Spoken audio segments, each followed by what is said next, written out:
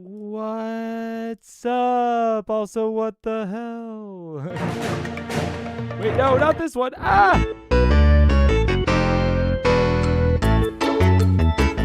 Hello.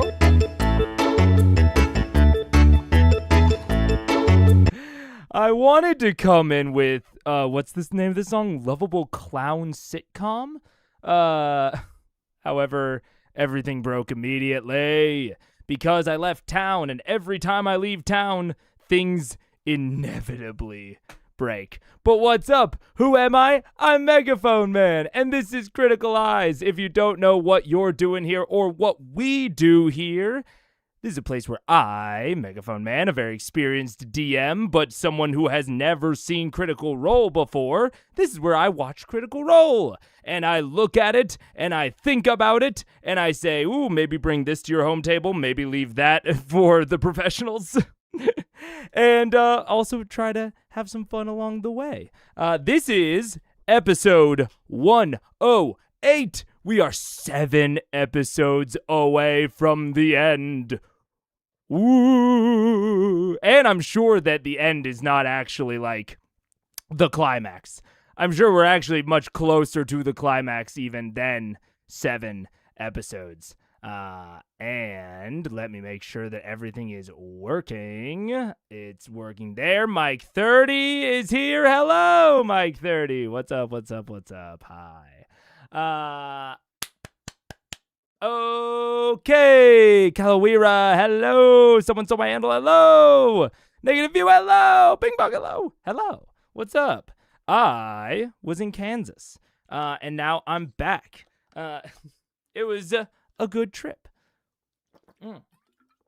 I went to a wedding, and the wedding was sick. It was dope. And I also thought I was going to have the Taldore video edited by today. I don't know why I said that. I believed it at the time. I'm not that good at editing. I was just like, I can finish this in one day. I can't do that. There's like 7 hours of footage, and I'm trying to get it down to like 45 minutes. I don't know why the hell I thought I could do it in one day. Or not one day, but like I don't know why I thought I could finish it yesterday. Anyways, it is in progress though.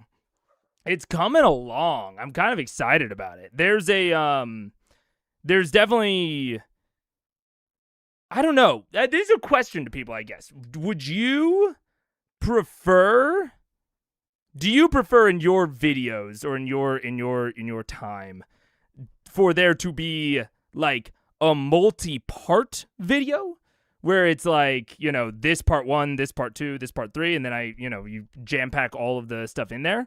Or would you rather it just be a single video and then like an extended cut version that is just super duper long and includes everything that was cut from the standard version? You know what I'm saying? Like, would you rather the whole package be presented more attainably in like a multi-part, or have it be extended versus not extended? I have my own like thoughts and opinion on it, and I have a direction I'm going with it. But I'm curious. I'm data gathering here. Leave it in the comments. The triumph of hope over optimism. Hooray. Yeah, hell yeah. It feels like it's been eons, probably because I've been doing so much stuff. No, it feels like it's been a while. I agree. Hello and welcome to Oh, that's Matt. Before we go to Matt, I've finished my data gathering. Put it in the comments. I'm not going to talk about it further, although I'm very excited about the video. It's going to be fun. What I want to talk about now is episode 107. In my takeaway section, I just realized I didn't specify. Talking about 107, what was my takeaway from it? I don't know. I don't know what my takeaway was. I've thought about it a lot, and like I have one, but I was very hesitant about how to phrase it. Because I liked a lot of episode 107, and I know I watched it over 3 parts, but there were things that I did really like. And there were also decisions that I couldn't tell if I liked, because in practice I didn't. But I don't know how much to ascribe that to the behavior of the players. So, for example, the entryway, right? The entryway just kind of being off to the side, and just they had to just like kind of do a loop. They just had to like find it. And they found it very quickly. But also, they only found it quickly once they decided to look. So there wasn't any sort of, I would say there was very little at least, foreshadowing that looking around was the solution. But also, just looking around is pretty easy, and like, I don't think should be out of the realm of expectations for a DM of like the players don't know what to do, they'll just look around the space. So it's like, on one hand, I don't think there was anything leading the players towards the course of action that they needed to take. But on the other hand, that course of action debatably doesn't need something leading to it. So it's tough. It's tough for me. I'm a little bit torn on that. And that's how I feel about a lot of the episode. The one thing that I am a little bit more confident about is the Boulette fight. And primarily in terms of, and again, I want to stress that I don't know how much of this is down to the planning on Matt's part versus the decisions on the players' part. This entire episode was blanketed with that. But the Boulette fight feels like it could have been planned better. Specifically, and just I want to try to hone in on a detail. The Boulette swallowing instead of doing something like a shove. Something like that.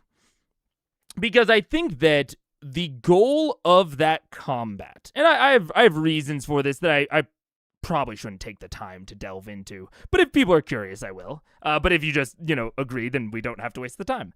I think that combat was meant to drain their resources. And I think it was put in a good spot to do that. Like, they could have theoretically rested in the tunnel in Scanlan's magnificent mansion, but that would have taken up a pretty high-level spell slot from him.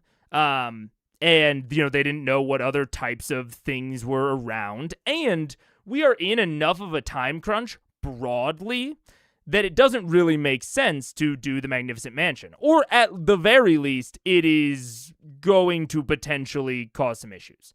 Like delaying the time like that is going to cause an issue. They don't even consider it. So all that is to say, I think that the combat was placed pacing-wise pretty well. My sort of problem, and like the map was cool. The map was one of the best, coolest maps that I have seen from Matt in a while. But then it wasn't really utilized. And I totally understand for something like a resource drain combat, you want it to go quickly. I think that is very fair. But I think there are other ways. There are ways that are better to do that. Like I think there are ways that give separate benefits. So just in terms of like swallow versus shove. Actually, we have a disagreement already. Okay, wait. I so disagree with the swallowing critique. It doesn't remove the PC from combat. It actually puts them in a very unique position, same as being restrained, but so much more flavorful. Whenever a VM member got eaten, they would always try something interesting to get out of it. I'm not critiquing swallowing at large. I I might have during the last video. During the actual stream. That's possible. But right now, I think the distinction between swallowing and something like a shove, I actually broadly agree. Yeah, it is similar to being restrained, but it puts them in a more flavorful position. I think it depends on what their options are while they're swallowed. Like you said, people try interesting things to get out of it. I think that that is only good so far as those things work, which, has, I think, been hit or miss across the series. But more specifically, how does the swallowing mechanic impact this combat as a resource-draining combat? On one hand, it does damage every single turn, which I think is good for a resource-drain combat. Like, just having a monster do minor guaranteed damage, I think is good for starting to drain out resources. And it's a way to drain out those resources very quickly because you have this guaranteed kind of ticking away. Also, it does kind of remove someone from combat, but I think it depends on how you handle that. If you handle it as they are removed from combat, similarly to like if they were possessed or banished, right? If you take that road, I actually think it's decent for the resource drainness of it all. It is removing a player from the initiative order and literally making the combat go faster. It's allowing you to pack more turns overall into a shorter amount of time while still draining that, banished player's resources. On the other hand, if you allow that player to do the interesting stuff, then you don't get that benefit. They are still taking their turn. They're just also taking that guaranteed damage, which, again, I think the guaranteed damage is not a bad thing, but you're not getting that benefit of actually speeding up the combat at all. And so, to me, this was a customized stat block. This is not, the Boulette does not have a swallow ability. So we know that Matt was willing to customize this block away from the standard in order to achieve some sort of goal, right? And if the goal of it was resource drain, I don't think swallowing is the best way to do that, because what we haven't talked about is restraining also limits the offensive power, or it reduces the offensive power of the PCs, which inherently slows things down. Like, the less offensive power the PCs are able to bring to bear against the other side of the combat, the slower the combat is going to go. So something like a banish or a restrain or a paralyze or like a hold person, right? All of these things that restrict player offensive capabilities are going to slow the combat down. Because not only are you able to burn down an enemy not as quickly, you're going to burn them down slower. You also are getting into that territory where now people might need to spend their turns doing non-offensive things, doing defensive things. And while I think that is great for a normal combat, it does continually slow things down.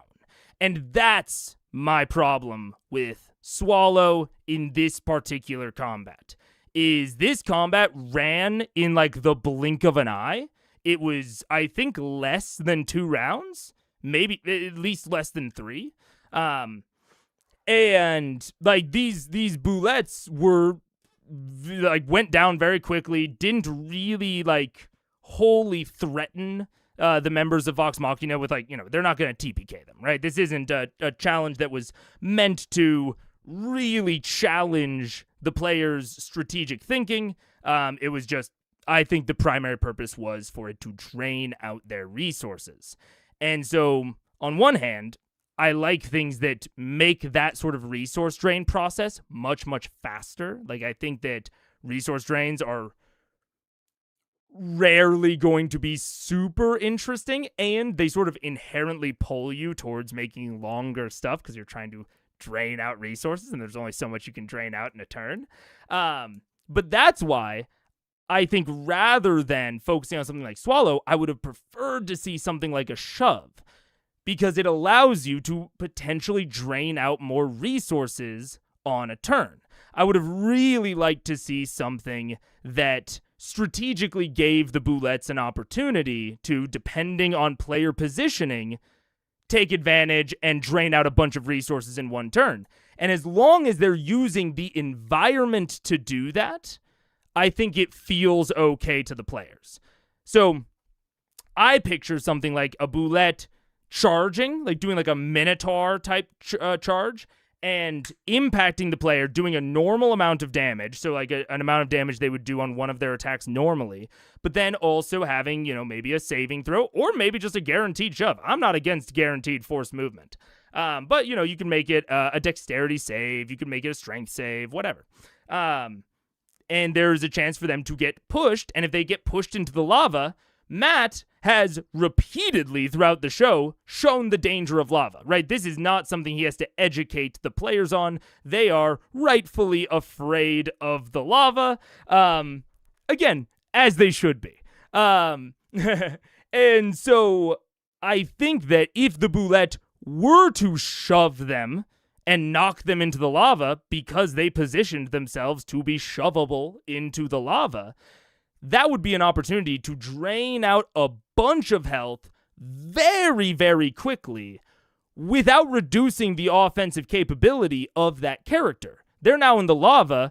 Maybe they have to spend some movement to get out, or maybe they have to spend a resource like a bonus action Misty Step or something. But after they get out of the lava, they will reposition and, probably not get pushed in again, especially because there's only the mom and the two pups. There's not a lot of combatants to actually worry about. So once you're in the lava, it's not that difficult to escape. And I also think that would have, frankly, made it would have felt more grounded within the story.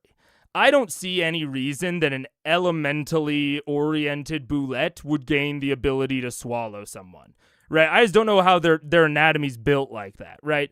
A regular Boulette does not have that. I don't know why enchanting them with fire energy would give them that.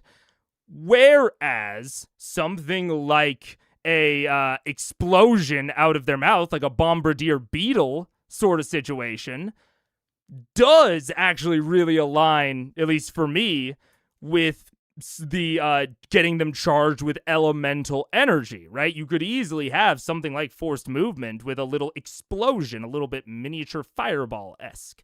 And that would have leaned more into the environment. Secondarily, them actually using the environment to hunt would more thoroughly convince me that they live here and exist in this ecosystem and use it to their advantage. So all of that is to say,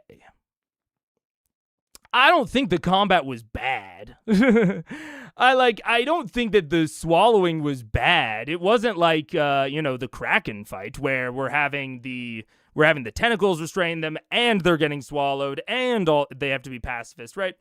It's not that it totally doesn't work in this context. Like I said, I think the guaranteed damage of being in that stomach is a good component of a resource drain, but I don't think it supports the resource drain as much as other options could. I think we are in a big pot of missed opportunity, and I try not to harp on missed opportunity too much. The reason I'm doing it here, and the thing that this entire dungeon gave me the sense of, is just a lot of missed opportunity. It's normally not as big of a gap for me personally. It's normally a much smaller missed opportunity gap where I'm like, oh, they could have done a little bit better here. But this is one where like Matt showed willingness to do things that I think would have been very successful, but chose alternatives that I think were much, how do I say it? Did not accomplish the goals nearly as well. I think similar things with the Theater of the Mind, like the way that Theater of the Mind was run, the way that the dungeon was designed. I think there's a lot of, I would say, missed opportunity in there. So that's my takeaway. Let me read some comments. Let me read some chats. Because I don't feel the strongest about this that, anyone has ever felt about anything, or even I have felt about certain things. But I am relatively confident about my position, but I don't think it's the worst thing in the world. I just think this is a good example of it.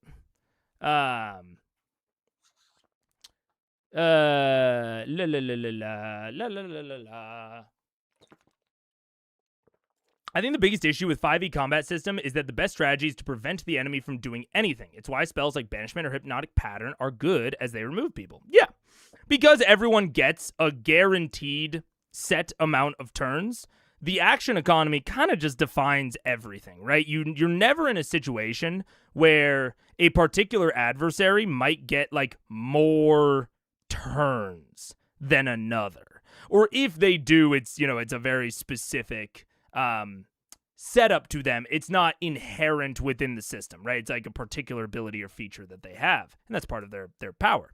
But at a standard level, yeah, the action economy drives all of 5th edition combat, just the entire thing from top to bottom. It's why healing has never really had a place in D&D, or at least in 5th edition, as far as I'm aware. Healing is primarily used to yo-yo people up and down, specifically to avoid them losing their action.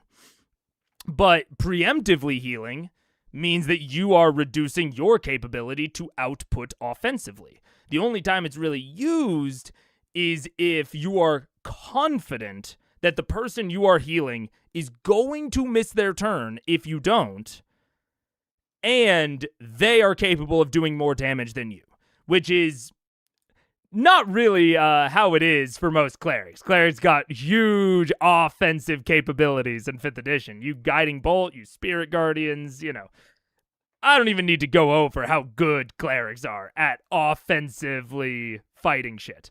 So the idea of them healing and taking a turn off of that offense is it's a big decision. It makes healing something that has to be like justified rather than like an equivalent partner at the table. But it makes it less fun because people want to play the game, not just have to sit around waiting for an effect end. Oh, I fully agree. Yeah, it's fun for the players to do it to monsters, but it's way less fun for the monsters to do it. Banishment still sends you to a place, so do you still let them take their turn while banished? I think it depends. I think it depends on if that place is dangerous. I've run it both ways. I've run it where they get banished to a place that they have to actively, make decisions within. I've also had them go to just like a point in the astral sea where there's like nothing around them, so that I could essentially just ignore their turn. I've done it both ways.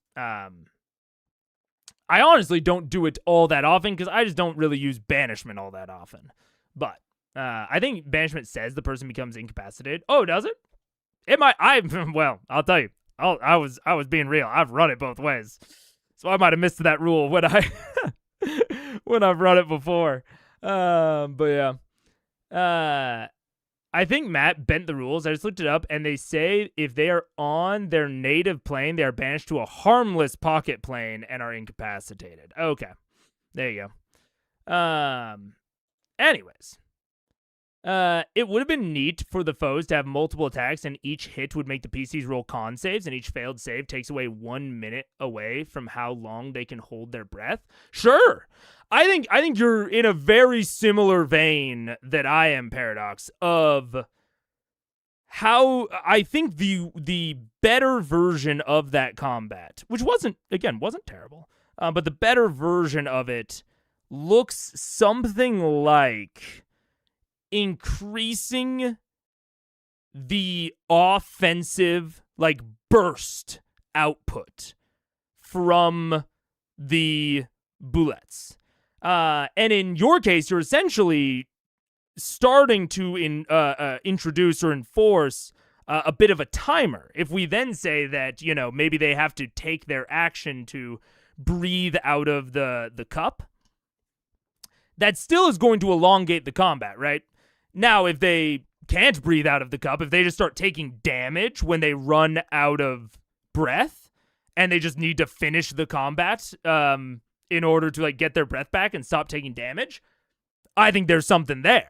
So if the combat goes on to a certain length, people are just taking damage every turn from slowly suffocating. That now is like, okay, this combat's, going on, more than 2 rounds, more than 3 rounds, whatever. We're going to start ticking damage every single turn. You better use your offensive resources because you are slowly suffocating to death. Every turn you're in this combat is bad news.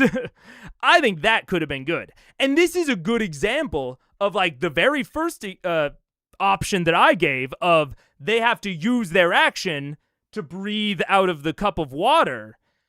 That is still within this idea, right? It's still jumping off of this idea, but it would elongate the combat. And I think it would be worse than the second idea of there is no way to refill your breath in combat. It's too, cumbersome. It's going to take up too much time. You would shake out the water if you're trying to fumble it out or whatever. You just can't do it. You just cannot replenish your air in this combat. Now, I think for this particular situation, it seems like, I don't know what Matt planned for them to do about the air. But it seems like he was surprised by the water breathing. Or he might just be acting surprised because it's cooler to act surprised. So I'm not sure if he was actually surprised by it or if he's just acting well in like the way he should. But either way, I think that might be potentially why he didn't do this. Although, like I said, I don't really know what his plan was for like how they were going to breathe, or like what he intended. So maybe it didn't make sense within that. It's hard to say. But I think that the kind of like core thought in my head is like, yeah, let's focus on increasing the amount of burst that they can apply in a turn, but also make that burst something that is avoidable. So that's why I look at something like a shove for shoving them into the lava. That is burst, and you could make that very devastating, but it requires them being near the lava. And so that's something that they can then play around. And it's something that doesn't reduce their offensive capabilities. So that's kind of my like problem here. It's not necessarily Swallow itself. It is that Matt showed a willingness to customize, and I think Swallow is customizing it in the wrong direction, essentially. And I will say, it doesn't remove the PC from combat thing. I think that is fair.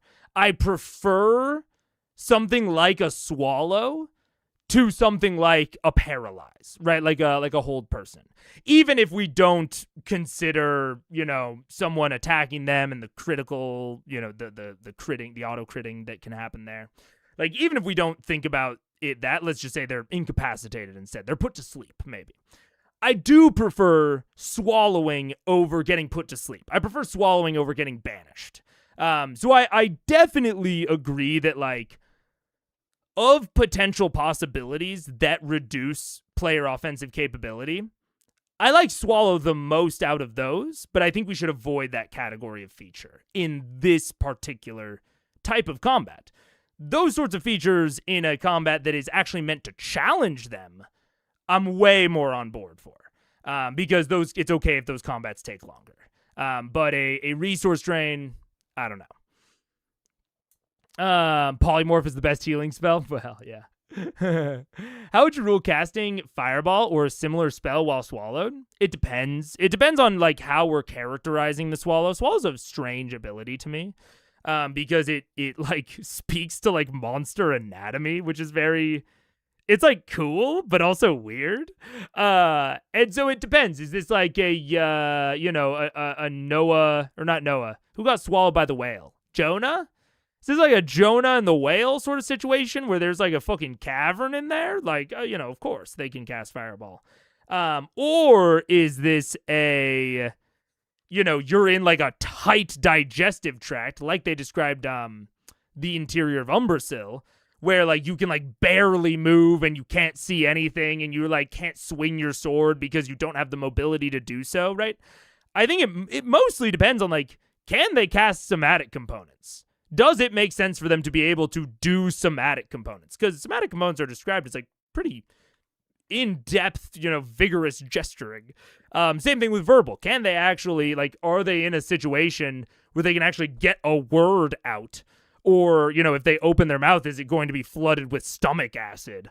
And they're not going to be able to like get two words in, right? So for me, like the capabilities of spellcasting really depend on how we're actually characterizing that stomach. Yeah. So depends. I think it's an interesting question to ask. I think it's a super interesting question to ask. Yeah. Or be really nasty in that any spells requiring verbals, you say it takes away more held breath time. That could absolutely work. Like if you're, although there's ups and downs to that. Like I think if you're investing really hard in this breath mechanic and you're like making breath as a mechanic the kind of central conceit of this combat, maybe going into something like this is worthwhile. You would want to establish it before the combat starts, I think, which super doable. And then this is interesting because this is restricting, right? This is or it's not, sorry, I shouldn't say that. It's not restricting, it is disincentivizing. And I'm always a little bit nervous about disincentivizing or incentivizing based on somatic verbal material because they're not evenly spread across spells. So I get a little bit nervous about that, but you have access to your players' spell lists. You can check how much that'll affect them. And like on one hand, that forces some interesting strategy, potentially. On the other hand, it might lead to analysis paralysis. I'm not sure because this is something that players are not used to checking, right? Like, if we're being honest here, players aren't used to checking if a spell has verbal components. So now the caster's turn starts to maybe be a little bit bogged down by needing to check their spells every time.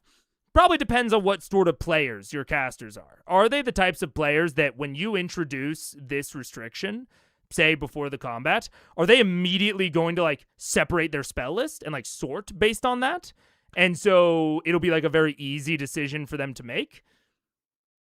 Right? Like I think it's a question of how much value does this bring? Because I think it does provide value. It if you're leaning into that breath stuff, it definitely provides value there.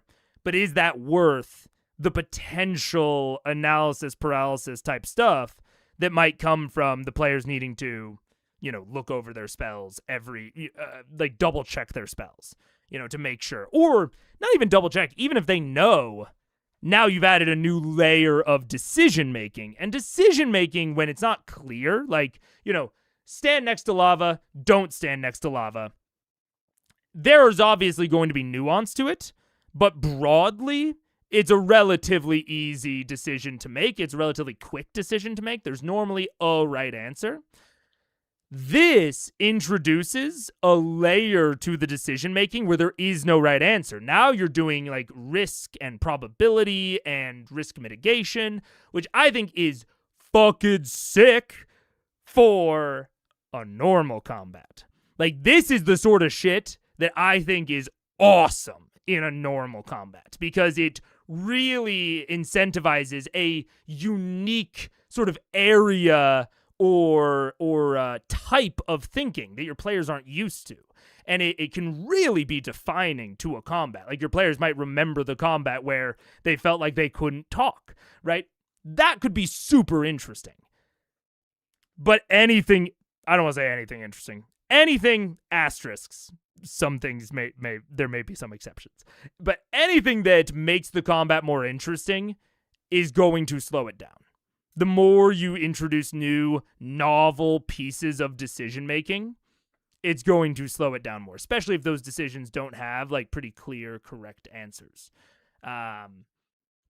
So it's worth weighing. It's worth weighing. And that's kind of why I wanted to, that's another reason I wanted to talk about this combat, is because like I think the combat functioned. I think it was fast. It was really fast. And it did drain out some resources. Like it did the thing that I think Matt wanted it to do. I just think it could have done it substantially better. I think all of the pieces were in place for it to be substantially better.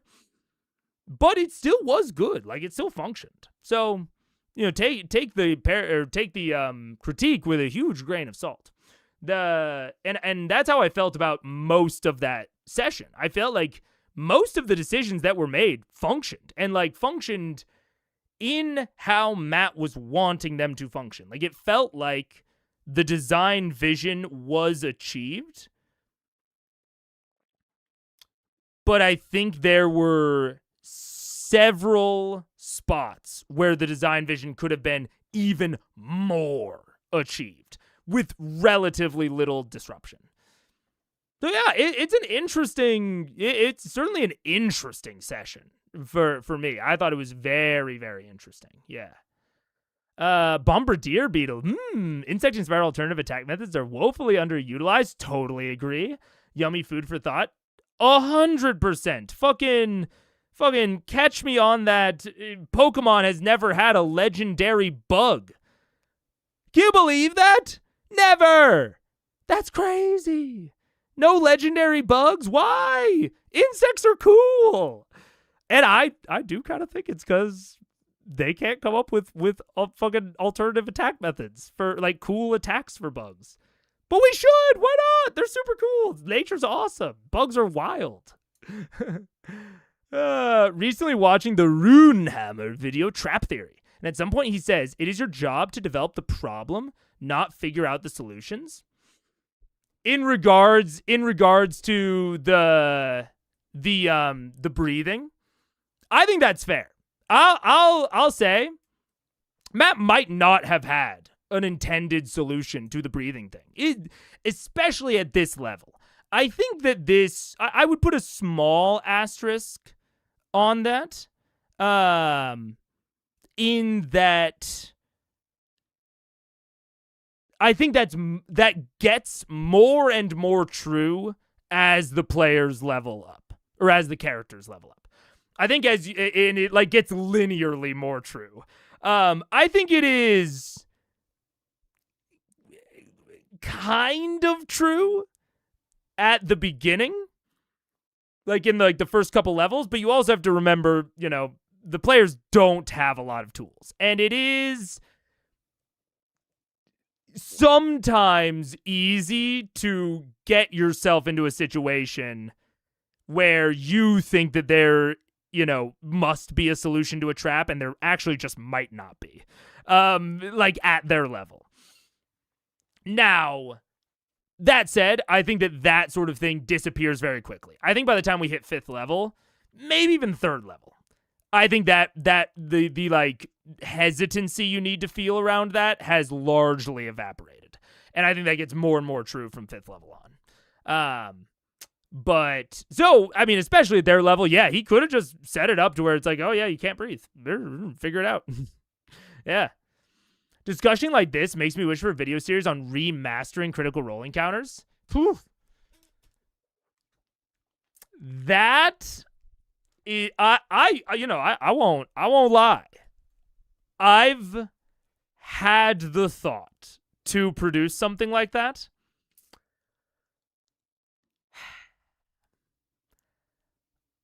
But I think I would need to be a little bit braver to do that. And I think I need to make more videos that aren't that before I ever were to do that. I mean, I'll say straight up, I was actually working with someone on a complete remaster of The Underdark. Like a complete top to bottom remaster of The Underdark. But we both, and I will not name the individual, but we both kind of thought about it halfway through and we're like, you know, critiquing and analyzing someone's work is one thing, but remaking it is a little, it's a little bit emotionally different. And I'm not sure if I necessarily want to dip my toe into that sort of thing. Because yeah, I don't know. I think that's yeah, that's the explanation. I am worried about like, hey, look at this, isn't it so much better than this person's creative work? Like, I don't know. It is. Yeah, I can see how it can come off as mean. Yeah, there would be ways to make it not that, right? There would be ways to do it, but I would have to take great pains to do that and to like make sure that it is constructive and good-spirited. And frankly, I'm not confident enough in my video production ability to do that. Like, I'm confident in my abilities as a streamer at this point, and my abilities to present and talk and whatever. And I'm confident in my design capabilities, but I'm not confident in my ability to present that work in a video or even in a stream. That's where I kind of like, I could end up saying something that I don't actually like mean, or it could end up coming off a way that I don't mean it. So, it's possible that you'll see it someday, but also possible that I never touch that sort of thing. Because I also think it would be super fun and super interesting if it was done well and respectfully. But I need to be a better video producer first. Which is one of the things I'm working on. I'm working Secret Project, man. Secret Project is just going to become this mythical thing that just like sits behind me permanently because I have no idea when it's fucking coming out. But it is. Oh my God. I've put hundreds of man hours into it at this point. And other people have put hundreds of man hours in, so it's coming. It's just, man, oh man, does it keep getting delayed. But that part of the reason I wanted to do that was to make myself a better video producer, make myself better at editing and planning out a video, was a big thing I'm trying to get better at. And it's something I'm actually running into on the Tal'Dorei guide. I didn't plan it well enough. And like, I know what I should do next time. But, yeah, my video production skills are not necessarily there. Yeah. Yeah, but assuming you can cast a spell, how would the area of effect interact with the fact you're surrounded by the same creature at all sides? It's a good question. I tend to say it's sort of a case-by-case basis, because sometimes I will rule that area of effect spells deal their damage per square hit by them. So I'll do this really often with hordes. So if you have a horde that takes up like 9 squares, and the area of effect spell, the fireball, let's say, hits 6 of those squares, I will apply the damage 6 times. Because for a Horde, I think AoE should be like the answer. And I will, sometimes I will make adjustments to the stat block, or, sometimes I will do things to account for that. I'll think about it ahead of time.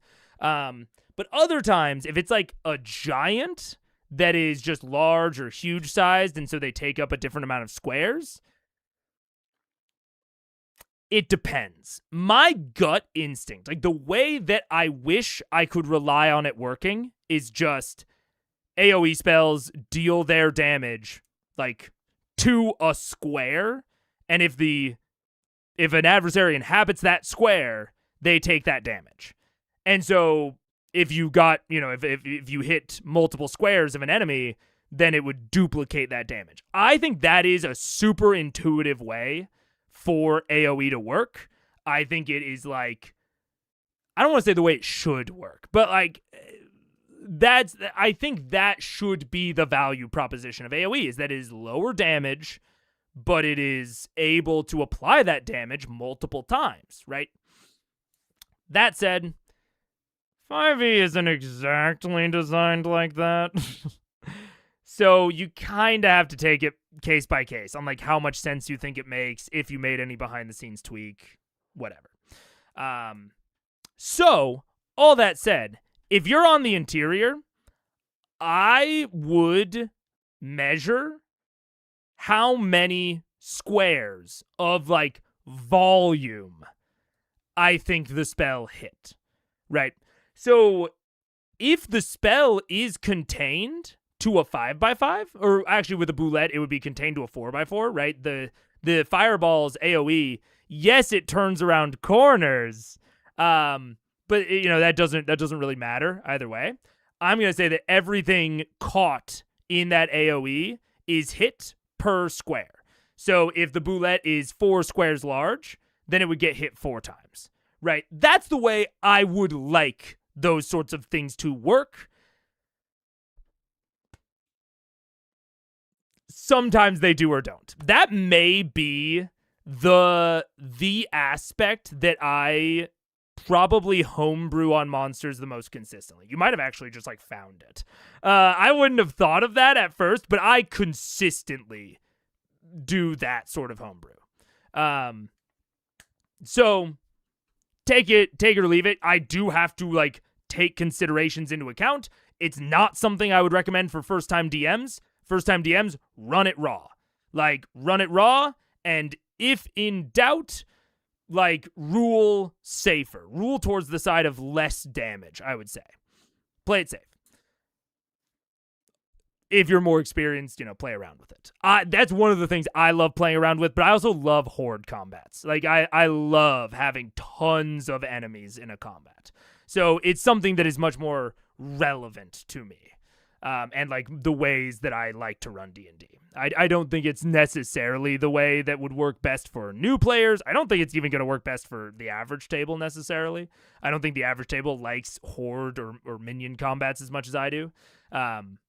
But that's how I would do it. I'm not necessarily recommending it, but that's how I would do it. Yeah. The fear spell is strange. Yeah. Genesect, myth. Oh, yeah. Oh, my gosh. We're in a Pokemon discussion. I don't even care if the legendaries are strong, man. I just, they can just be, they can be weak. Or just fucking buff out their stat total like crazy. Who cares? I just want a legendary bug.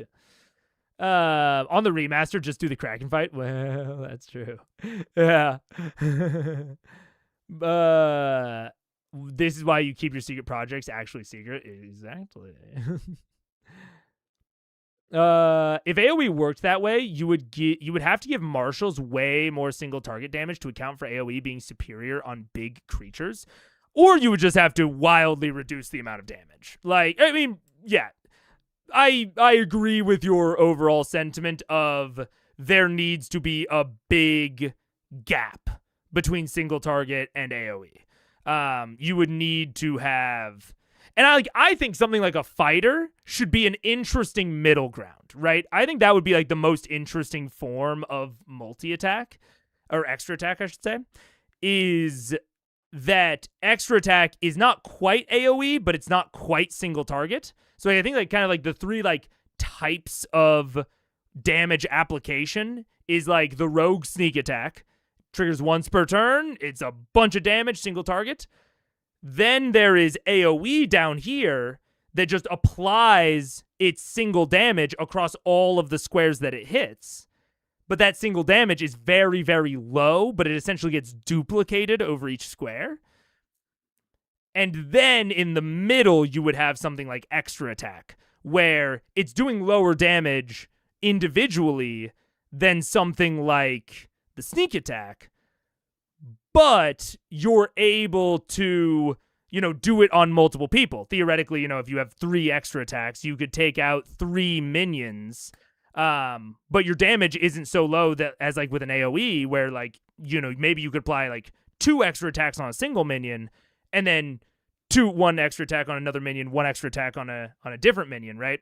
You can kind of choose how you apply them, whereas an AoE spell is applying it consistently. No matter what, it is that low damage, and it is applying it to every square, regardless of if someone's there. So there's more likelihood of wasting potential damage with AoE, whereas with extra attack, you're never wasting damage, but you're not doing quite as much damage as someone is doing with a sneak attack. But the sneak attack, even though it's doing all this damage, is more limited in how it can apply it. It can only apply it to a single target. You have to worry about overkilling. Right? Like, I think that should be the strategic decision making. So, like, I'm fully with you here. I don't think it necessarily needs to apply across all martials. I think rogues and fighters should feel different in that way.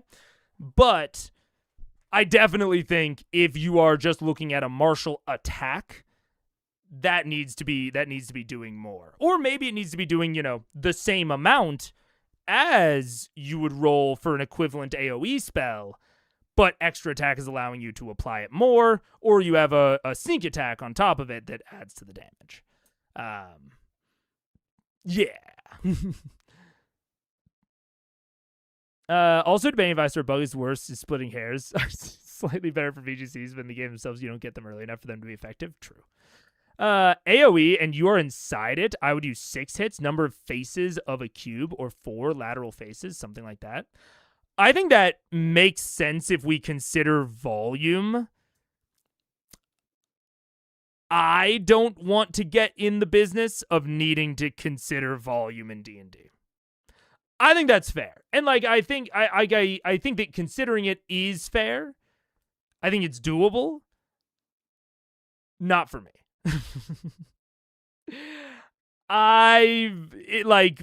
The things that I find interesting and that I like want to enhance my combats with, I try to keep them to a 2D plane. Not because I think there's anything wrong with going 3D, but it's too much for my mind to handle. It gets too complicated with the things that I want to do, right? If I try putting my sort of desirable stuff into 3 dimensions, it gets way too complicated, way too quick. So I think this is a fair ruling if you are wanting to think in the 3rd dimension, but I'm not. So unless I have to, I'm not banning it at my table. I'm doing it when it makes sense, but I'm not designing towards it or thinking towards it.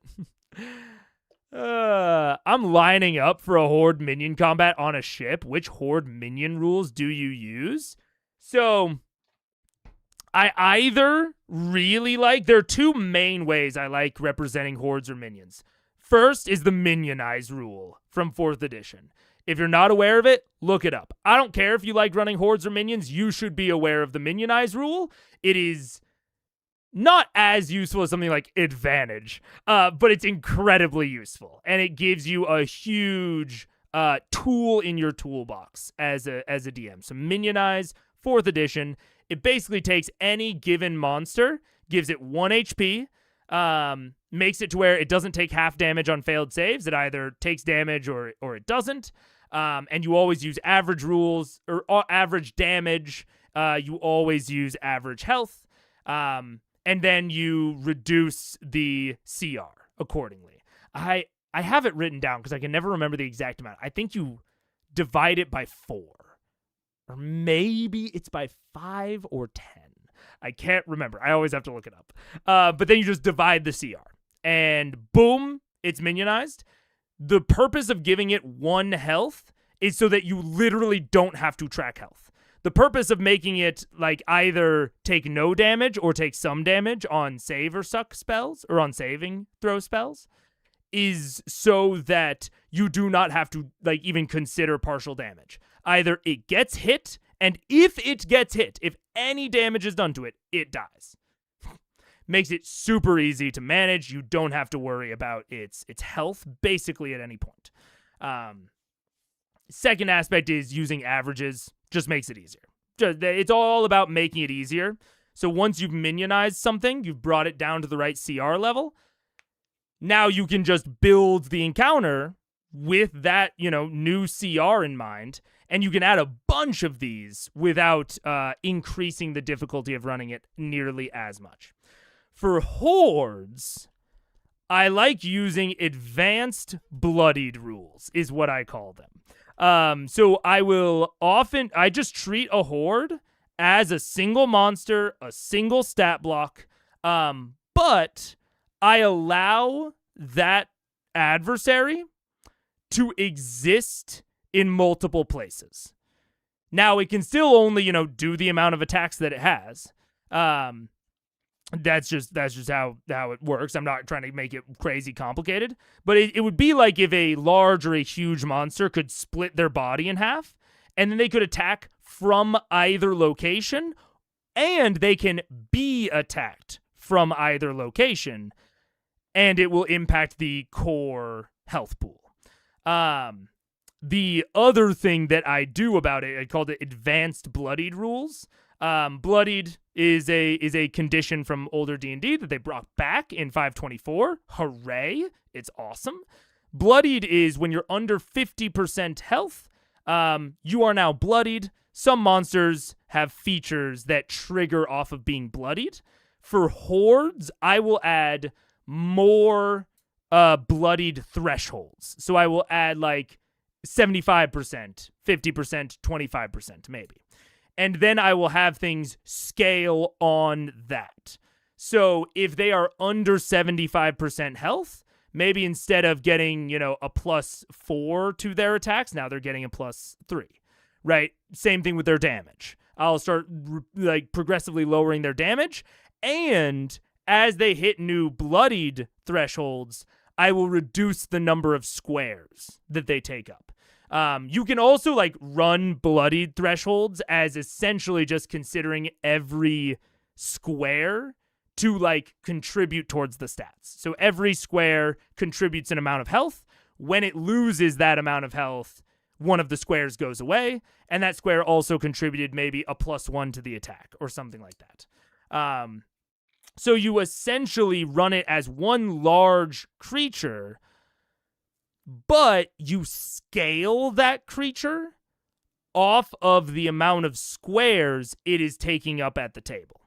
And that allows you to really naturally represent it decreasing in power, as well as it also allows you to do a lot of things way easier.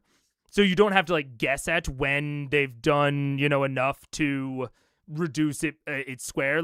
If you can make them all, how do I say this? I'm kind of losing the plot on this.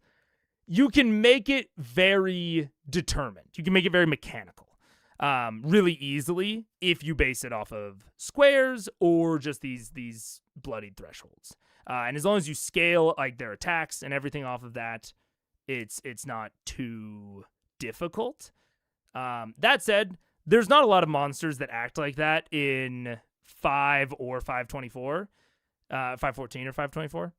So I would recommend, if you've never run a horde like that or even similar to that, test it out in a one-shot first. Because it's not difficult to run, but it requires thinking differently. at most points, and it's very different flavor narration than a standard enemy, a standard adversary, a standard creature. It like, there are ways to make it behave, I think, well mechanically, but you won't know how it feels to run until you do it. And once you do it, you will realize that it is not necessarily harder, but it is different. Yeah. So yeah. Anyways, those are the main ones I use. Those are like my defaults. Yeah. Would this multi-hit fireball inside the creature also hit the player multiple times, since the reverberation of the force should bounce back on the player? No! I didn't mean that so aggressively. No. I try to mechanicize these things, especially when it comes to consequences like that.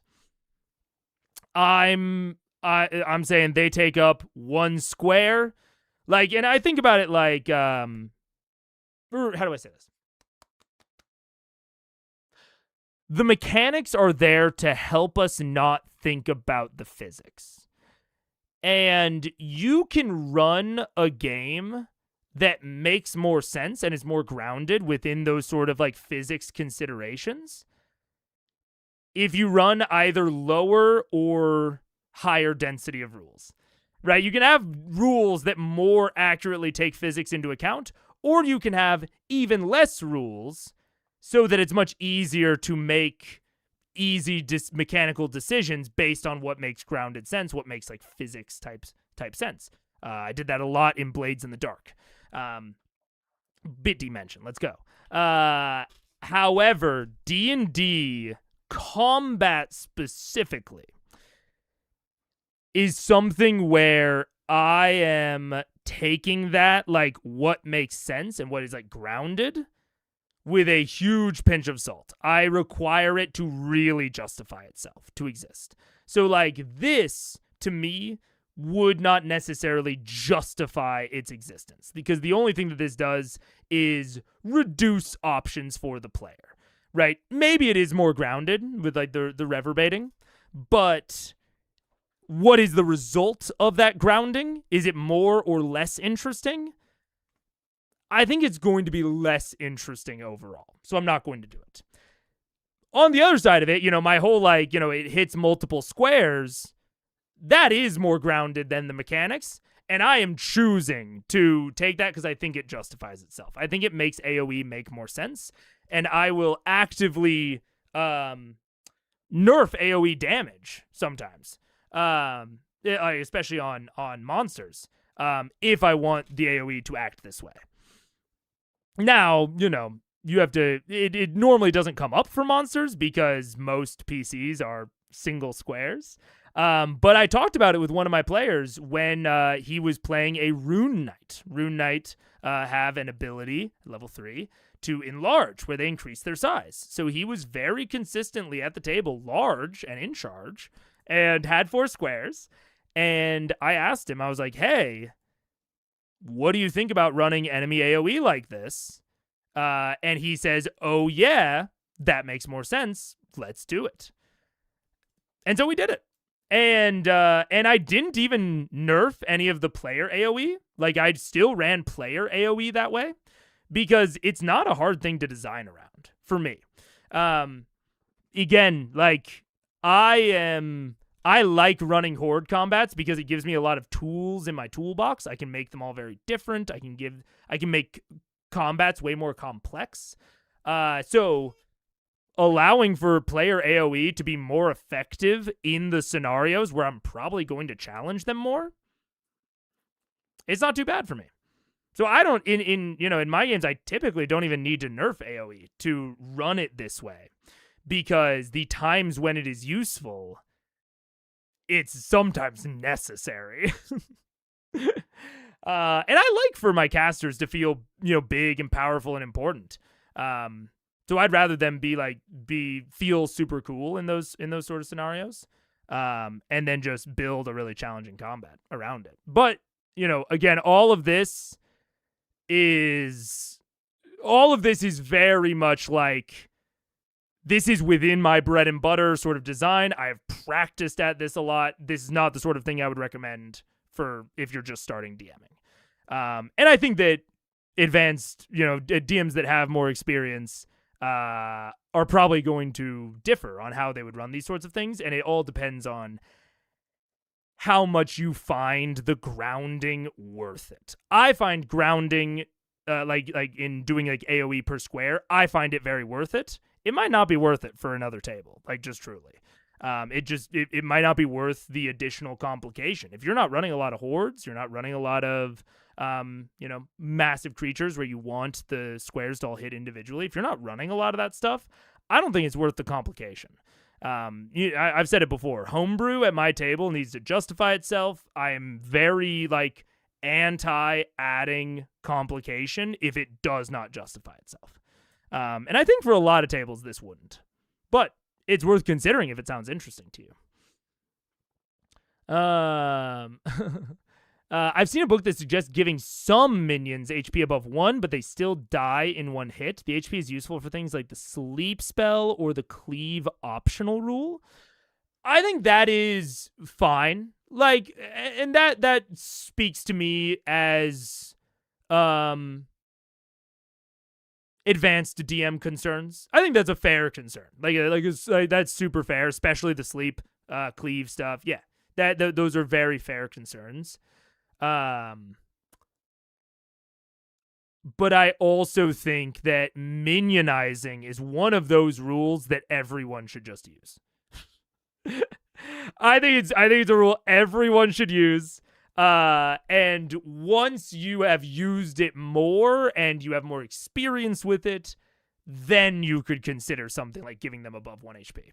But I think keeping them at 1 HP is very clear when presenting this rule to someone, right? Like, if you say they all have 1 HP, they die in one hit, those things go together, right? And we're very used to in D&D, why does something die? Because it ran out of HP. So giving it more HP, but saying it still dies in one hit, even if its HP isn't technically reduced to 0, an advanced DM is going to have no problem with that, right? Like someone who has done a lot, who has a lot of experience, not going to have a problem with that. New time DM, or maybe just a DM that has never used the minionize rule before, might have a little bit more trouble making that mental connection. So I like to keep it at 1, but fair enough. And if you're buying a third-party D&D book, you're probably interested in the craft to some extent. So I think it's totally fine for that sort of book to recommend that sort of thing. I think it's called Flee Mortals. I've heard of this. This book. I've not read it. 5e being in the awkward middle ground between rules light and rules heavy, not just for physics, but broadly, is the D&D bingo card freeze phase. I mean, hey, you're not going to get any argument from me there, especially when we consider that it is an asymmetrical design where some of it is rules heavier than other parts of it, i.e. combat is rules heavier than social or exploration. Yeah. No, I agree. That is the D&D bingo free space, yeah. Oh, man. 75, 50, 25% blaze, great idea for when to add another wave or external boss action complication effect. I love it. Yeah. I mean, I have, how do I say this? I have the type of brain that likes to make mechanics for my own personal life and likes to try to mechanicize my life. I like to categorize and label things and organize them into buckets where they make sense. So, yeah, I love having a threshold at which something becomes activated. And I can always improv, in the moment if I feel like things are not going well. But that's the type of planning that I do, is looking at, mechanical thresholds on when to trigger something else, and this thing triggers that thing. And it's very straight up, it's very prepped, it's very set, so that I don't need to carry the cognitive load of trying to improv it in the moment. In fact, we just had in D&D in the campaign that I'm running, just had the kind of capstone session to a big quest that they've been on for a long time. It was very melancholy, which is something I wanted. But also, I didn't set when a character would come into the scene. I just said, I'll improv it. And then in the moment, I never felt a good time for them to come into the scene. And so they just didn't. And, you know, I'm not trying to be harsh on myself, but I think it kind of fucked up the end of the arc. like straight up, I think the arc delivered a different message than I wanted it to because that character wasn't interactable at the end. And it made the arc and the moral and like the messaging feel quite different than I intended it to, and worse, I think. I think I fucked it up. Now my players still had fun, and they told me so afterwards, but it could have been a lot better, speaking of missed opportunity. And if I had just prepped this thing will trigger this person entering the scene, like I knew what an important person they were to the scene. It wasn't like I was debating whether or not they should be there. And putting a threshold down would have made that easier for me. So that's the sort of shit I love. But don't always do. Sometimes I don't do it, and sometimes it works. Like sometimes it doesn't present a problem. Sometimes I am able to improv it well. But other times it would have been better if I had just set up some sort of trigger, even if that trigger wasn't very natural. So yeah, I mean that more bloodied thresholds is very up my alley in that way. Yeah. I have like 13 steps from my bed to my bathroom. Lol. Anyways, dude, we gotta watch Critical Role, man. I will say this is gonna be a pretty. I don't know if the entire thing is going to be combat heavy. But it is, combat heavy, high speed up. I mean, I know at least the first half is going to be. So I'm not too worried about time, but we should get into it. It is giving Green Goblin. I could not agree more, Ross. Damn. It does look like the fucking helmet is talking to him, huh? Holy shit. Anyways, also dark mode on the notes. Woo! Dark mode. So it's not gonna hurt to look at. Also, very quick way to increase and decrease note size. I worked on the notes app a little bit while I was gone. Because that was easier to do than editing. So anywho. Let's play it. It's an episode of Critical Role. Where it's so nerdy-ass voice actors sit around and play Dungeons and Dragons. My name is Matthew Mercer, the Dungeon Master, and the person unable to find a barber who understands Leave It Long. Fucking based. Yeah. Fucking true. Oh shit, this is what... I wasn't even thinking about it. I was like, oh yeah, I'm just going to comment on this and then we'll get to something that long hair Mega will understand. Dude, I go to a barber, they don't get it. I go to like a feminine hair salon and they also don't get it. It is so rare to find someone who is like comfortable working with my hair. So I honestly just don't do it mostly. Like I just every time I go, I'm guessing. I've never found a place that's good. And so I just don't get my hair cut, which is bad. I have so many split ends. I need to go and get it cut. But anyways, John, dude, that's a how does he do it to John. We're gonna give John a quick how does he do it. Because I gave that reaction before connecting that it was the thing I had already seen.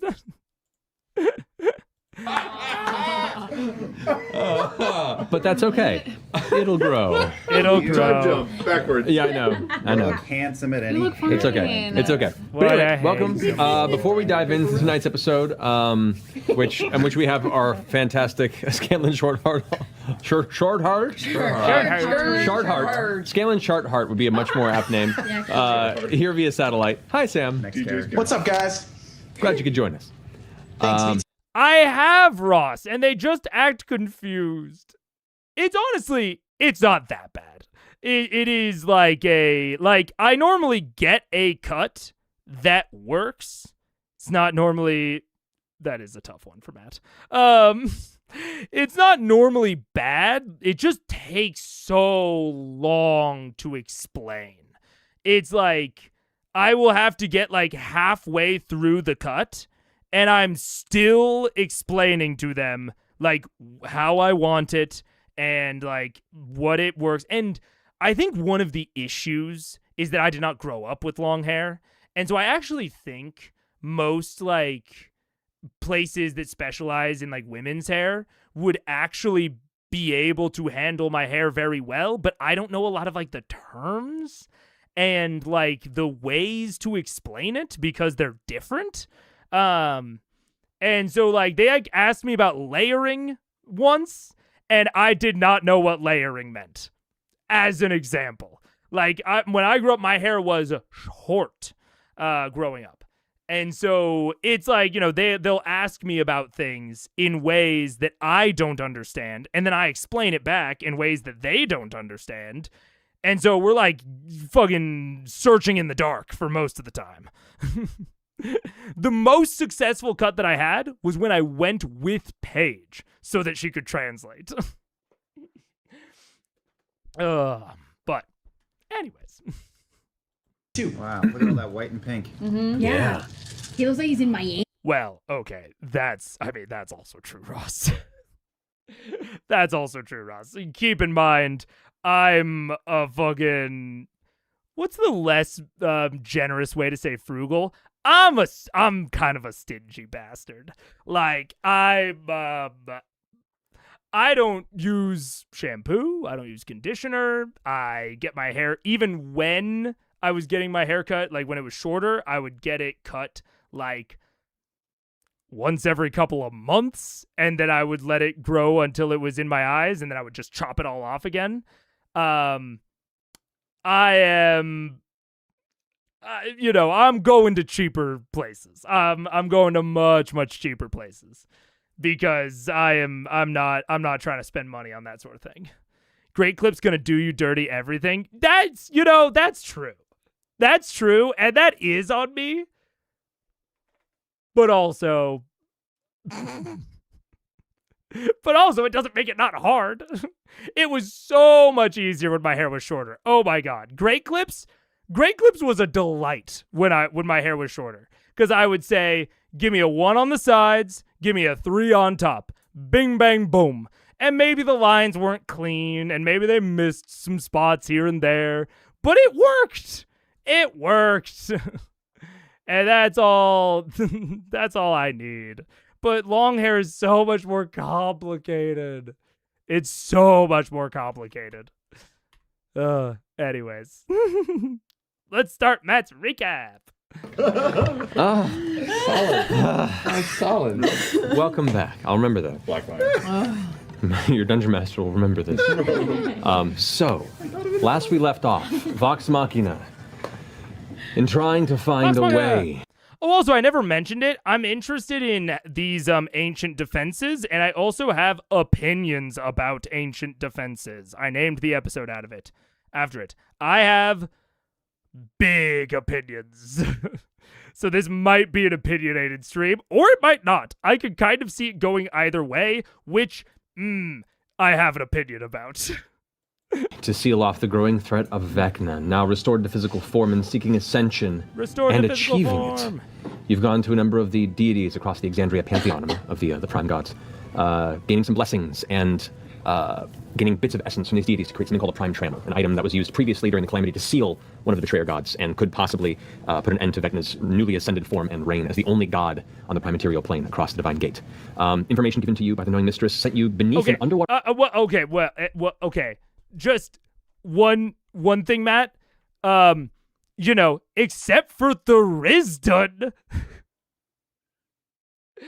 Like, I don't talk about it too much in the Tal'Dorei guide video, so I'm fine talking about it here. I mostly can't talk about the Raven Queen, because I have opinions about the Raven Queen that are a very large part of that video.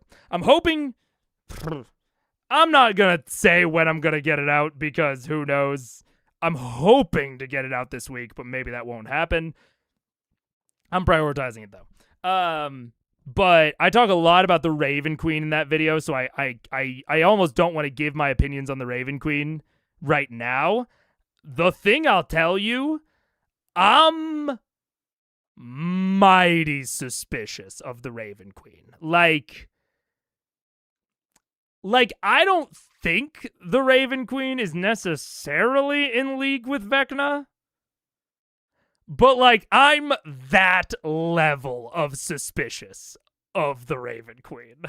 The Tal'Dorei guide ramped my suspicion through the fucking roof about the Raven Queen. And I'm going to leave it as to why for that video, but I just can't even talk about her. This, on the other hand, though, Thrisden's under Gat Shadow, which is crazy, by the way. Crazy revelation. What? Wild. He's in the material plane. He's just sealed. So I'm just pointing it out that she's not the only. Vecna wouldn't be the only god on the material plane. There actually is a god, specifically a betrayer god, in the material plane. Just hiding under a mountain, apparently. So interesting. We're finally at the point with that book being on limits that we can discuss the Raven Queen as mostly peers. You can see probably why she's been in both of my Tal'Dorei campaigns. Was even present in my non-Tal'Dorei game.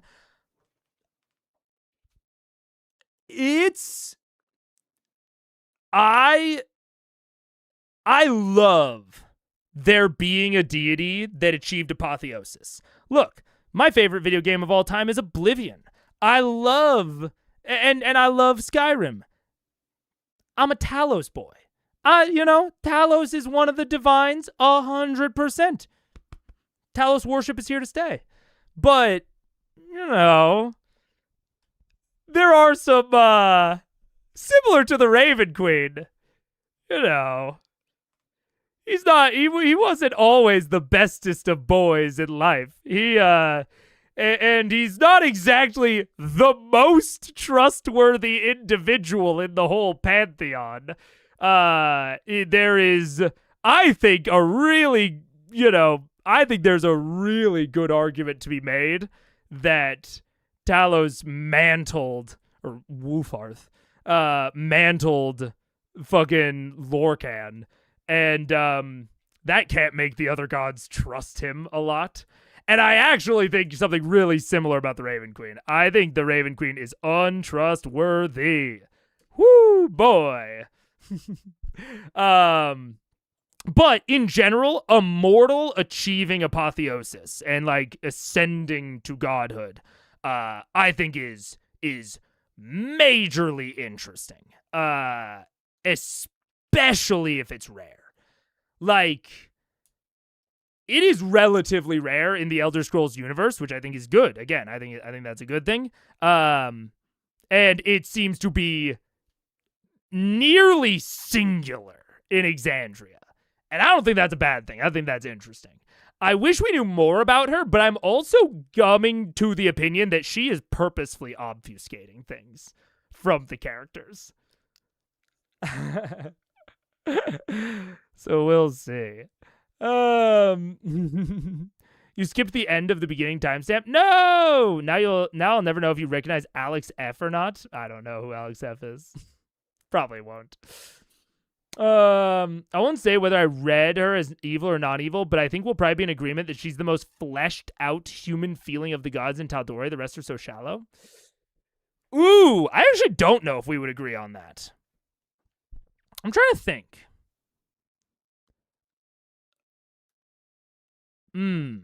This is something that I don't say in the video, but that I believe. So I'll say it now. I'll say this. I wouldn't say that the Raven Queen is actually more fleshed out than most of the Pantheon. I will say she has the implication of being more fleshed out than the rest of the Pantheon. I think that she has very clear and obvious ways for a DM to flesh her out. But I think she's actually about as shallow as the rest of them. It's just that she has more clear opportunities and direction to kind of take her in. And there's like an implication of a personality there. So I half agree. Yeah, I half agree. Yeah. So much I want to say, but I'm going to leave the engagement with the actual video. Thank you. I appreciate it. I'm going to stop talking about her now, because I do think there's a lot of interesting stuff there, and we will save it for then. Let's watch this now. On the prime material plane across the Divine Gate. Information given to you by the Knowing Mistress sent you beneath an underwater volcano known as Scald Seat, where you proceeded to learn how to breathe water, and then step into toxic fume-filled tunnels, where you proceeded to breathe through the water via Grog's jug. Very clever. But finding your way through a short battle with some of the indigenous life forms there, a mother and two children, magma boulettes, you head down deeper into the volcanic caverns of Scald Seat, eventually finding what seems to be a long sealed series of chambers by the Allhammer, the deity for craft, family, and legacy, where somewhere supposedly beneath this volcano and hopefully within these long sealed chambers lies the core anvil, where these prime trammels can be constructed. So, as you made your way through here, hearing the undulating, reverberating pounding of some distant piece of machinery, it seemed, heading down the stairs, you were put into a hexagonal chamber, which had a large square of coals, and above that, some X bars against a wall, where in the center you saw a gold, kind of inlaid, I want to say a seal almost, that had what's the word looking for? An empty triangular shape, like a pyramid inverted within this golden seal. And a series of these iron warriors that were embedded in the walls. Behind the stairway, you saw what appeared to be, and you identified upon seeing it, means of smelting metal and other forms of material. When Percival was inspecting one of these warriors, it immediately came to life, and you watched as... If I'm looking down at all this stream, it is because more technology broke. And so I am writing notes on what I need to fix off stream. So I'm not like texting or whatever. I am paying attention, but I will occasionally have to write a note. The glowing outline of each one of these 10-foot tall, 12-foot tall metallic warriors glow bright orange. They each emerge from the walls with these large two-handed great swords at their side and immediately began to incite conflict, and that's where we left off. So, to begin this fray... Okay, first things first. Security, right? These... What are these? What are these? Also, speaking of Skyrim, this entire dungeon reminds me quite a lot, and I think in a decent way, of Markarth in Skyrim. If you know, you know. There is a series of caverns with, natural fauna in them that they have to kind of fight through, and then they get to the ruins of, not Sarthal. I can't remember what the ruins underneath Marthal are called, what the Dwemer ruins under there are, but you reach that, and then you change the type of enemies you're fighting, the environment really changes, and you're in these kind of ancient ruins. That said, so far, I think...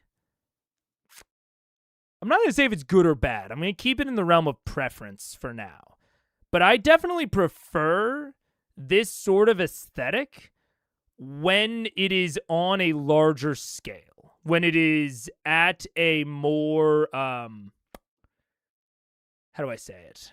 When it's bigger, when there's more going on, not just narratively, but also in the actual setting, environment, enemies.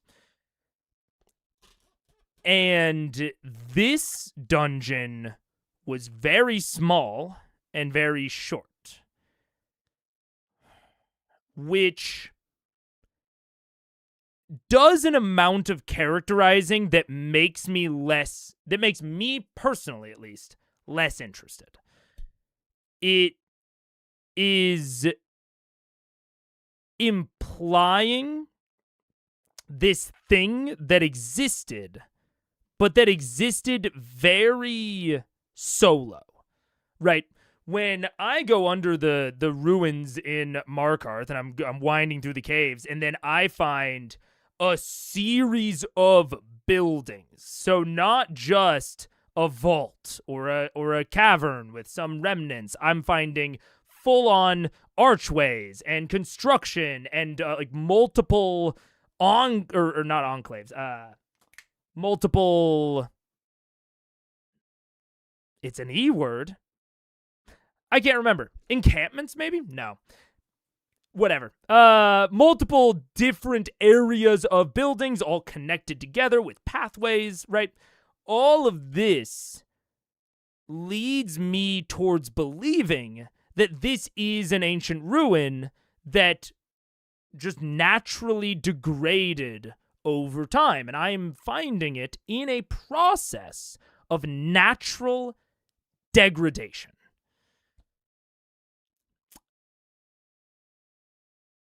And so that's why maybe there's not as much as an entire city, but there's still quite a lot. And it ramps up, right? You start to find bits and pieces, then you find tunnels, then you find buildings, then you find whole structures.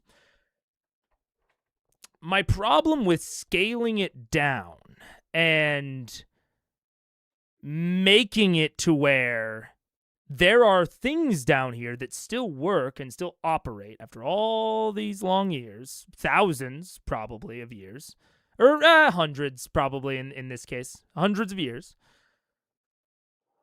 And nothing seems like overly degraded.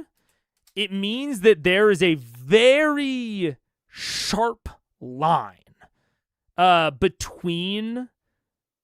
Oh, I wanted to add the canvas block right. Oh, it added it to the bottom. That's not what it was supposed to do. Okay, I'll have to keep that in mind for later. It adds a very sharp divide, right? So if we imagine like this graph as being like, you know, on one axis it is the amount of development. So it's like the amount of degradation, of ruin. And then on the other scale, we have like how deep you are, like how close you are. So like as we, you know, go up on this scale, we get closer and closer and closer to like the core, the center, right?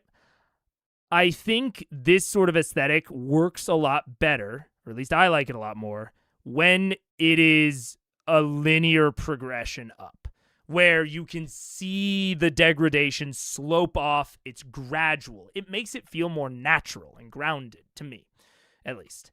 Whereas this is much more nothing, kaboom, all the way up. And I don't like this shape as much. To stick in the analogy, I don't like this shape as much. It's very jagged. And it makes it feel very unnatural. Not just in its construction, but it makes it feel unnatural in its degradation. I think it makes it feel like it is being supernaturally preserved, which isn't always a terrible thing, but I don't think it's good for this aesthetic in particular. And even if we were to like go down, I don't know what the E word was. It's none of the ones we're saying. I can't think of it. It might not have been an E word. Anyways, but this to me makes it feel like what we are seeing right now is all that has ever existed. that at just one point in the past, this was an active forge, but there was no town around it for the workers. There were no extra buildings for sleep or it makes it feel like this existed on its own with absolutely nothing else around it. And that could have been okay if we consider that this was only ever used by divine being, right? I think Ross is hitting that right now. Yeah. If you're speaking on this area specifically, it's constructed by divine, right? The only information we have on this is gods using it, I think. That's fair. Then it brings me to my question of why do gods need guardians? Why do gods even need to seal it? Right? Just destroy it. If you can make it and you think you might be back, like why seal it rather than just permanently destroying it? And even then the way in which it was sealed, I think, appears obviously less defensive than even what we saw in the Minds of the Many with Symphior. Right? Symphior shows us the way in which a god or a divine being probably secures something. But here, we don't have Symphior. We don't have an equivalent, it seems. The robots are not the same thing. They are a much, I would say, how do I say this? To me, they speak more towards mortal creators. Now, it is possible that it is just because it is the Allhammer, that the Allhammer specifically likes the robots and wants to leave them in the forge for some reason at the point where people could easily access the forge before running into the robots. Like, we had full access to the forge. It's open before the robots even tried to stop us. At least Symphior stopped us at the threshold. You know what I'm saying? So to me, it feels more like the work of mortal actors, which then feels at odds with the very isolated delivery or overall environment, right? It is a very isolated thing for how kept up it is. But that feels at odds with the security measures that the Allhammer would have had to set up. Right. Now, take it with a grain of salt. I haven't seen everything yet. Maybe there will be more that we find out in this room that makes it make a little bit more sense, but that's kind of the feel that I'm going in with. This is remarkably preserved, and it was way too easy to get into. Those are the current thoughts in my mind. If random shits like VM come messing with your stuff. Wait, are they in the forge right now? I assume. Look, maybe there's more to this dungeon, but my impression currently is that this is the end of it. It was closer to encampment, but I don't think it was. Can't remember. But they're in the forge as far as I'm aware. Yeah. God of Tinkers will be a pack rat, never destroying, keeping everything ever like a hoarder. Then why is it so clean? Because that's an interesting line to go down. I get that. And maybe that could be a reason why this was all preserved, but then why is only this room preserved? I guess if he never had any humans operating here, if he was the only one that ever operated here, this was just his area, he could just teleport in and out. He doesn't need for there to be like a surrounding town. It's more like a temple on the mountain sort of vibe. That works in theory, but I'm not seeing a ton of evidence of that. To me, this has felt more like humans closed up shop, not the Divine closed up shop. And I'm not getting a reason as to why the Divine would have needed to close up the shop. You know, so it's all, and I'm not saying that these things can't appear. I could get reasoning that I just haven't gotten yet. But that's what I'm going in with right now. Don't do it. Where are you guys placed currently? Percival, you would probably be right about where that guy I would probably be about there. Oh, did I? on the wall. I was about to say I had my boots on, so I was up by his face. Okay. I was on okay. the forge. Okay. I also will see what they can or can't do in here, but I'm also not I'm not a huge fan of wander around and then the enemies activate for no ostensible reason, or for very like weird ostensible reasons. Like if they activated and they were on like a timer, why were they on a timer?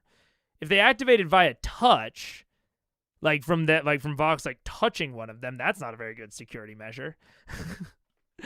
Like I'm unclear as to why they activated when they did, and if there was anything that Vox Machina could even like do in the room without them, or like before fighting them.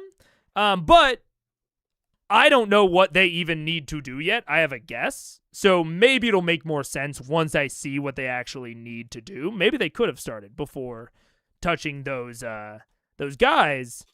But then that brings the question back of like, ooh, bad security measure if they can start without touching the guys, or without the guys activating. And I don't like, looking around and wasting a bunch of time beforehand narratively either. So I'm just a little bit kind of like, I don't know. I'm not quite sure how I feel about it yet, because it seems to be doing a lot of stuff that I don't love, but it's also decisions that could have very rational reasoning behind them. And that reasoning might be more clear once I watch it. He did have to go to the other side of the Divine Gate. Closing up his weekend shack with the small forge seems natural. I guess I'm having trouble understanding how important the forge was. Is it so important that you don't just destroy it? Like, why not just destroy it if you don't need anyone else to use it? Just, get rid of it? But, so it's important enough to keep, but it's not important enough to secure better? And to, secure more robustly? It just feels like it's in a weird area of importance for the Allhammer. I'm having trouble, getting into, the rationale of why we are finding this place how we are, right? Very preserved, but guarded, but not that well guarded. It's a little strange to me. Oh, jeez. There you go. Yay! I like it. Grog is by the smelter. I feel like I've been looking at the thing, the big empty pyramid. Does it fit Maybe thematically? Well, no, Over in this area. Yeah. that's kind of my problem. Is to me it doesn't. That's the part I'm struggling with. Is that I'm having a lot of trouble making this fit thematically for me. The themes seem to be like I'm having trouble understanding what this is conveying, what this space is conveying. Is this space conveying that it's very important and precious and needs to be preserved? Okay, why isn't it better guarded? But if it's abandoned, it's useless, it's, rejected essentially, then why is it still here? Right? That's I'm feeling contradictions within that, but again, those contradictions might close up as we watch. I think I feel like I was kind of with Vex. Maybe I'm kind of on the other side. Oh, man. It's a square. It's a square. That's fine. Whatever. I shouldn't take the screenshot while his hand is on it. Whatever. Man. I mean, there is something going on here. There's certainly there's not nothing happening. Let's see. Oh, can I insert it? Will it let me? Wait. No, not yet. Damn it. Okay, wait, but it's more complicated, but I can still do it. So then we go into insert image. What? Let me what? Okay. Okay, 1 second. I'm going to turn off that screen because I don't want to go through my file explorer and have displayed. Let's see. Insert a photo. Man, this is not quick at all. I need it to be able to source from my clipboard. Good to know. Good to know. Because this is taking way too long. This is way too cumbersome. I will not be doing it like this again. Oh, wait, did it work? Oh, no, it didn't. What? Okay, we have 2 now for some reason. I don't know why there's 2. I will turn it back on. Boop. All right. So now let me see this. It turns out that making like a drawing software isn't the easiest thing in the world. All right. So now we draw. I mean, it's tough for me to tell what these are right here. They could be squares to lower or higher ground. They're stairs. It could be stairs to lower or higher ground, but I'm not entirely sure that that's what it is. So this is the pit, which, you know what? Credit where credit's due. I have to be honest. I do. Oh my God, those didn't get brought into dark mode. Holy shit, they're so hard to see. Blue. I love to see an interesting spot on the map. I love to see it. And in fact, it might be interesting. It also might be a hazard. So that might be a red dot or a blue dot. It's tough for me to know. But if it is, we at least have, kind of 5 spaces here with varying levels of access. So, we have this part that's a little bit more isolated than any of the other parts, right? Like all of the other nodes of the map connect to each other. So the middle connects to this, connects to this, connects to the blue. But this other one is kind of isolated back off. It only connects to the 2 side things. That's something. It's not nothing, and there's an interesting point here, and hopefully there's more interesting points here. I would love it if there was some other interesting points that I just don't know about yet, and we'll find out about as the combat progresses, and then I can call this a hazardous point, and maybe there are other points in here that are more interesting. We don't have that yet, but there's possibilities for this map to be all right. It's not even... Unfortunately, for me, it's not even remotely close to the Boulette map. Like, they're kind of in different leagues, I would say. But, it's not a totally white room. So that's good. I was on my broom because I'd been hovering looking at it. Fair enough. So it'll probably be about... It's clearly a diamond with 2 truncated corners, way different than a square. You're so right. That was my bad. I should have seen that. Yeah, what about there then? I know that I just poofed the wings out, and I think I was inspecting one of the big metal men before it came out of the wall. All right. I don't really remember which. Most likely one of the ones that was not attended by another member of the party, so we'll say about here. Sure. All right. And Scanlan, whereabouts were you? Near things. Can't really see too well, so just put me where... Let's see here. I was at the door when we opened it, and then I was beautiful, and now I'm not as beautiful, but so put me near the door. Near the door. Hush your mouth. So we'll put you over in this here. So all their faces are indented, but there's no other interesting... Yeah, each one of them, as opposed to the other warriors... How complicated would Mega make a workspace? Like a forge, you mean? It depends.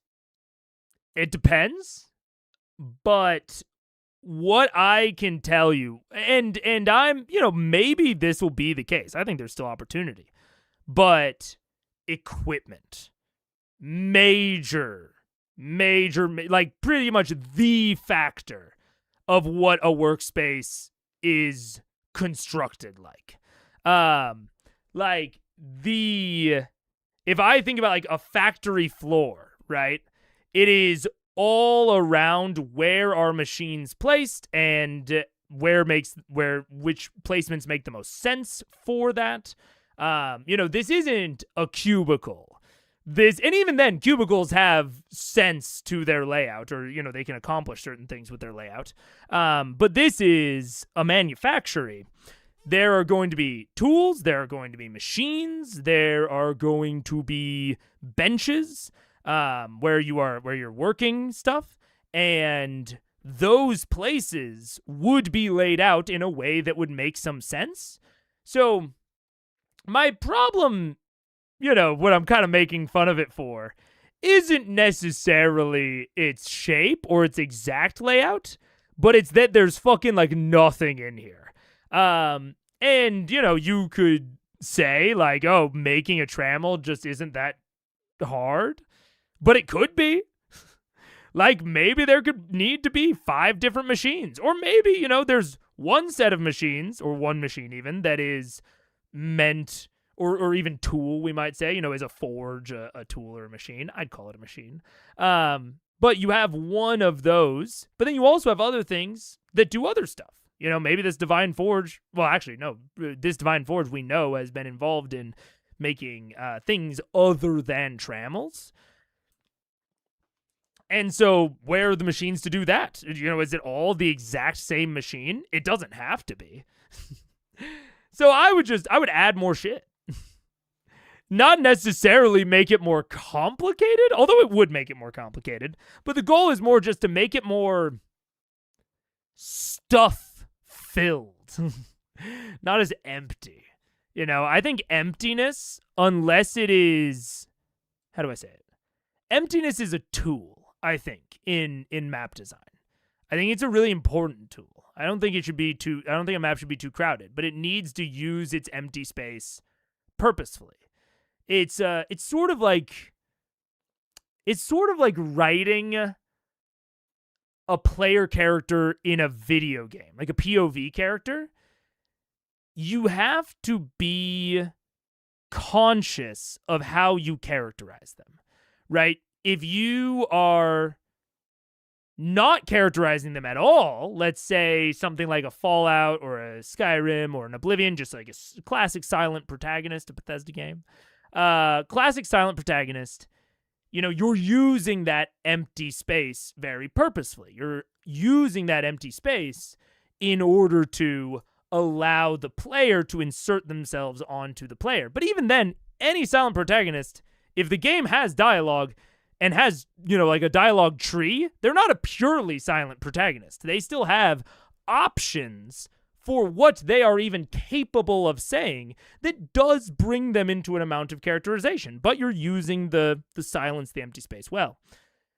Compared to something like a NPC or just a non-silent protagonist, thinking like Henry from Firewatch or something, you have to use the silence, what they say, what they don't say, what we learn about them, what we don't learn about them, to bring us on that journey. If they're supposed to be a sharply drawn character with their own personality, they can't broadly be silent and not have opinions about things.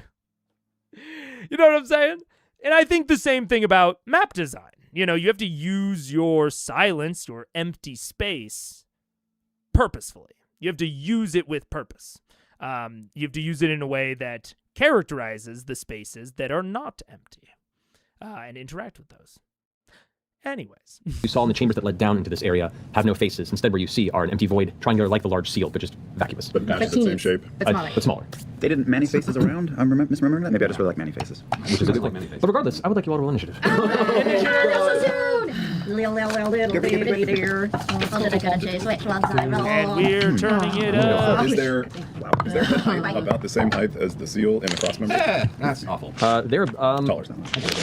the seal is a little bit higher than where their heads are. All right. So 25 to 20. 23. 20. No, I have 20. 17. 2015. 16. All right. So we have Grog. So is Vex. Person. 15 to 10. Oh, 12. I was looking at book 18. Sorry. You're puppet. Yeah. Always. All right. Alrighty. Keyleth, would you? 5. Oh, no. I don't want to talk about it. Well, that being the case, as these large metallic warriors are emerging from the side of the chamber, wrenching the large metal blades, these kind of large rectangular, almost slab-like swords, bladed on each side. Vex, you're up first. What are you doing? Oh, God. What do you do? What do we do? What do you do, Hotshot? I mean, I'm going to attack them. I'm going to attack the one next to Percy. Attack style. Attack style. I'm going to hunter's mark him, and then I'm going to attack There him. you go. I'm going to do this, I'm going to do this, I'm going to do this. What are Okay. things like this considered? Like creatures or golems? Golems? Constructs would be the... God dang it! What? That was a miss. It was a 1. One. Natural All right, yeah. So you do actually pull back the arrow and it strikes true. However, the armored plating is so strong that the arrow just shatters across the front of its armored chest. Fuck! I do it again. All right, second shot. Oh my God. 21? 21 hits. Okay, good. Well, that's good. Okay. Oh, yeah. I'm gonna scream. That looks like Yeah, I know, bro. We're not bro. You're hubby. She called me bro. Oh, it was nice. Not up to Game of Thrones is obviously back here. 14. Don't say other numbers. 14 plus 7 is 21. 24. 24 points of damage. Yes. Alrighty. And are you going to stay where you are, or do you want to move? How high is the ceiling? The ceiling, I'd say it's about 30 feet up. If I recall. Yeah, I'm gonna fly up.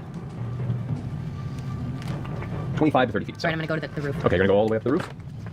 So they're metal? They appear to be some sort of... Oh yeah, some of that was lightning damage. That was 2 points of lightning damage. 2 points of lightning damage? Because they're made of metal. I didn't know if that did anything Okay, no. special. Okay, thank you for the heads up on that. Alrighty. So in your turn, that brings us to Vax. All right. To start, I'm just going to. Am I within striking range of him if I back up a little bit? If you back up a little bit? Yeah. Like, do I need to disengage? You are currently engaged with him melee-wise, Okay, yes. so I'm that close. All right. Yeah, you're inspecting it as you emerge. Okay. I'm going to use my bonus action to Hunter's Mark him. Alright. And then I'm going to stick him in the face. Go for What do I want to do? Oh wait, I get 3d6 of sneak attack now. If you haven't been marking that yet, you should do that. An extra 4. Okay. It's 30 for the first, and the second.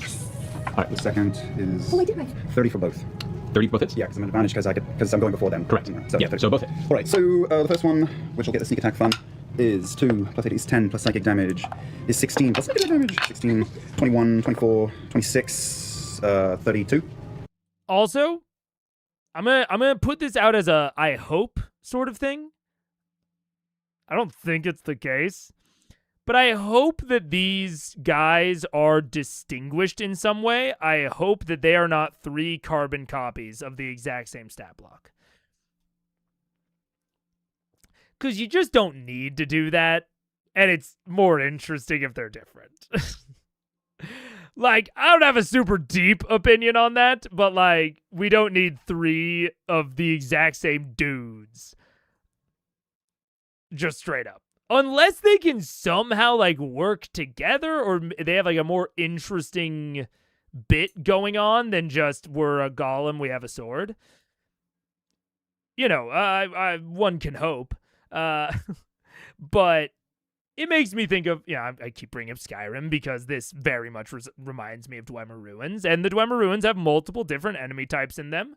You have fast sphere centurions. What are they called? Yeah, whatever.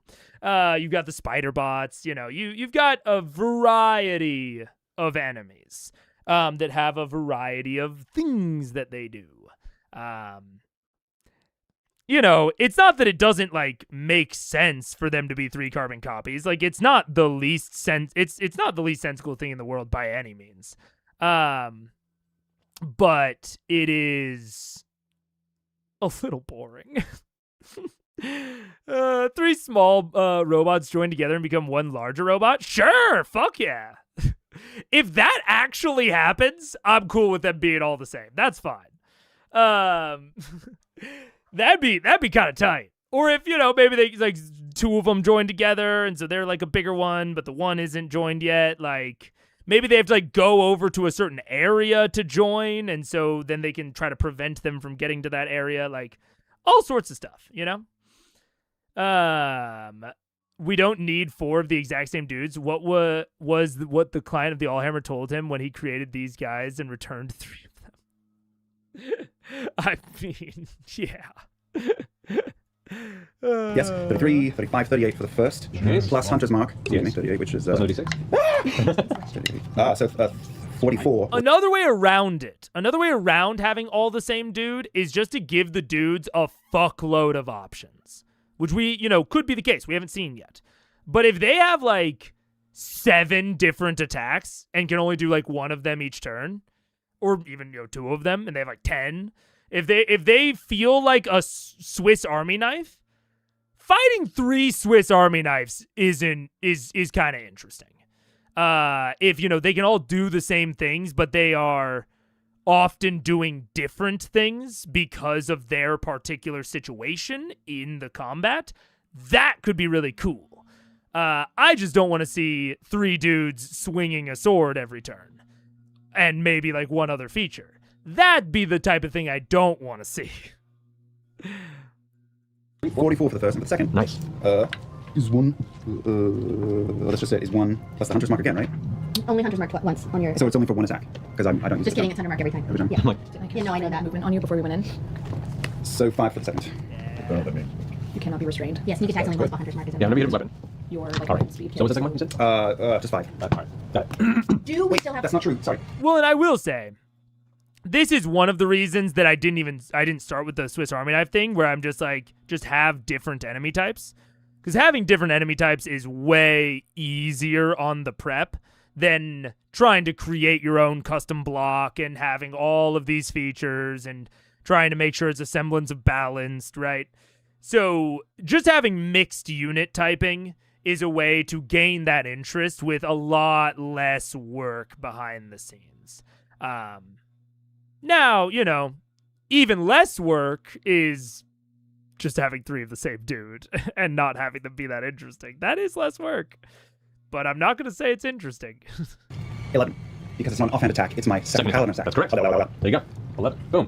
Alrighty. And you're going to stay pretty, you're going to move. I am efficient, man. going to risk an attack while I'm not hasted. I'm going to risk an attack and back up about 10 and go up another 15. Okay. Yeah, they can't throw those great swords. They don't have like laser eyes. Give my candy, stop it. Paralyzed or restrained. Oh, that's great. Yeah. Alrighty. So you are also just about at the ceiling with her. As you shoot up and away, it strikes up quickly after your daggers have been carving into its armor. Its blade comes up in a wide arc against you. That is an 18 plus 12. 30. Plus 12? Yeah. Just barely hits. Alrighty. Wow. Do we still have our death ward? Yeah, you do, yeah. Oh yeah, thank you for remembering that. Yeah. And our hero's feast. Yes. We're pretty metal. 32 points of slashing damage. As the blade just rakes across the front of your chest and kind of forces you back even further. Your shoulders end up slamming into the ceiling from the impact of both you retracting back and the blow itself. Your wings have to kind of catch you for a second. You're keeping yourself elevated at the moment. Finishing your turn there. That brings us to Grog. Well, standing by the, blacksmithing stuff, I say you are interrupting Grog's arts and crafts, and I would like to rage. All right. Into rage you go. And I would like to charge at, that little bastard right there. So near the Yes, please. All right. Up into his face you go. Up into your face! Get him, Grog! Reckless! Regular strike. Not terrible, not terrible. 29. That hits. Roll damage. Nice. 29 is not terrible. Did you know that? Yeah. Hey, that's good. 28. Damage? Yes. All right. The second one, reckless great weapon master. Okay. Oh, I'm understanding the layout now. These are the stairs up. So actually, this looks a little bit more like... What does this look a little bit more like? This looks kind of a race of those a little bit. And then actually it's kind of like there's another... Oh, nope, not that. There's another spot kind of right here that has the connectivity. And then this is still a spot. It just doesn't have... I don't think it has the connections off to this area. And it has an elevated aerial position. So we could do this sort of thing. That could theoretically work. And that's a little bit more interesting if the stairs are steep enough, which we know that they are pretty steep. They said they're like giants stairs, essentially. So... Oh, God. Just cause. That's a million. And I like having the adversaries in these these 3 distinct areas. Makes the players immediately spread out, which I like. So that's good. That's 34 minus 5. 29. 34 minus 5? Yeah. Nice. That hits. That was a high roll. 5, 9, 21, 31. 31 points of damage. 31 points of damage. Fantastic. And that ends my turn. Alrighty. Ending Grog's turn there, Percival. I'm going to just cry out to everyone. We need the heads. Don't hit them in the face, please. What? I am engaged. I know. There's nothing I can do. I am engaged with that thing, aren't I? Apparently, yes. That is Maybe my he doesn't sister. see you. Dude, that sounds like such a great reference. I wish I knew it. Oh no, that sounded sarcastic. I meant that. I was not being sarcastic. I truly wish. I was like, yeah, that sounds super specific, and I love me a specific reference. So I'm gonna trust that's good, and I wish I knew. Wakfu. Because you're a puppy. You technically triggered it. It's seemingly aware of your presence. In fact, the moment you say that, you watch as the metallic head goes and looks up right to you with just that creepy triangular void staring right at you. Do you think you can dispel your magic? I don't know. I'm going to try.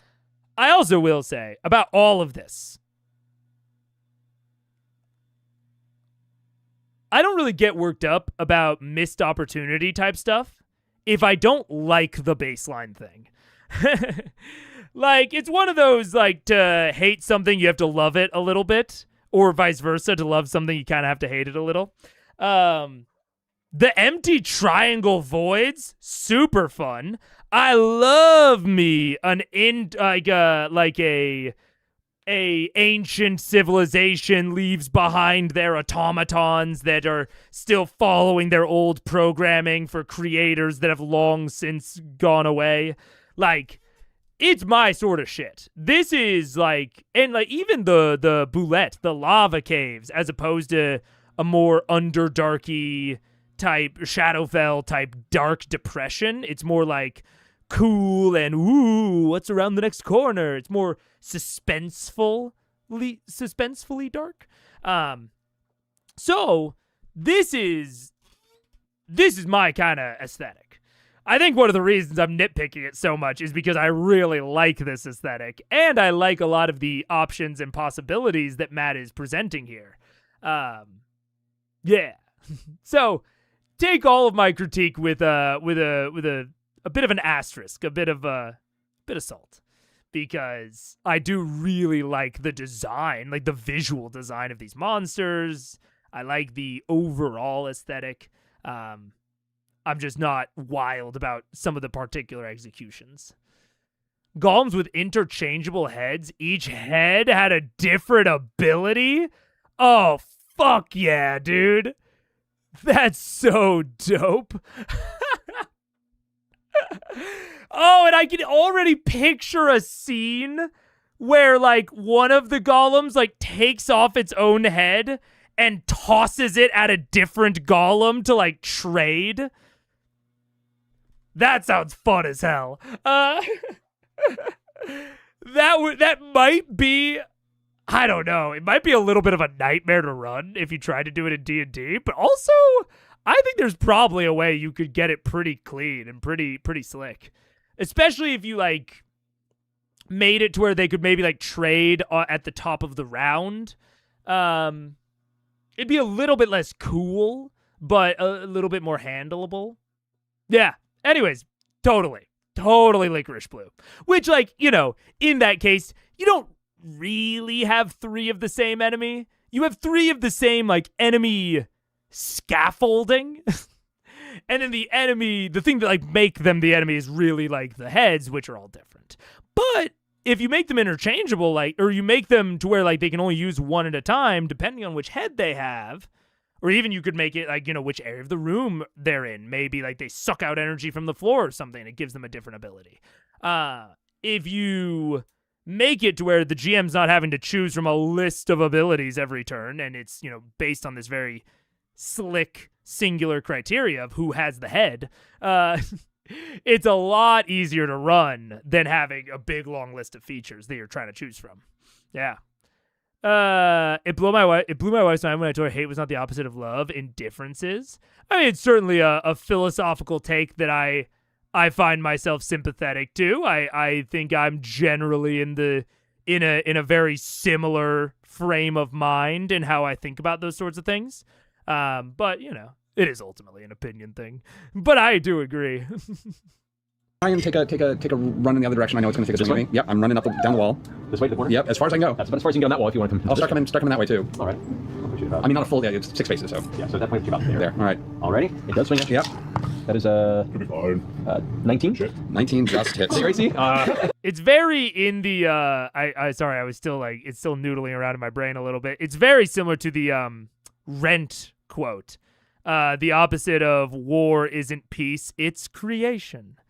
I watched a lot of Rent growing up. I don't know. It didn't like age amazingly for my personal tastes, but man, I have it baked into my psyche. And it's very similar to that idea of war and peace are not the opposites. It's like war and creation. There's a lot that you can do with looking at like non-standard antonyms or trying to draw a novel polarity between these two things. Polarity? I don't even know. A novel distinction. AC's 18. Escher Man is down. Escher Man is down.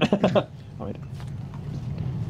I love being able to see our I know, it's all right. 34 points of slashing damage. Wow. Which almost cleaves you off the wall. 34 points? Yep. Okay, so hold on, let me do the math on that. That's 24, 20, 16 points into my 67, 150s, 151. Okay, I'm at 151, so a whole bunch of temporary. As you're running on the wall, it hits you from behind, and you for just for a second, you feel that like urge to black out. You fight through it and keep running. You can feel kind of the warmth spreading on the back of your shoulder blades from the impact of the blow, and you careen around that corner and stop, spinning to survey the room. What are you doing? I pull up, I'm going to take my first shot, I'm going to take a straight shot with, and I'm going to blow a point of grit and a couple points of, well, we'll get to that, and I'm going to try and get him to drop his sword.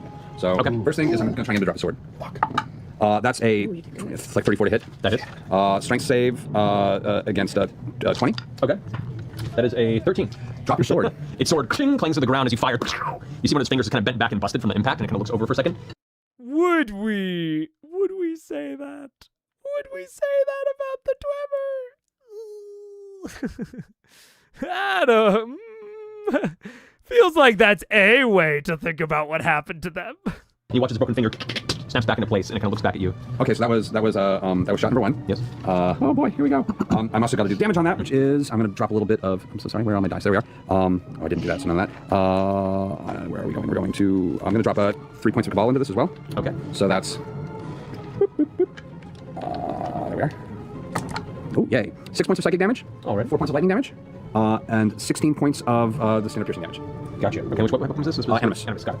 Perfect. All right, so the finger kind of curls back and breaks into place. Next thing I'm going to do, I'm going to cast Hex on him. Yes. Give him disadvantage on strength saving throws. Strength ability check. Strength ability checks. Ability checks. And I'm going to take a sharpshooter shot. Okay. That's 20. 20 just barely hits. Oh, okay, good to know. Making that note. So that's I'm going to drop 3 more points of Cabal into that. So that's 2. And so that's 28 points of piercing damage. Get it, son. 4 points of psychic damage.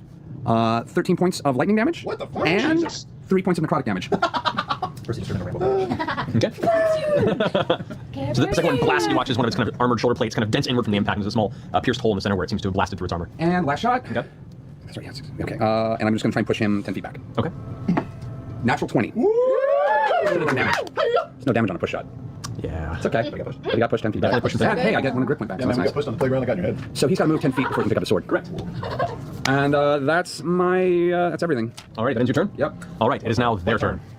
Yes. So the one that you just blasted back, as it skids to a halt and slams against the wall, it looks over at you across the way, and then looks around and surveys the room quickly with its strange, triangular, vapid lack of a face. Glances up and sees Vixalia in the room above. Goes into a full leap to push with its feet off the wall and attempt to grab towards you in the middle of the air. Like a WWE cage match. It's half the size of the room practically in height, so it's not a huge Real report. bad. So- This might get top-hearted right here. Pile drive. So, I'm making this a grapple check, so roll either acrobatics or athletics. Okie dokie. Whichever one's better. Acrobatics. 25. Dude, No. if it's half the size of the room in height, like, I'm a little bit less, or I'm a little bit more than half the height of this room, and I can nearly touch the ceiling. It's not that much of a freaking jump. Which, like, this is more like, I don't even know if he needs to fucking roll for it. I don't even know if it doesn't just fucking happen if he's that tall. Oh! 34. Rolled really high, rolled 19. So, as it leaps in the air and grabs you, it drags you off the broom and then basically slam dunks you into the coals. Straight over, prone into the coals. Into the coals! Yes! Holy shit! Okay, we're changing it from blue to red. Because I will reflect how it is actually being used and not how I wish. Yeah, let's go. I mean, it's basically just, a lesser version of lava, but fucking beggars cannot be choosers, dude. I am going to cheer loudly for any amount of Matt using the environment in his battle map. of the enemies in Matt's combats using the battle map. Fuck yeah, dude. Landing Slam him into that coal. The broom goes clattering off the side. It's still chained to you from the apparatus that you place, and it scatters across the stonework a couple of feet from you. Just gonna slam into the ground. It's gonna hurt. So you suffer 19 points of bludgeoning damage from the impact. Okay. Remember you have temporary hit points. I've Yep. already marked And it. then 10 points of fire damage from being slammed into the coals. Yeah, I'm sure each turn it gets a little. You are considered on fire. Oh, hell yeah. When you take 1d10 damage every turn. Right. And you know what? This is almost certainly a challenge, or this is almost certainly a combat that is actually meant to challenge them. So going back to what we were talking about with the Boulettes, I was saying that I wouldn't want to make it, an action to drink out of the cup to breathe, or to breathe out of the water, because that would slow down the encounter, which is not great for a resource drain encounter. I don't think this is a resource drain encounter. I could be wrong, but I don't get that sense. I think this is an encounter that's actually meant to be challenging towards the players, especially to make the trammels feel earned. Like, I think it's a good point to put it at, even if I have some quibbles about the, in fiction grounding and logic and tone, I suppose. In terms of just like pacing a session of D&D or a story of D&D, I think it's good to put a more complicated combat here and making the fire a really not a lot of damage. What is it, 1d10? 1d10? Bro, I mean, that's going to take a while to chunk through their health. I mean, I think Ranger has a d10 as their hit die. They're level 18, right? This is doing maybe a hit die of damage, equivalent to her every turn. It's not, getting a plus from anything. So this is going to take, 10 turns, probably 5, maybe even, it'll have a difference, but it on its own would take so long to kill her that it's very viable to consider not putting it out on one of your turns. Like, maybe you take the action to put it out, but that's a turn that you can't shoot at these things. And if they get someone else in the coal and they set someone else on fire, now they're having to do the same thing. And the lower your health gets, the more often you need to burn turns doing something like a restoration or a healing word or you don't burn a turn on healing word, a cure wounds, whatever. You have to burn these turns on these more supportive things the further into the combat you get and the more everyone's resources are drained. So having this thing that is going to put you in a position where you either allow your resource, your health, to be drained out of you, or you delay your turn, essentially. You waste your action, and you put us closer and closer towards that bad side of the combat. So now it becomes a question of, do you think that you can avoid their damage enough to where the fire damage doesn't matter and you're going to keep shooting? Do you think you can dodge and weave and run from these monsters? It's a really interesting decision, I think, or an especially interesting one for the ranged combatants, for Percy and Vex, Keyleth to an extent, Scanlan to an extent, like the as casters, not like martial ranged. For the ranged combatants, I think it's an even more interesting question because they're actually capable of keeping up their offensive output even as they dodge damage. So it's actually a lot more viable for them to just stay on fire and they're only taking this 1d10 of fire damage, but they're not reducing their offensive capability at all because they can run away and continue firing. So, fantastic. I actually think it is a better decision than just having it be a bunch of damage. I think for the resource drain combat with the Boulettes, we want to just get a bunch of damage in. For this sort of thing, I think making it this really low burn but much more viable decision point is way more interesting. It's going to take longer. It's going to extend the combat, but I think it's worth it for how the interesting decision that it procs. Metaphor and action. Metaphor to put it out, where you take 1d10 damage every turn. Put your hair back. However, it's sword, and I'll go ahead and use this as a marker. Sword is on the ground right there, so I can't use that right now. Oh, okay. The other two can. So, this one over there, who got shot by you and flew away as it arcs up, it's starting to look around to see if it can gain any sort of real intent to go towards you, and then glance off to the side, and instead... Dude, speaking of a way that you could have these guys be different is if there were various weapons in this room that can only be wielded by large or huge creatures. Actually, fuck it. Make it can only be wielded by large creatures. And so then you give fucking Grog some interesting options. Have like a weapons rack against the wall. If you're already going to allow them to easily, be disarmed of their weapon, right? It's not like built into their arm or anything. They can be disarmed of it. Make different weapons that do different things. That's sort of like the heads, like the different heads. And then we can interact a lot more with this idea of dropping them, picking them back up. We can interact with Grog potentially trying to use one of the weapons, and maybe Matt gives it to him as a note card or something. But maybe, it only functions in the Divine Forge, so it's just like a one-time combat gimmick for Grog. Lot of interesting options there. Especially when it is clear that they can do things inherently without those weapons. So you could use the weapons as a specialization and then have, again, this kind of similar framework where you, or similar core structure. So they are all the same, but then they have these different weapons that do very different things. That way we still get some variety. We get a sense of it like it's maybe mixed unit, but you don't have to put in nearly the work of making them actually mixed unit. That'd be cool. I don't think that's going to happen, but that'd be cool. sees the smaller targets, the softer, easier to get to druid and gnome. What a fool. Bring up Rude. Turns Okay. to engage God. both of you. This is the COVID. Boom. Actually, he's going to stop partway through there, Scanlan. and actually he's going to go right there.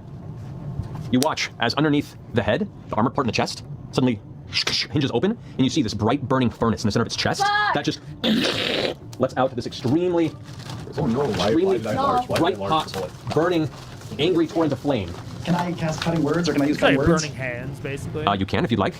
I don't know if it's going to do anything. I'm not sure. You can reduce damage. Cutting words can reduce damage on an attack. A little. I want him to miss, right? Well, it's going to hit regardless. You guys have to make saving throws. It's a cone. It's just gonna head So out. It's just going to hit. It's going to Okay. hit about there. Fuck. Hit all of you, including the other guy. Hey, little. If I'm prone, do I still get to roll to with like, his- roll through the coals to avoid it? Yeah, hide yourself under the coals. You're not going to disadvantage on saving throws. You can still just, it's just a general thing. I need Scanlan and Keyleth and Vex to all make dexterity saving throws, please. Hypodermic needle in here. Oh god, yeah. Very Santa Monica. Sorry, I keep hitting the mic.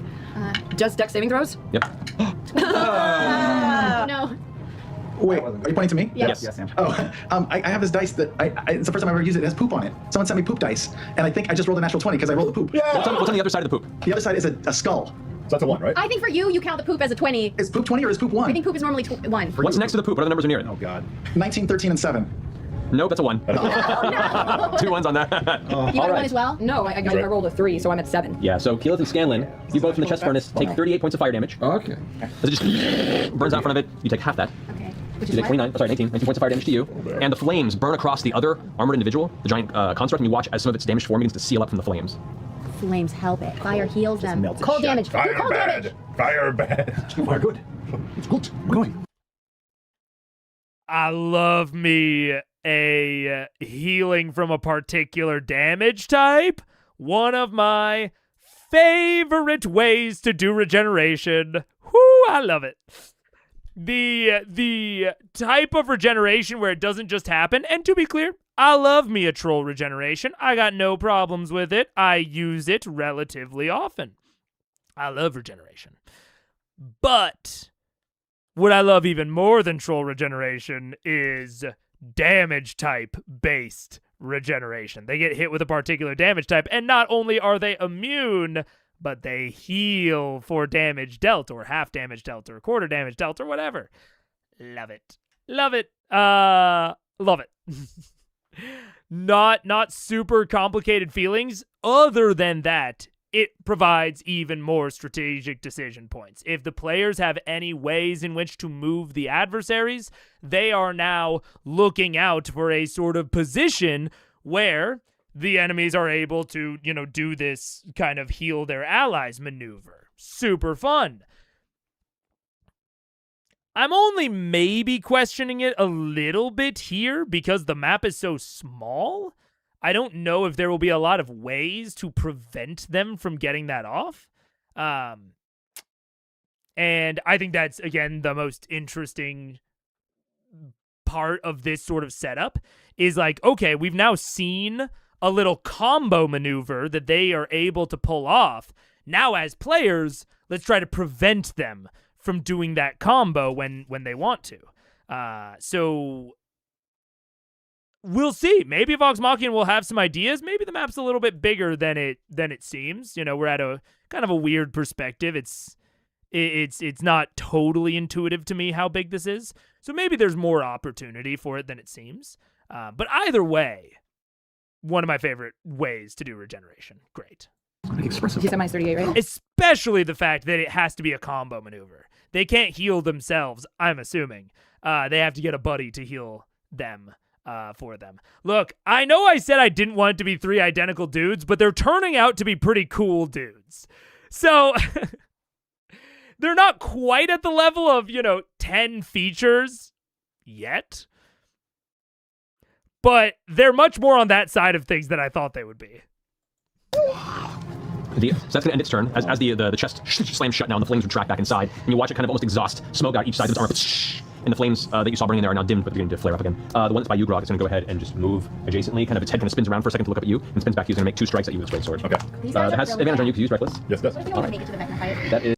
Fantastic point, Negative View. Fantastic point. Combo maneuvers can absolutely be risky with 3 to 4. Your players might not have the free space to dedicate towards preventing the combo maneuvers. They also are could be more like, because you want the combo maneuver to be stronger, it can exacerbate any sorts of balancing imbalance. It can exacerbate any sort of power imbalances at the table. Again, especially because the players might not have the manpower to spare to dedicate to preventing it. And especially if it's a combo maneuver that regenerates, that heals, you can run the risk of going infinite, of like having these, and especially I'm assuming that their Burning Hands is on is on a recharge. I would almost... It's not guaranteed that it's on a recharge, but I would be surprised if it's not. But with the way that recharge works, it can make the entire thing much more swingy because you might get it back, every turn. You might only get it back, you might never get it back. Unless, wait, recharge is where you roll, right? Am I thinking of the right mechanic? Or is recharge just after a certain amount of turns, it comes back? If it's after a certain amount of turns, it's a lot more controllable within the balancing. If it's the mechanic where you have to roll to get the feature back, that's the one that's a lot more swingy. I'm having trouble thinking of the exact names for things, though. Anyways, all that is to say, some of this is maybe a little bit risky with, like you said, 3 to 4 players, but especially with them being overloaded, I totally agree. And not just that their table is overloaded, like they have 6 players, but specifically that they have the number of combatants advantage within this combat. They have twice as many combatants as the other side does.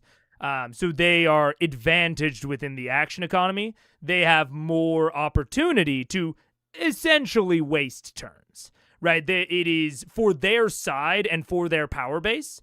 wasting a turn is only wasting 1/6 of their overall power, whereas preventing them from doing the combo might represent them like partially wasting a turn, and they're wasting 1/3 of their turns, right? So when you have a numerical disparity like this, I think you can feel much more comfortable as a GM putting in combo maneuvers on the adversary side of things. Yeah. So yeah, totally agreed. I'm at work and misremembered that it was a combo for the players, not the enemies. I'm glad it still made sense this way too. Oh, it is. Okay. No, yeah, combo for the enemies.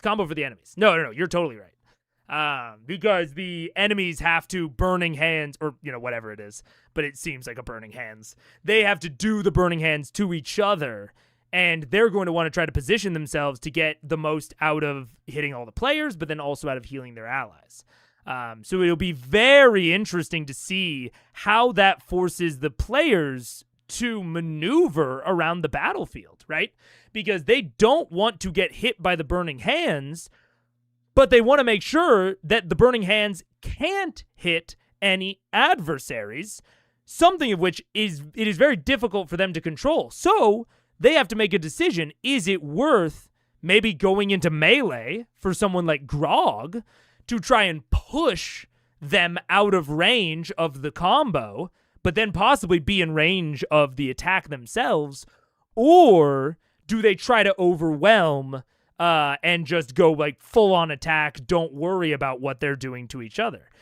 With it being regeneration as opposed to anything else, I think it needs to be dealt with. And in dealing with it, they're going to have to position themselves in places they might not want to otherwise, which is fan-fucking-tastic. Look, the map isn't that interesting, but that feature alone, plus the fact that they can jump up and have a chance to ground the allies, like ground any flying allies, they're definitely playing a lot with like where people are standing and where people want or don't want to stand. Yeah. I was only halfway listening to this combat and stream, so I missed the combo maneuver is. Can you spell it out audibly for me? It's very simple. Very, very simple. At least one of the constructs, maybe it's that construct only, I don't know, but one of the constructs opened up their chest. They had a big like reactor furnace inside of it, and they did what was essentially seemed to be a burning hands spell, but their burning hands hit some of the allies, and it also hit one of the other constructs, one of the other golems, and when it hit the other golem regenerated health. So it both damaged the allies and healed the adversary, one of the other adversaries. I'm calling it a combo maneuver because it doesn't seem as though they could probably do that to themselves. The one that actually cast the burning hands did not get healed. So one person has to do the healing and one person has to receive the healing. But it's not even as simple as like a cure wounds or a healing word where, you either have to touch them or you just have to be able to like point at them, essentially. The other construct, in order to get healed, has to be positioned within the cone of this burning hands, right? It has to be positioned within that cone. So that's why I call it a bit more of a combo maneuver. Arguably, it's less so a combo than just like a healing ability, like an ability that heals and damages. But I would still call it a combo because the other construct has to keep in mind their positioning. They have to position correctly in order to get that healing. So I'm still going to lump it in as a combo maneuver. Also because I think that is evocative of the things that I think are cool about it. Is that like teamwork and working together. 2 birds, 1 stone. Exactly. And so now it creates this dilemma for the players of they don't want to be inside of that, but they also don't want any of the other constructs to be inside of that. So they're going to have to be thinking about the potential ranges. Now, again, one of my only maybe hesitancies with it is that I don't know that the combat arena is big enough to make it really workable. It's going to be pretty much impossible for the players to guarantee that they're going to be outside of it. or to guarantee that another construct is going to be outside of it. It seems like if the constructs want to, they will be able to heal each other. Like, the arena is just too small for it to work otherwise. But there is still a positioning question.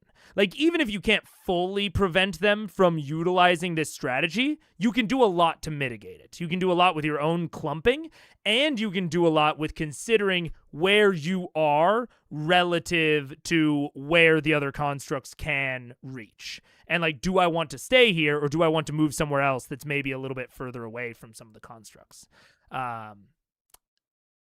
Again, I think even that would be a lot more doable in a larger arena. Just kick it out like, maybe like 3 more squares on every side, maybe 5. Like, that would drastically increase the area, and you'd probably want to fill it with some stuff. But this is a nitpick. I really, really like that this exists. I think it's good no matter the size of the map. I just think it might be a little bit better. Seems to be the theme for this dungeon. I think it'd be a little bit better if the map was bigger, so that they could actually be a little bit more strategic and not just work with probabilities, but also work with, like, direct assurances. Like blazes in Minecraft's dungeons. They shoot fire, igniting the ground. When in low health, they dim. They can enter fire to regenerate health. Yes. Yeah. 100%. And it's even, I think, maybe, theoretically a little bit cooler because they don't even have the option to self-heal, right? It's like a blaze can shoot the ground, light it on fire, and then they can heal from the fire. But this one requires teamwork, which in a team-based game like D&D, which it is, like D&D just is a team-based game on both sides of the equation for the party and the adversaries, it should be team-based. Solo adversaries are very difficult to run and balance. So in a team-based game, I think that getting that sort of teamwork together is really great. The blaze healing is a myth, I believe, even if it was true. But assuming that, it's true rather than a myth, that is in the vein of what I'm talking about. If it's a myth. Oh, it's only in the dungeon spin-off. Gotcha. That makes sense. It is 31. That hits. And Get your one shot ready. that is 30. 30 points of damage. No, those are 2 attacks. Oh, yeah, they both hit, of course. Okay, so for these, Damn. 33 points of slashing damage. So reduce the half. What is that? It's a 16. Thank you. Right? Yeah. 31 divided by 2? Yeah. Well, 33 divided by 2. And then the other one is another 34, actually. Damn. So there you go. Well, round down, so 16 points left. Okay. So it's going to end its turn there. All right, bring us to Scanlan. Your turn. Do something amazing! I'm on vacation, so nothing's going to be amazing. Is the sword still on the ground? It is. Is it near me-ish? It's about 25 feet from you. Okay, I will cast Big Man's Hand! And I will pick up the sword. Yes! And I will use it to hit, not the guy whose sword it was, but the... Oh, man, this makes me wish that there were other weapons besides the sword. Oh, that's so cool. Damn it. Again, it's still cool as it is. We're at the point where, like, I like this combat. I think it's in top half of mat combats. I would sign off on it at any point. But man, are there some fun opportunities here that were missed. Because the idea of them, like, having other weapons to delineate them or to differentiate them, and Grog being able to pick one up, or you could call Big B's hand a large creature, I'd absolutely allow that. What could have been? The guy closest to me. But still complimentary to Matt, because as someone pointed out earlier, maybe he had a long week, he wasn't able to give it the attention he deserved, or maybe he would have wanted it to have. But he still made a really fun framework. There's still a lot of things going on here that I think are really, really cool. It would be awesome if they were a little bit deeper or maybe a little bit more robust, but sometimes that shit happens, Okay. They're technically both pretty equidistant from you. Yeah, you're Okay. right. Doesn't matter. I want the guy who hit me. Okay, so you can move Big B's hand. I'll see how many feet it can move. So to pick up the sword, I don't know if it can... It can move 60 feet. You move 60 feet? Okay, then. Yes, it definitely can. It darts over to the guy who hit you with the flames, so go ahead and make your attack. I'll say for the purposes. The purpose of this, I'll add an additional D12 slashing damage to its strike. Fuck I got an 18 plus something. I don't know. 18 to roll for. Great improv decision from Matt. D12 is great. My only caveat is that I generally recommend, if you're improving damages, improv it with D6s. Not because D6s are like a particularly incredible way to measure damage, like not because they have a particular math property that makes them easy, but because the DMG mostly improvs in terms of D6s. A lot of environmental stuff is in terms of D6s. A lot of third-party material, if it's adding damage sources that aren't like a standard weapon, it will be measured in terms of D6s. So I recommend improving in terms of D6s, not for any particular reason other than that you can build up an intuition with D6s easier than with any other die. That is going to be the most useful broadly. It's also, it bears mentioning, although I don't think you need to use it for your decision making, that there are quite a few games that are D6 based. So getting an intuition for D6 math, for like the general result of a 4D6 roll compared to an 8D6 compared to a 2D6, like getting a feel for what kind of scale you're working at when you add or subtract a D6 can be useful for other TTRPGs. I think Cyberpunk is a D6 system. I know BitD is obviously a D6 system, powered by the Apocalypse. But even in D&D, just picking a die size and saying everything I improv that has to do with damage is going to be that die size allows you to develop a deeper intuition for it that makes improving even more accurate and even more useful in the future. So I probably would have gone 2d6 on this instead of 1d12, but that is for a very kind of abstract reason and very like personal, like, oh, it just helps you build an intuition. If Matt has an intuition for D12s, then he should use that. But I think that's like a really good way to really quickly add on some damage to Big B's hand to represent this sword being grabbed. It's interesting. I don't see Matt improving damage like this very often, but it's just because his players don't often do that much like improving damage source type stuff, which is interesting. I hadn't really thought about it until now, but I was like, I can't think of another time that Matt has done this, but I don't think it's Matt's fault. I think there just hasn't been a lot of times to do it. So cool. I love that sort of shit. That's the sort of shit I love improving at my tables. Just giving a little bit of extra damage. I tend not to mess with like attack rolls, like likelihood to hit. I tend not to mess with AC as much either. But I am much more likely to mess with damage rolls. I really like messing with damage rolls. They're a lot more, in my opinion, which this isn't, I haven't done like a lot of internal analysis on this yet. But in my gut, it's a lot harder to unbalance things in the moment by affecting damage compared to affecting AC or attack rolls, affecting like likelihood to hit.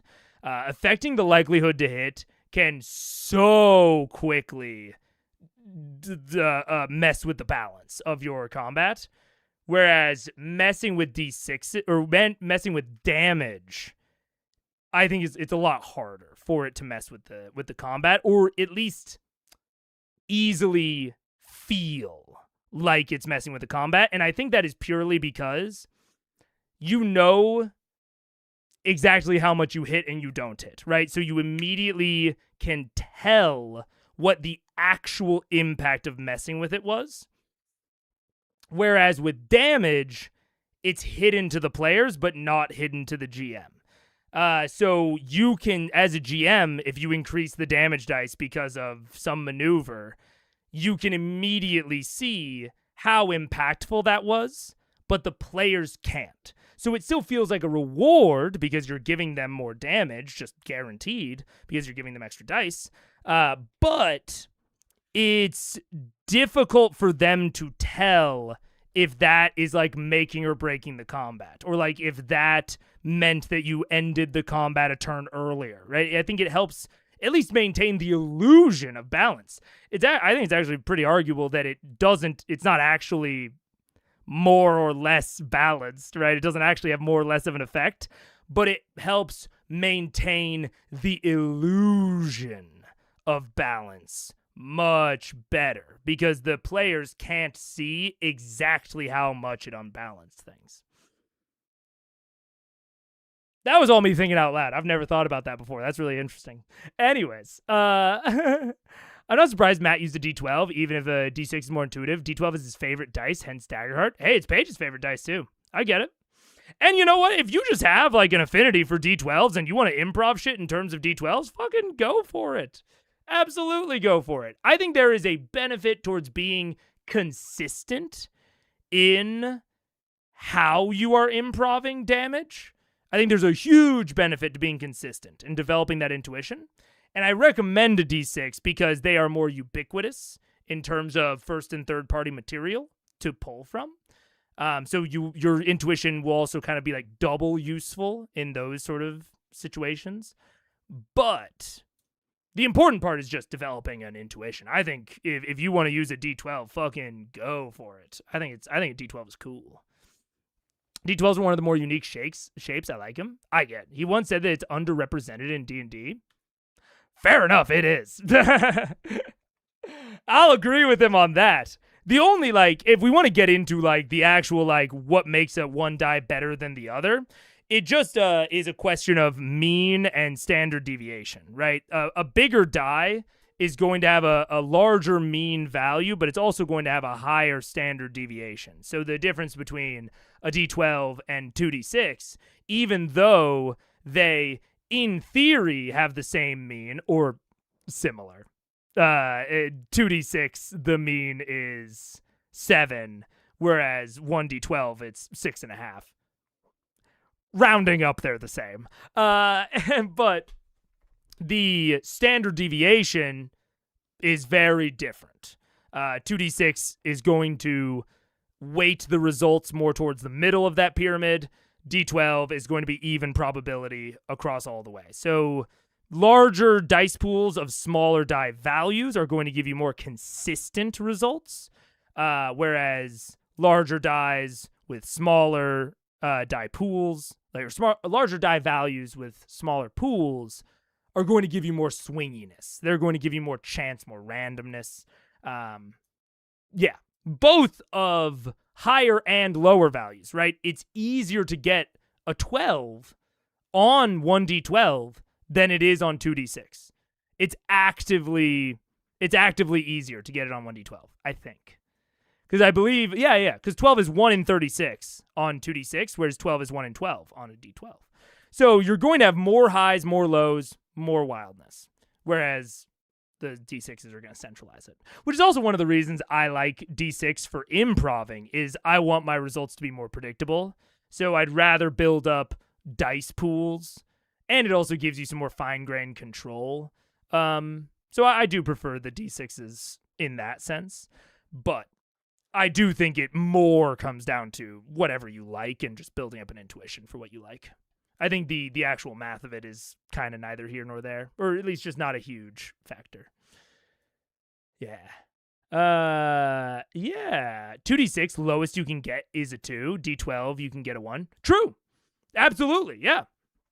So die pools are going to mean that you're avoiding low values much more consistently. In fact, some low values, you're avoiding them entirely, like with the 1 versus the 2. But you're also getting those really high values also proportionally less. So it kind of depends on how much of a gambler you are. Attack plus your spell attacks? Yeah, that definitely hits. Plus 11, yeah, that's huge. That definitely hits. And then what do I roll? Is this a sword attack or is this like Bigby's hands clenched fist attack? I think it's a clenched fist attack, so it's 4d8 force damage from adding an additional d12 slashing just because wielding a sword while it does it, because that's cool. That's cool. Okay, I love you, and thank you. That's cool. That's pretty cool. So I roll 4d8. 4d8. Plus. Plus 1d12. Oh, wait, wrong one. 48 plus 1d12. 4d8. 17 plus 12, 29. 29. Well, plus a 1d12. Plus 1d12. You have to roll a d12. Oh, sorry, thank you. Sorry. Then it's 17 plus 7. Okay, 24 points of damage. All right, perfect. So this combine slams into it. The sword arcs through its armor, and you watch some of the plates separated, but it's still holding itself in place. That's your action. Yep. I get a bonus. I will inspire Keyleth, I guess. Not that she needs any help. She's so freaking powerful. But I will inspire Keyleth by singing Your Minxie brings all the boys to the yard, and they're like, it's better than yours. Damn right, it's better than yours. You could teach them, but you'd have to charge. I don't know. Take a D12 torch die. All right, and you want to move at all?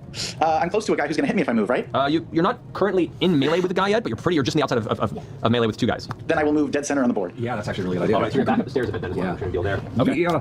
That ends your turn, Scanlan. Keyleth, you're up. Do you need help off the coals? I'll figure it fine, out. right? Okay. Oh, you know what? I'm gonna recolor the stairs to blue. And this is one of the things where like my notation stuff is sometimes more art than science. Because it's not, the stairs are not blue, like a blue node in the traditional way. Most of the time, if I have like a blue node like that, it is because that area is inherently interesting. Totally separate from any creatures involved. And I do that mostly so that I can develop the environment separately from its denizens, because environments help me make denizens. But in this particular scenario, the denizens really matter. The fact that this little ledge right here, which is equivalent to where that blue dot is, has these pillars that I'm almost positive provide cover, makes it a much more interesting and like valuable place to stand, right? This is a more valuable location on the map than any of the white spots. And so that's why I'm going to color it blue, is because it is valuable to be there. Because it really keeps you centralized so that you have maybe flexible access to try and forcibly move one of the constructs wherever you are. You're not across the map. But also, it's got inbuilt cover to help disrupt that healing combo wombo that they can do. So, interesting spot. I update the map. And this map, I gotta admit, it's getting better. The further, the longer the combat goes, the better the adversaries are getting, the better the map's getting. I'm still not going to say that it's a better map than the Boulette fight, but everything's getting better as this combat progresses. Okay. Yeah, basically got it. I'm going to just turn. I don't need to demonstrate that. I'm going to turn and do a tidal wave against this guy in front of me. So he has to make a dexterity saving throw. This is Interesting. Tidal wave. pull simple fast. Well, wait, about the guy behind you or the one across the pit? One closest to us. The one on the other side. Hang on, let me see. 5, 10, 15, 20, 25, 30. I don't think I can hit both of them with most of my stuff. Can you hit the 2 that are by us? I can, but I think it also hit you. It's like a straight line. Yeah, you can essentially. How much damage is it? 48 bludgeoning. You put me out, I wouldn't be on fire. So you couldn't hit both. You I couldn't. would put you out. You could do it in a way that would probably hit both of them, but it would probably hit her as well. As a possibility. Right, that's, yeah. Do it! Are we concerned about me extinguishing these coals? I think we can light coals again though, right? It's cold. Unless they're magic. Right. I have made fire. Okay, cool. Then if permission from Vex, I'm like, oh, I'll put you out, and then I'll step out of the way. Maybe it'll like push me out of the coals. Turn That'd this be room cool. into a sauna. And do a, yes, I'm open turning up into a those sauna. I'm gonna hit that and go poof. All right. So it slams. Dude. Look, sometimes players find the best ways to fuck with themselves. I just heard that of I'm turning this into a sauna, and I was like, oh boy.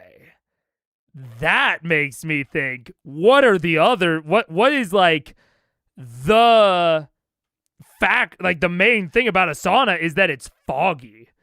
Like I hear that and I'm like, okay, I might not have even been thinking about it before, but now that you say it, the water goes over the coals. It is just like a sauna. We're going to get a fog cloud out of it.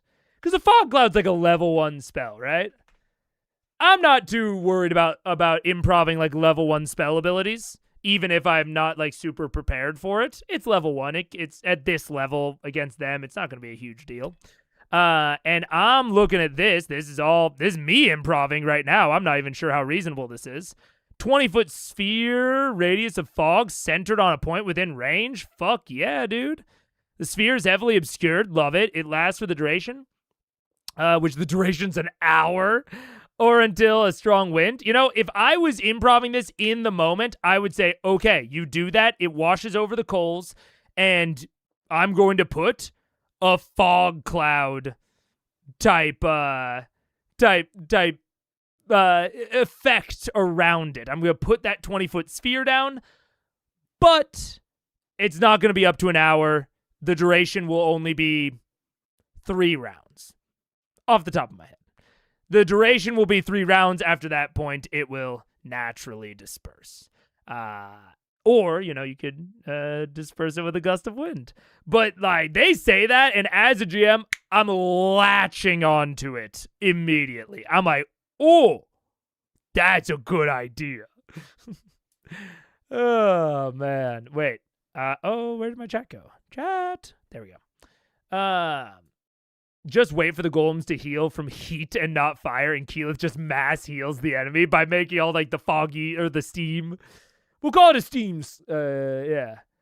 I've said it before, and I'll say it again. I'd love a deep dive into your battle map notation analysis. Oh, I know. I should do that. That should be my next project after the Taldore guide. That should be my next, like, test of my editing stuff. Because I'm testing out different, like, editing pipelines. I'm trying to, like, actively work on getting better at editing, not just building a tool so that I don't have to edit. I'm trying to do both now. I'm trying to get, like, actively better at editing. And that would be an interesting one. Because I've been thinking about it in terms of doing, like, a stream, but maybe I'll do a video. And that would mean that I could, like, control the graphics a lot better and, like, zoom in on things, and I could even do it, like, on a green screen or something. Yeah. That would be a cool video. I should do that. Will I? Ooh. We'll see. It'll depend on how busy I remain. I've never been to a foggy sauna, just hot and humid. I guess it's, like, maybe not foggy necessarily, but, like, steamy. It's like when you, like pour, like, the ladle of water onto the coals, and that'll go psh, and then it's, like, kind of, like, steamy for a second. Maybe steamy, not foggy, yeah. So it's, like, very temporary, maybe even lightly obscured, maybe not heavily obscured. I don't know if there's a difference. But I would heal that, and I would be like, hell yeah. It's not a froggy sauna. I've never been to a real sauna. I've only been to one real sauna, and it was when I was very young. So I don't really remember it that well. I'm just thinking about, like, saunas I've seen in media. I'm thinking about, like, the Blueprints sauna. Also, these golems have a hole for a face. They don't have eyes. Would Fog Cloud actually hinder them or just the players? I'm assuming these things have, like, tremor sense. I am assuming, or may not even tremor sense, maybe just blind sight. So, no, it would not. Which is, like I said, I love to let the players come up with their own ways of fucking themselves. Because that sounds like something that would really impact them and not impact the golems almost at all. And I have these instincts. This is why I get so obsessed about, like, balancing a combat and, like, foreshadowing danger. Because boy, oh boy, do I like hard combats. I like really hard, deadly combats, and I like leaving myself room to improv hard shit during the combats. Cross them. All right, so dexterity saving throw for Vex and both of them. This combat just got a lot. It's okay, I'm a real good swimmer. An 18 and a 9. I remember a brief moment of steam, but nothing that lingered. Well, that's perfect. That's perfect. You know, it's a tidal wave. It's a big thing of coals, not like a little bucket. So then it's like, okay, it lingers for 18 seconds, maybe. You know, that's 3 rounds. 3 rounds is only 18 seconds. Even if you just wanted to make it like 2 rounds, it's like 12 seconds, you know, something like that. And, you know, it doesn't have to make the most sense in the moment. As long as it makes, like, immediate sense and they don't question it too much, you're good. Failed. Both of them. And it's also why I asked out loud, it's like, oh, is Fog Cloud a level 1 spell? Because that's also important towards these, like, improv type things.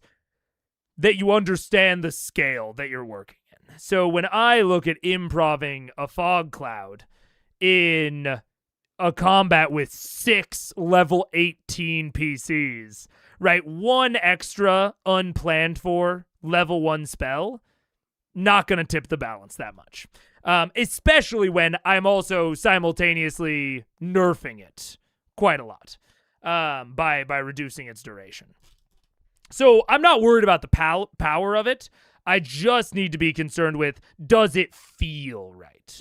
Right? But that's why I frame my thinking like that of, is it a level 1 spell? Okay, I don't need to worry as much about the balance. I just need to make this as close to feeling correct as possible. And if I can't, like, if I, think about it for a split second and it doesn't feel reasonable to me, it's probably not going to feel reasonable to them either. Or maybe it would, but I'm not taking that chance.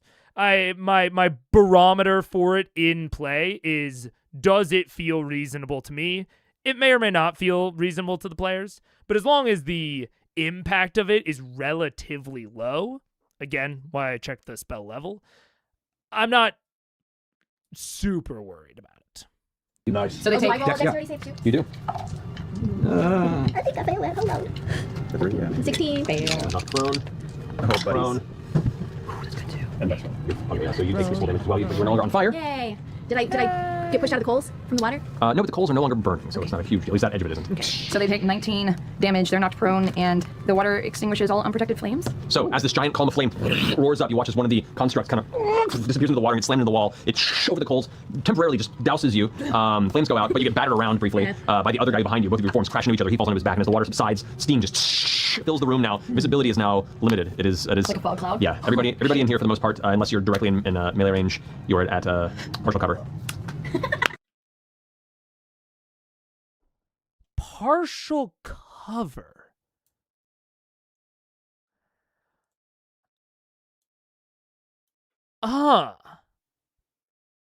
That's interesting phrasing. Is that what Obscured does? I don't remember what Obscured does. We're going to run ads in a minute, so I can look it up anyways. What is heavily obscured? No, it's blinded condition. When you're trying to see something in the heavily obscured place. What does blinded do? I guess. We're going down a rabbit hole. Can't see. Attack rolls against you have advantage. Your attacks have disadvantage. Okay, yeah. Yeah, okay. Cover is interesting because it affects the amount of, it affects AC, which is interesting. If I had to guess, I think cover is probably just on Matt's mind because he planned out these 4 pillars with these stairs, and he plans out these AoE attacks on the thing, or on the constructs, so he's already been thinking about cover. I would bet that's why he improv'd in that direction. And it's not like the craziest thing in the world, but to me, cover almost always represents a physical impediment, like a movement impediment. Oh shit. Oh, I forgot. Oh, I didn't fix the music. Oh, jeez. I forgot, and I didn't fix the music, and now we're just sitting here, and you're sitting there, and I'm sitting here, and I'm looking for music, but I can't remember where I put it. I can't remember where in the hierarchy it is. Sing loud. Sing from the other room. What would I sing? No, I have to go to the bathroom. If I turn it up enough for you to hear me singing, it's also going to pick up some other things.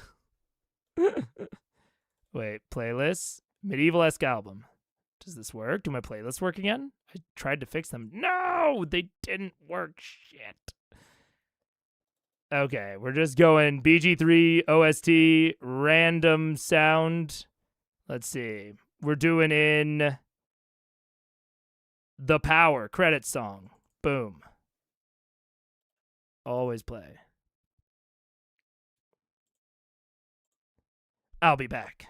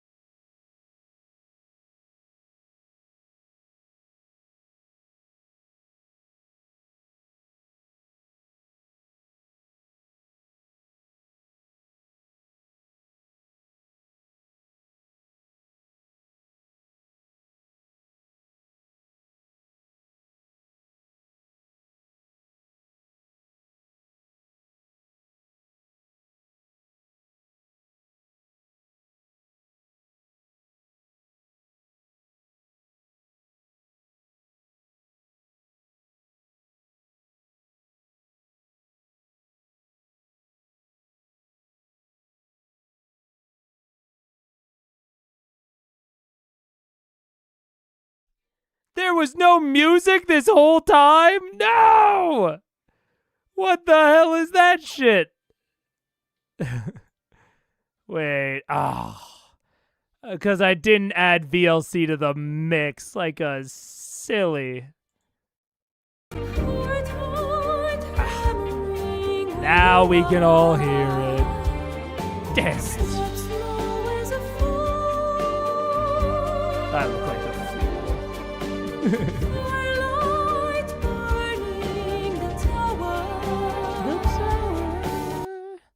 the pop ballad, yes sir. Also, I got a cheese stick. Hooray. Let's watch some Critical Role.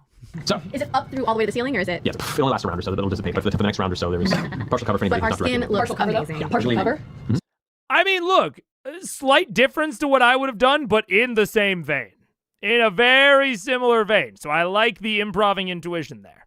So it works both ways. Yeah, against the menu. Yeah. As if vaccinated any other reason to hide. I can feel the chat just saying thanks, Keyleth. Like I can just like feel it, like this pressure. Seriously though, thanks, Keyleth. Thanks, Keyleth. man. Yeah, but we mean it. Thank you. Unironically. Are you gonna stay where you are?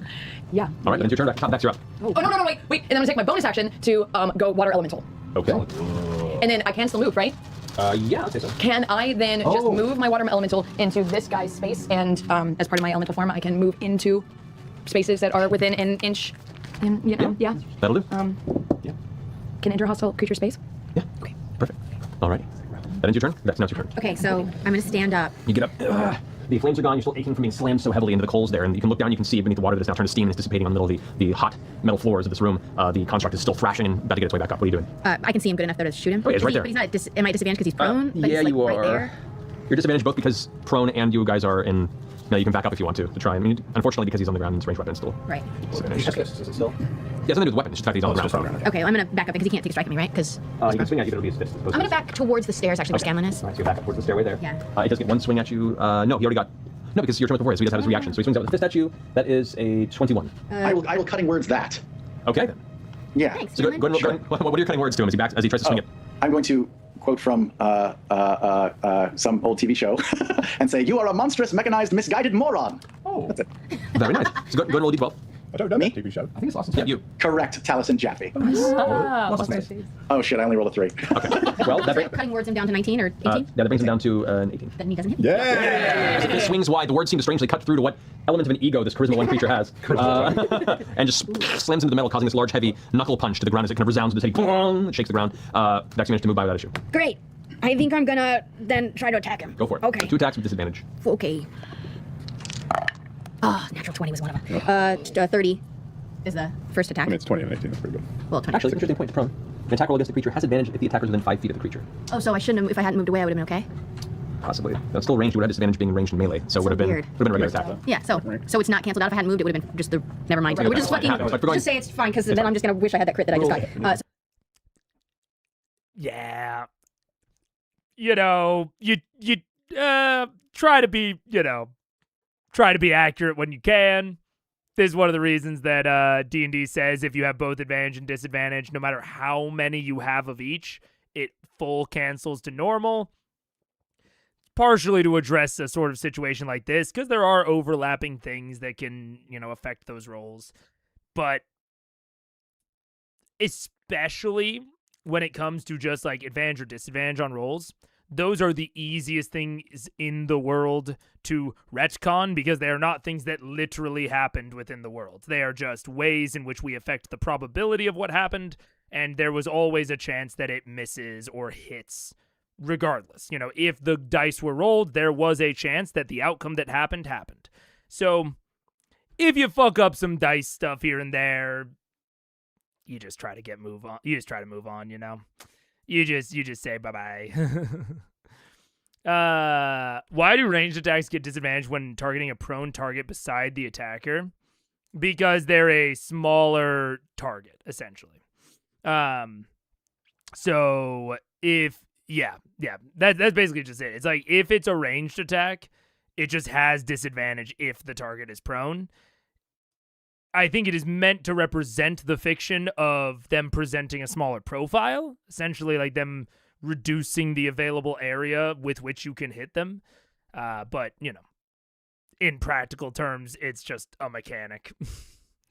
It's mostly a mechanic to ensure that range isn't too dominant.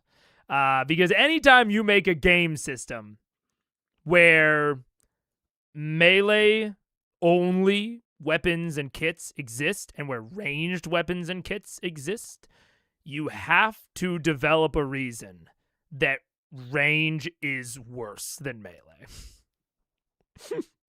Because if you just assign damage die to both of them and you say one has a little bit more damage than the other, like, oh, a sword is a D10, a bow is a D6, even then, if that's the only way in which they are weaker, everyone's probably still using bows. So you have to develop, practically, you just have to develop some reasons that feel real enough that you can use to nerf range. In, any real sense. Because the actual nerfs of ranged in the real life are difficult to represent a lot of the times in TTRPGs, because a lot of them have to do with like endurance and materials, having enough ammunition, right? A sword just needs to be sharpened. It doesn't need arrows with which to work. There's a lot of, and like a bow is a much finer construct. If your bow breaks, you can't really build a new one that easily compared to, if your sword breaks, you can break the chair off, you can break the leg off of a chair and use it as a club. And a lot of your sword techniques will transfer over. So learning how to get good at archery is like an investment in real life medieval times. We can also talk about, the strength that it took to wield a bow, like especially like if we think of like a longbow, the accuracy that they had or didn't have. It's complicated, man. It's complicated. I know, but if I shoot a guy next to me, it doesn't matter if he's standing or lying down, he's next to me. Well, also ranged attacks are at disadvantage if you are being threatened by the adversary, which you are if you're within 5 feet. So ranged attacks actually also have disadvantage in that circumstance, because it is meant to represent the fact that a movement when you are closer is like more extreme. So it's like it takes like a bigger action to correct your aim, as well as the fact that they can potentially disrupt your aim. So if you're an archer standing 5 feet away from a person, they can reach out and like fuck with your bow, right? Now, the idea that them being prone and within threatening should actually cancel each other out makes intuitive sense, but is really weird to specify mechanically. Like the specification of if they're prone, you have disadvantage on attacks against them unless you're also within melee. But if you're in melee, unless they are prone, you have disadvantage against them. Like it's this weird thing where if you have either one of them, you have disadvantage. But if you have both of them, it's normal. Like that does make intuitive sense. Don't get me wrong. But it's really hard to specify in a rule book, if we're being real. Yeah. So simplicity is ultimately it, yeah. No matter what build you make in Skyrim, you will default to Stealthy Archer eventually. All roads lead to Stealth Archer because it's very advantageous to fight people that can't see you at a distance with which they cannot attack you. Like, you have to make bows way worse to overcome the Stealth Archer problem. Yeah. Accurate. This also doesn't fix range being much better than melee, since at range you are safe for yourself and most monsters have much stronger melee attacks. Exactly. Like, these are the we can talk practically about like why any particular factor has disadvantage. But the real reason to why don't they carve out an exception for if they're prone at melee? The real answer is honestly just that it would make ranged better. And we don't want that. If we want melee to be viable at all. You have some other systems that kind of go the opposite direction, where you have like a cyberpunk type system where the default is guns and melee has to justify why it is better in certain circumstances, right? So they go the route of not nerfing ranged, but buffing melee. But that's easier to do because cyberpunk is a near future setting, so you can use the magic of technology to make melee better somehow, in a way that doesn't also apply to guns. You can just kind of wave your hand and do it. You can't do that if you're in a medieval-esque setting and you're not a caster, which, keep in mind, that is exactly what happened with, casters, is they made the default where everyone has cantrips, and then they had to justify why doing melee is viable. But then you also have to justify why doing martial ranged is viable, but also not make it better than martial melee so that you still have people that exist within melee, because casters are going to be at ranged. It's a tough problem to solve. We'll say that. It's a very tough problem to solve. Also, shooting someone with a bow at very close might prevent the force of it firing if the off the string provides. Is true. Yeah. Threatened is a BG3 thing, I'm pretty sure. I think that's in... You might be right, actually. I think they did just keyword it in BG3. I mean, it's a concept in 5e, but I do think it doesn't actually have a keyword like that. It's just like if you're within 5 feet, which is being threatened.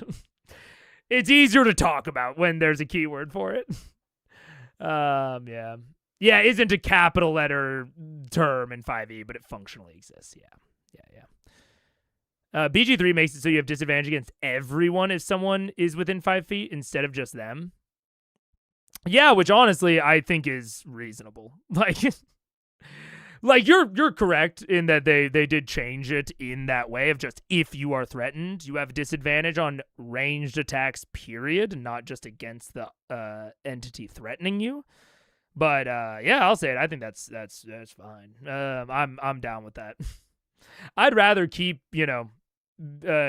bows doing damage, but make it to where you have to think about your positioning a lot more. Or where bows do high damage, but you have to think about your positioning a lot more. Yeah.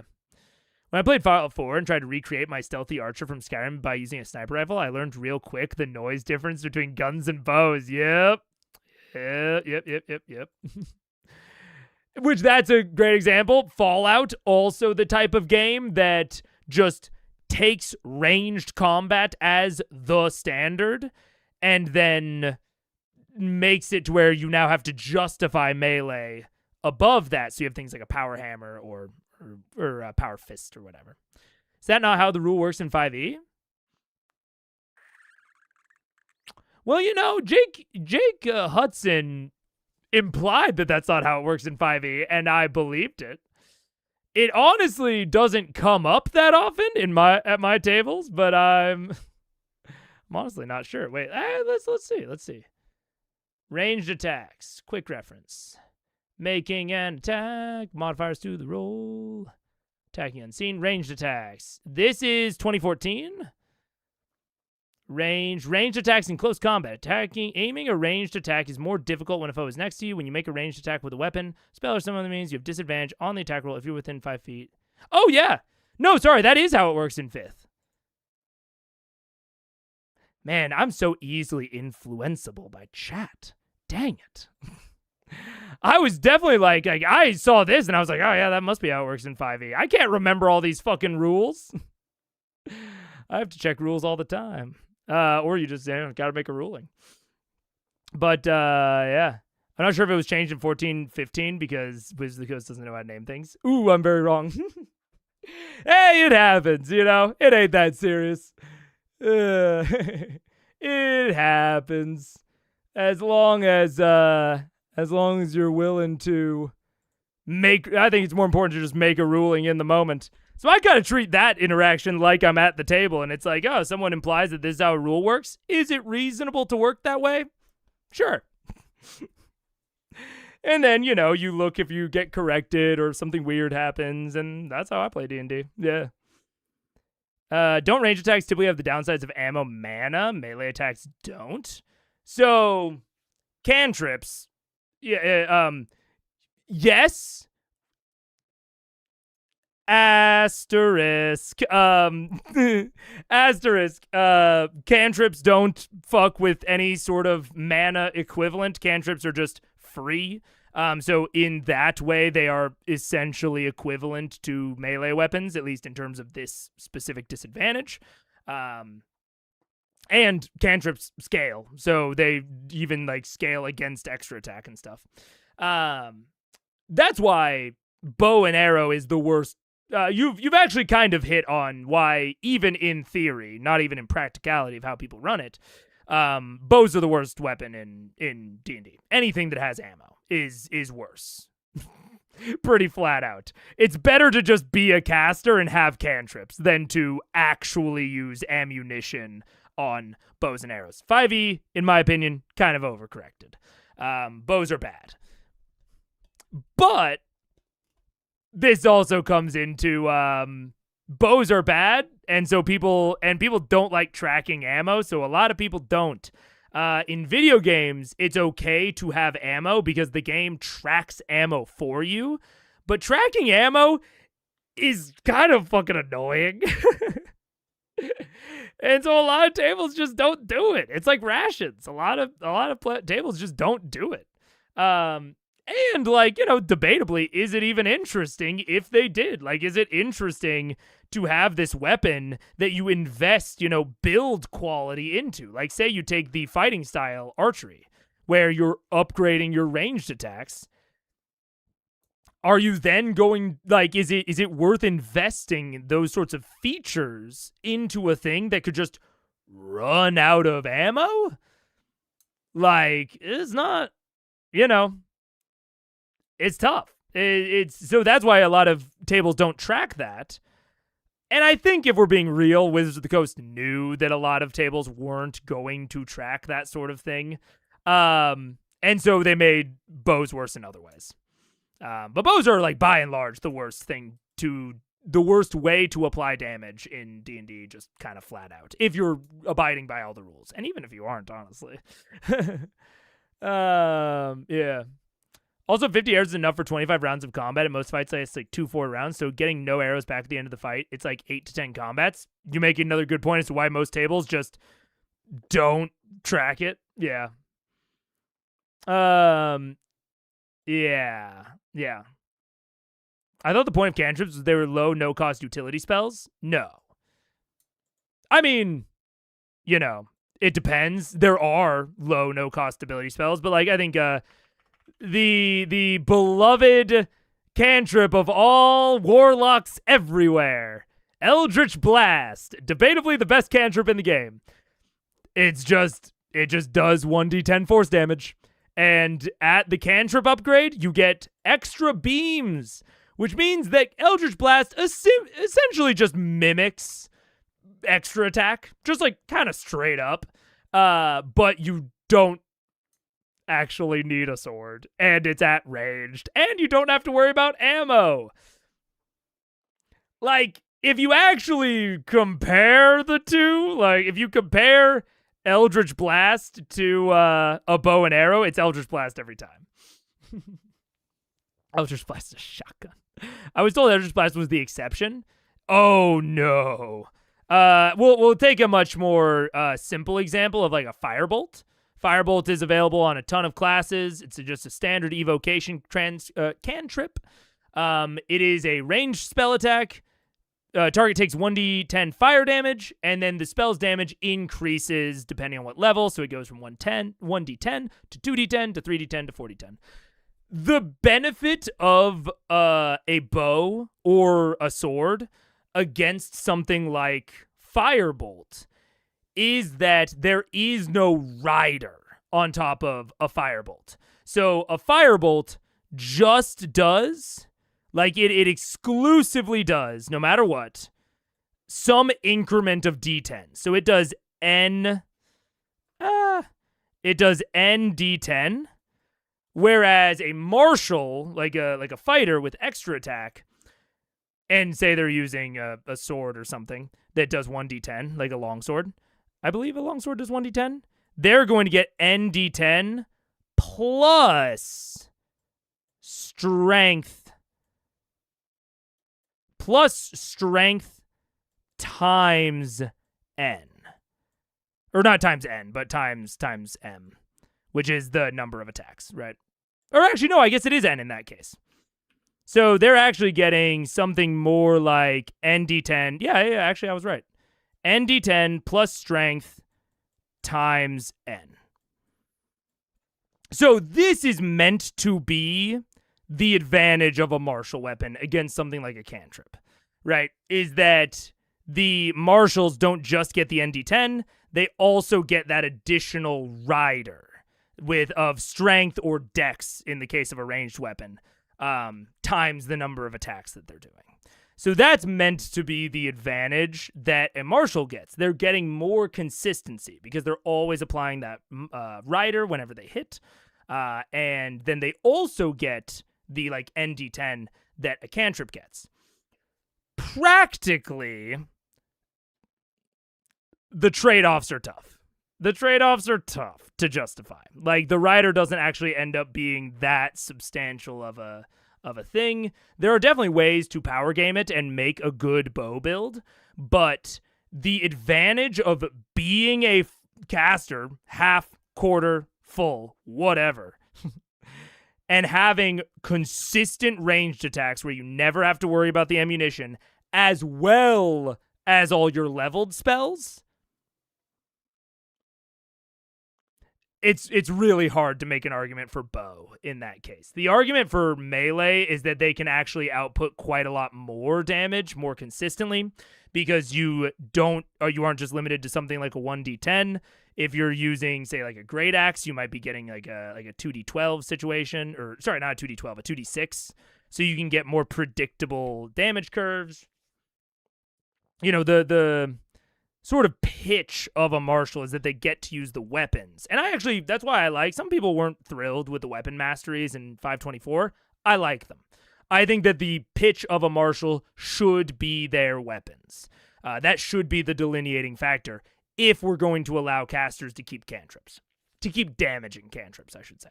Because the caster cantrips are very good. Like, they're good at just consistently applying damage. And then they also get casting on top of that.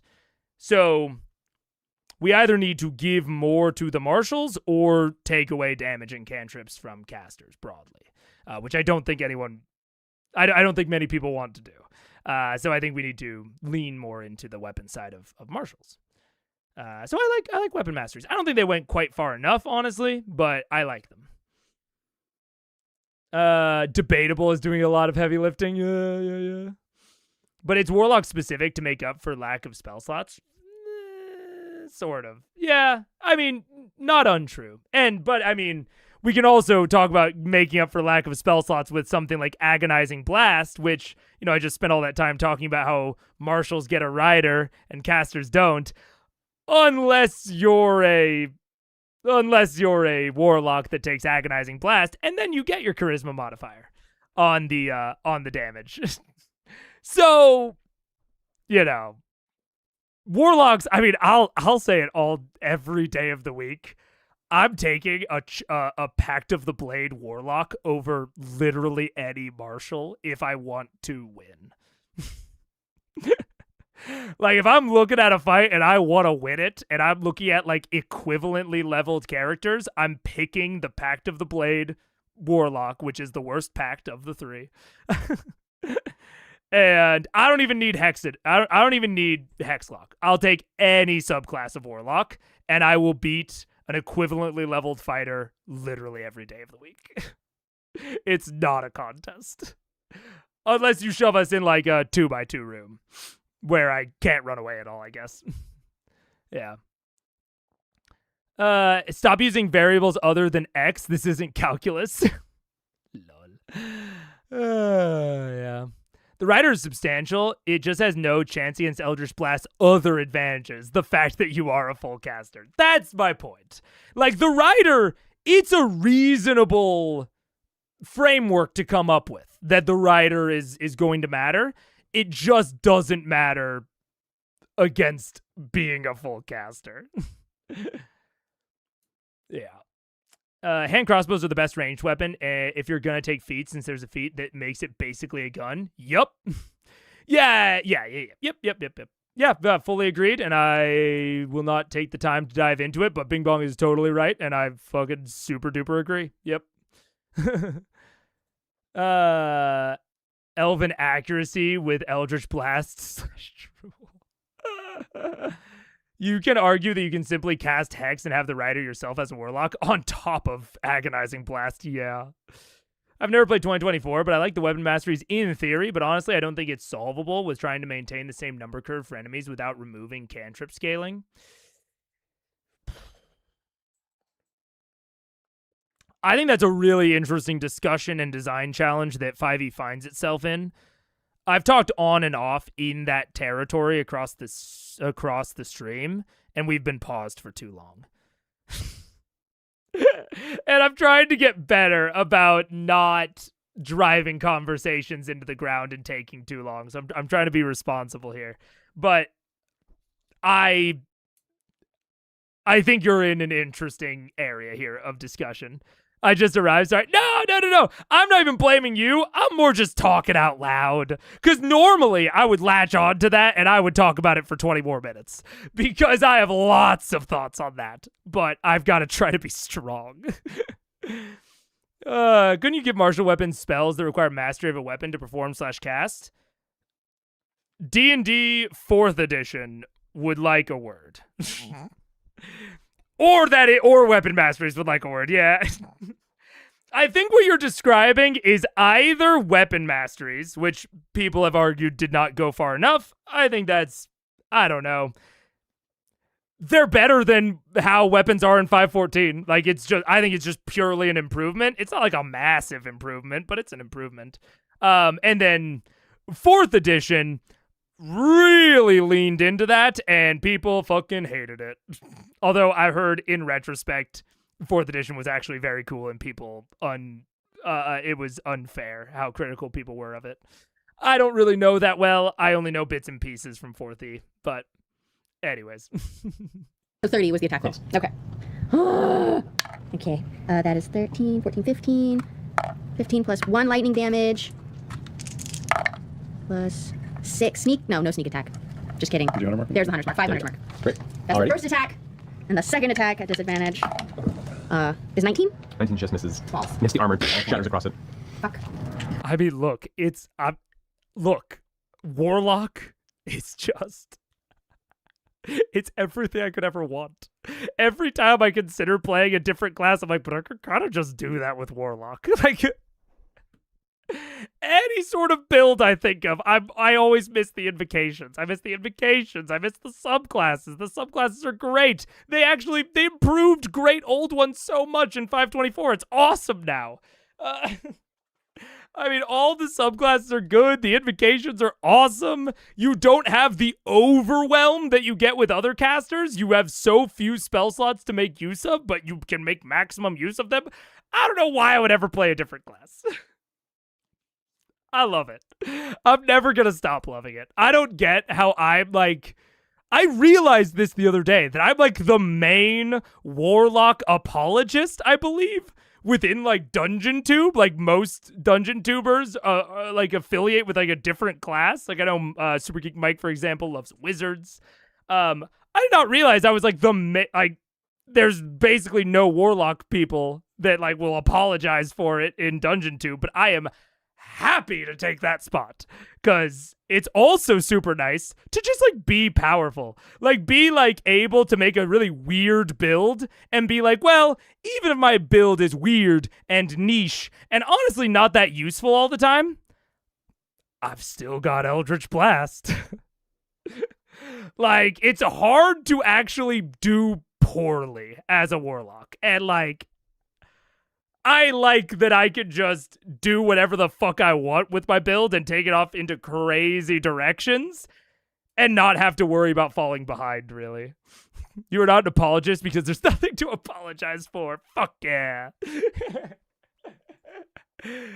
Oh, so agreed. So agreed. Fuck. So your turn.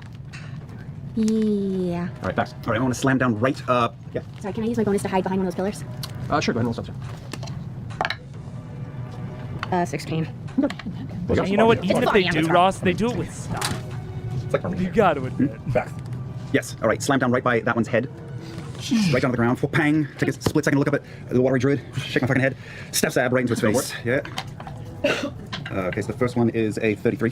33 hits? Yeah, and the second one is the first one 16, 28. 28. All right, so he's prone, he's at disadvantage. I'm gonna dump smite into both of these. Dump it. Yeah. 2 plus 4 is 10 plus 13. 13, 17, 18, 19, 20, 26, 31, 36 plus the smite, which is right. 32, 39 for the first, and then for the second hit, it's 2, 6, 8 plus the smite, 8, 10, 12. 12 damage. All right, so as you slam down the first strike, you jam it right into the chest, and as you pull back the blade, you watch as one of the chest armor pieces slips open, and the flames, the furnace of its chest that are starting to burn in again, begin to fill with the water from the water elemental, and more steam just emerges from it. As it's starting to feel the furnace burn out, you reach in with your dagger and find a cool spot and jam it right in the middle where you see where the embers is the brightest. And as your hand goes in and strikes it, the ember just goes dark immediately and the creature falls limp there. Then, with the way Hunter's Mark works, is I can move it to another as a bonus action. Can I get it over to the one by Grog? What's the range on it? Oh, jeez. Hold on. Okay, did the tidal wave just like do a bunch of extra damage, or are these guys kind of pushovers? I mean, they might be pushovers if they have a healing ability. They might have very low health if Matt gave them regen. Which, you know, is one of the risks. Fine-tuning regeneration abilities is a tall order in D&D. It's not as easy as you would think. Wait, hold on. I'm 90 calling. feet. 90 feet. Yeah. Okay, so I should have a little bit of movement left, so I'm going to shoot back up, high-five my girlfriend on the way, and go as high as I can. I was gonna It's like punching a fire hydrant. All right, so you're gonna head over this way? And... Yeah, I'm only 60 feet because I'm not hasted wings. Right, So. but this also is a small area. So between like here, it was 30 feet there, and then 30 feet up, so you probably be closer. Okay, awesome. Yeah, so you got it. All right. That was a terrible. Then it's your turn. Roger up. All right, this guy can obviously play heavy. Reckless, great weapon master. Can I make the first attack? I'm going to try for the first time. And remember this round, don't forget your retaliation ability. Yeah, right, I forgot it last Forget time. a lot. I do, I know. I'm sorry, I get confused. I know, it's okay. Can I try a trip attack with my new maneuvers from... Okay. Oh, hell yeah. It's a D8, right, that's added to a Damage, successful... you still have to roll a hit. Okay. Reckless, great weapon master. 12. 30 minus 5 is 25. 25 hits, yes. So, 11, 27, 37, 33, 40, 41. 41. 41 points of damage to it. And he's tripped. And also, speaking of maneuvers, this is why Battlemaster... Dude, the entire conversation that we just had can explain why fucking Eldritch Archer or Arcane Archer is the worst fighter subclass and Battlemaster's the best. And people talk all the time, Battlemaster should just be standard fighter. And you know what? When I first was hearing that, people were so insistent about it that it was obviously the right call that I naturally push against it. Because anything that people are just like, yeah, this is obviously so great, and they don't like provide me with actual justification for it, I tend to be skeptical of. But they're like kind of right. Battlemaster probably just should be base fighter. It would just like make a more interesting class. You could even fucking swap out extra attack, or you could just cut extra attack in half. Make it to where every martial just gets 2 extra attacks. Make it, that consistent, but then give fighter all of these maneuvers. Barbarian has unarmored defense. It's got rage, so it's got damage reduction. Monk has its movement, right? Then everyone has a very nice identity. They're right. Battlemaster should be baseline fighter, but I don't like it because people don't provide an argument for it. They just take it as a given, and I don't like that attitude. And you guys make a strength saving throw. Correct. I don't know what... That is, he actually got a 15, and your DC for your abilities, you have that figured out?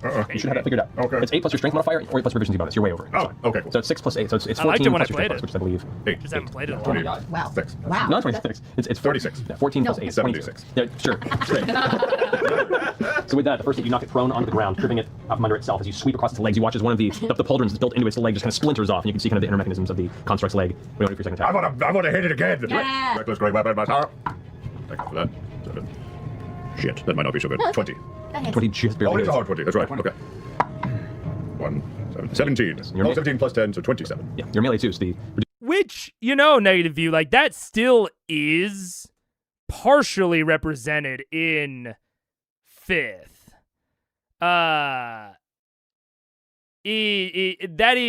is like still a thing in 5th edition, which is like where fighter gets more feats. They just get not as many feats as 2x, right? I think fighters get 3 extra feats total compared to the next closest class. So it's not as substantial as it sounds like it used to be. But I mean, hey, I like me an invocation. I'm never gonna turn down more feats. Yeah. You just said that when you actually looked at it, you agreed. Why would they need extra arguments? Because of their smugness. I don't like it when people... I don't like generally when people just state a thing and cannot provide... Like, just state a thing as true, but cannot provide rationale for why they think it's true. Like, just because I dug into it and I happen to think that they are right does not mean that they've earned being right. I think that in the way that I interact with people, if you say a thing, you need to understand it, or at least be willing to examine it, at the very least. And if you just say every fighter should be like Battlemaster without actually pitching me on why, that statement is equivalent to me saying that every caster should be, or every wizard should be evocation wizard. Like, those arguments hold the same degree of value. And so I'm annoyed because they just say it. And they don't actually convince you. They just say, you should agree. You should just agree. It's so obvious that I don't need to argue for it. But you do. You need to argue for obvious stuff. I'll say that till the day I die. Even if something is obvious, it should still be examined. And I don't think that Battlemaster being the baseline fighter is all that obvious. But the smug aura. It's the smug aura. Yes. Yeah. I don't know. Sometimes the argument is as important as the way it's delivered. Objectively shouldn't be true, but definitely is. Oh, yeah. It makes me think a thing about them. And it makes me not trust what they are saying. Like, if they say something like Battlemaster should be baseline fighter, but then can't provide me a rationale as to why, I think, oh, this person giving me this opinion is uninformed, has an uninformed opinion, and so I don't trust it. And it actually pushes me away from correct information or correct opinions, right? In that case, I'm like, ooh, I don't trust their opinion because it seems uninformed. And then I have to like do much more digging to then convince myself with actual arguments. And so now they've made me do extra work. Because now I have to over-convince myself because I don't trust it because it came from them. Internet discourse. Hate it. Hate talking on the internet. That's why I'm doing it right now. You don't believe a good thing is good because it is good? A good thing is good because it is good, but I don't know if the good thing is good yet. I don't know. If they don't provide me an argument, I might think it's good on the surface, but then I have to go and dissect it myself to determine if it's good, because I don't know if it's good yet, because it came from them and they don't know if it's good. They're just parroting what they heard. I'm just describing the internet. We can all agree that Rangers should be like a different class. I mean, look, even in that era, I have at length explained why Ranger is bad. So I think that's actually a great supporting evidence to the fact that I actually believe the shit that I'm saying right now. Because I have gone into detail about why Rangers are bad, even though Ranger equals bad is maybe the most broadly accepted opinion about D&D 5e. So I'm about this shit, man. But if the thing is enough to convince, and everyone who's looked at the thing agrees, including you, I mean, that's maybe the a point to stress, is that I was not immediately convinced just by the thing of like every fighter should be Battlemaster. That doesn't inherently convince me. Now, I've thought about it substantially more, especially in terms of how I feel about extra attack as their defining feature. I'm really not a fan of extra attack. And that digs down into what I think about the action economy at large. But I think that I think that Battlemaster would be a good identity for fighter after substantially thinking about it. It wasn't like immediately obvious to me, partially because it would be leaning them back towards 4th edition, which people famously hated. Now, regardless of if they were right to hate it or not, we're trying to sell a product here, and even if we're not Wizards of the Coast, we're trying to play games with people here. So if everyone hates the thing, you can't get a table for that thing. So I do have to think about, mass appeal. Because my method of changing fighter is not make Battlemaster the default. I would actually do several other things. And I needed to be convinced that making Battlemaster baseline fighter would be more appealing to the masses and still be good at the same time. I already knew it would be appealing to the masses, but I wasn't quite convinced that it would actually accomplish the things that they imply it would accomplish. So I wasn't convinced, I guess. But also, I will say, if there's just like mass acceptance with little to no explanation, it does make me inherently skeptical of the thing. I am inherently skeptical of things that people tell me I should believe without providing me a reason why I should believe them. I just have a very just baseline skepticism of whatever the claim is in that case. Which, might just be a me thing. Use visibility doesn't really affect you since you're right up against it. How much damage? 27. 27 points. Okay. As you swipe it from under the ground and it falls onto its back, it slams hits the ground with a hard metallic. Using that momentum, you swing back, whack, and slam on top of its chest, which caves in briefly. You can see bits of the flame of the interior furnace flickering out the edges, where the metal's now crinkled inward and exposing the burning flame. Believe that your turn? Can I spend an action surge? You may. To do one more strike. You may. Into his Gallagher afflicted chest. That's a lot. 16, 34, 29. 29 hits. Roll damage. You have 2 more attacks with your action. Oh, shit. Yeah, because it's... It's just another Welcome to my world, man. Oh my God. 21, 20, 31 hits.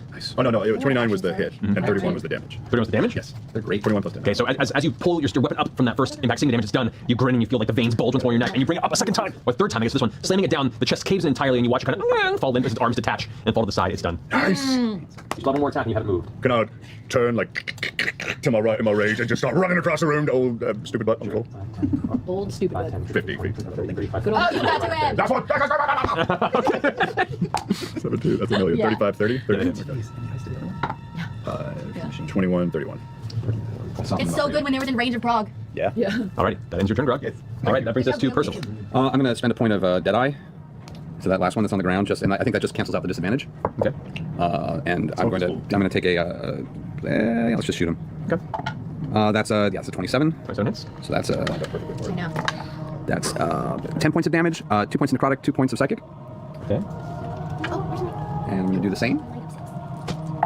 That's 32. Hits. Oh, what a senseless waste of human life. Oh, the tarot cards. Tarot cards are fine. They're actually fine. They were on the box. Let me know what magical items you need me to reprint out for you. All of them! Can we get some that paper box is fine. towels? Like all of Wood. them. It's coffee. 10 points of coffee. 10 points of coffee damage. It may have landed on some wires. That's 9 points of normal damage, 2 points of psychic damage, 6 points of necrotic. Okay. Somebody's running out. Yeah, I but said wires. It's And for my really third shot, not much. that's 20, so that's 30 points. That hits, yeah. That's 17 points of normal damage, 4 points of necrotic, 1 point of psychic. Okay, so after Grog rushed up and slammed in this one's chest, he pulls back and actually pulls the armored chest plate that retains the furnace on the inside off. It's still wedged on the axe. Yes. And as it pulls it open, you see the flame begin to just spark and billow out of the chest. How do you want to do this? I It's like you just drowned you are in frenzied water. raging I want right to pour a now. cup of coffee. Yeah. Morning traffic Percy. He's just like, I'm just going to sit. I've already got him second. I'm just going to find very carefully every little crack, and I'm just going to get him in there. I'm just going to listen to them bang around on the interior. I'm just going to rattle them You around. hear the ricochet on the inside. As it does, the flicker burns really bright. You can feel like it almost burns into your beard, but you like pull away real fast, almost like looking out of the trap in Ghostbusters. So you turn away, the flames burn upward, and then immediately go dark afterward. It kind of falls and collapses to the ground. They're unmoving. I looked in the trap, Ray. yeah. Oh, no, Fine. It's going to be fine. Worst. Oh, seriously, under the box, so on the light wire. But so. like coffee and wormwood are the two best things. Yeah. So you're just mixing the two best know, things. wow. It's everywhere! Holy cow. I have a coffee problem. You see one cup. It's a critical roll this night. 8-ounce cup is Oh, normal geez. coffee. And I've been drinking it all night. You got enough to like How is there so much coffee? I don't know. caffeinate half a Burbank right there. Back the wires. Ignore me. It's hard to. So anyway, the Mississippi. So, as you all take a moment to look around, you can see that these 3 warriors now lie broken and destroyed on the ground, whether it be drowned. Damn, that was fast. Holy shit. For something that complicated, they did not have a lot of health. For a combat that was only, bit heavy air quotes, 50 minutes? Or 40 minutes, actually. It was complicated and interesting. It was cool. Yeah. I think, you know,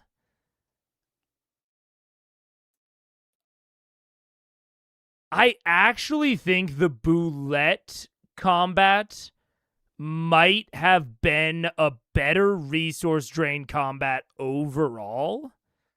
This was like somewhere in between. This was like partially, let's drain out some resources, but also it needs to be more challenging in order to like reward them for being here and to make this progress feel earned. I'll be surprised if that was the final combat though. That would really surprise me.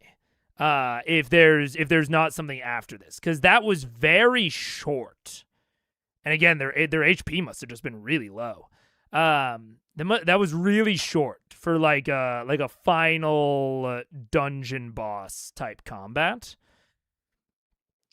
I could see them resurrecting and maybe being part of another final combat with like a bigger, badder boy. And now the players have essentially gotten a little bit of foreshadowing about their abilities, which would be kind of cool. Overall, I liked that combat a lot more than I thought I would going into it. That was really cool. There was a lot of nice improv on Matt's part. The actual arena was, while I do think small, frankly, for a combat that duration, like that long of a combat, it's a totally fine size. When I was talking about wanting it to be bigger, I definitely thought that this was going a few more rounds at least. I did not think they were going to start dropping this far in. So I think the size is honestly fine for the actual combat that we found ourselves in. It's weird. There was like an implication at further depth there that we didn't really get a lot of time to explore. They were very, I think they were much more interesting than they got to display. But look, I'll tell you right now, I might pog a little bit.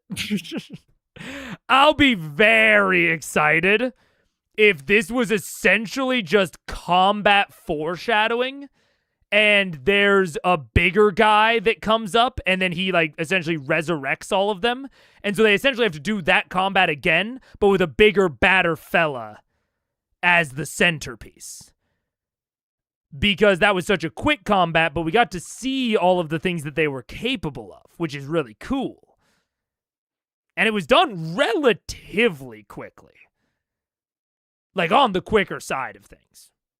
So, like, I think my ideal right now, is to say they explore the Forge for the rest of this half. What do we got left? We got 40 minutes left. And then we end at 1:45:25. Break starts here. Break starts with there's actually a bigger, badder guy, and he resurrects the 3. Oh no, we're gonna have to do that combat 2 Electric Boogaloo for the 2 hour and 11-minute second half.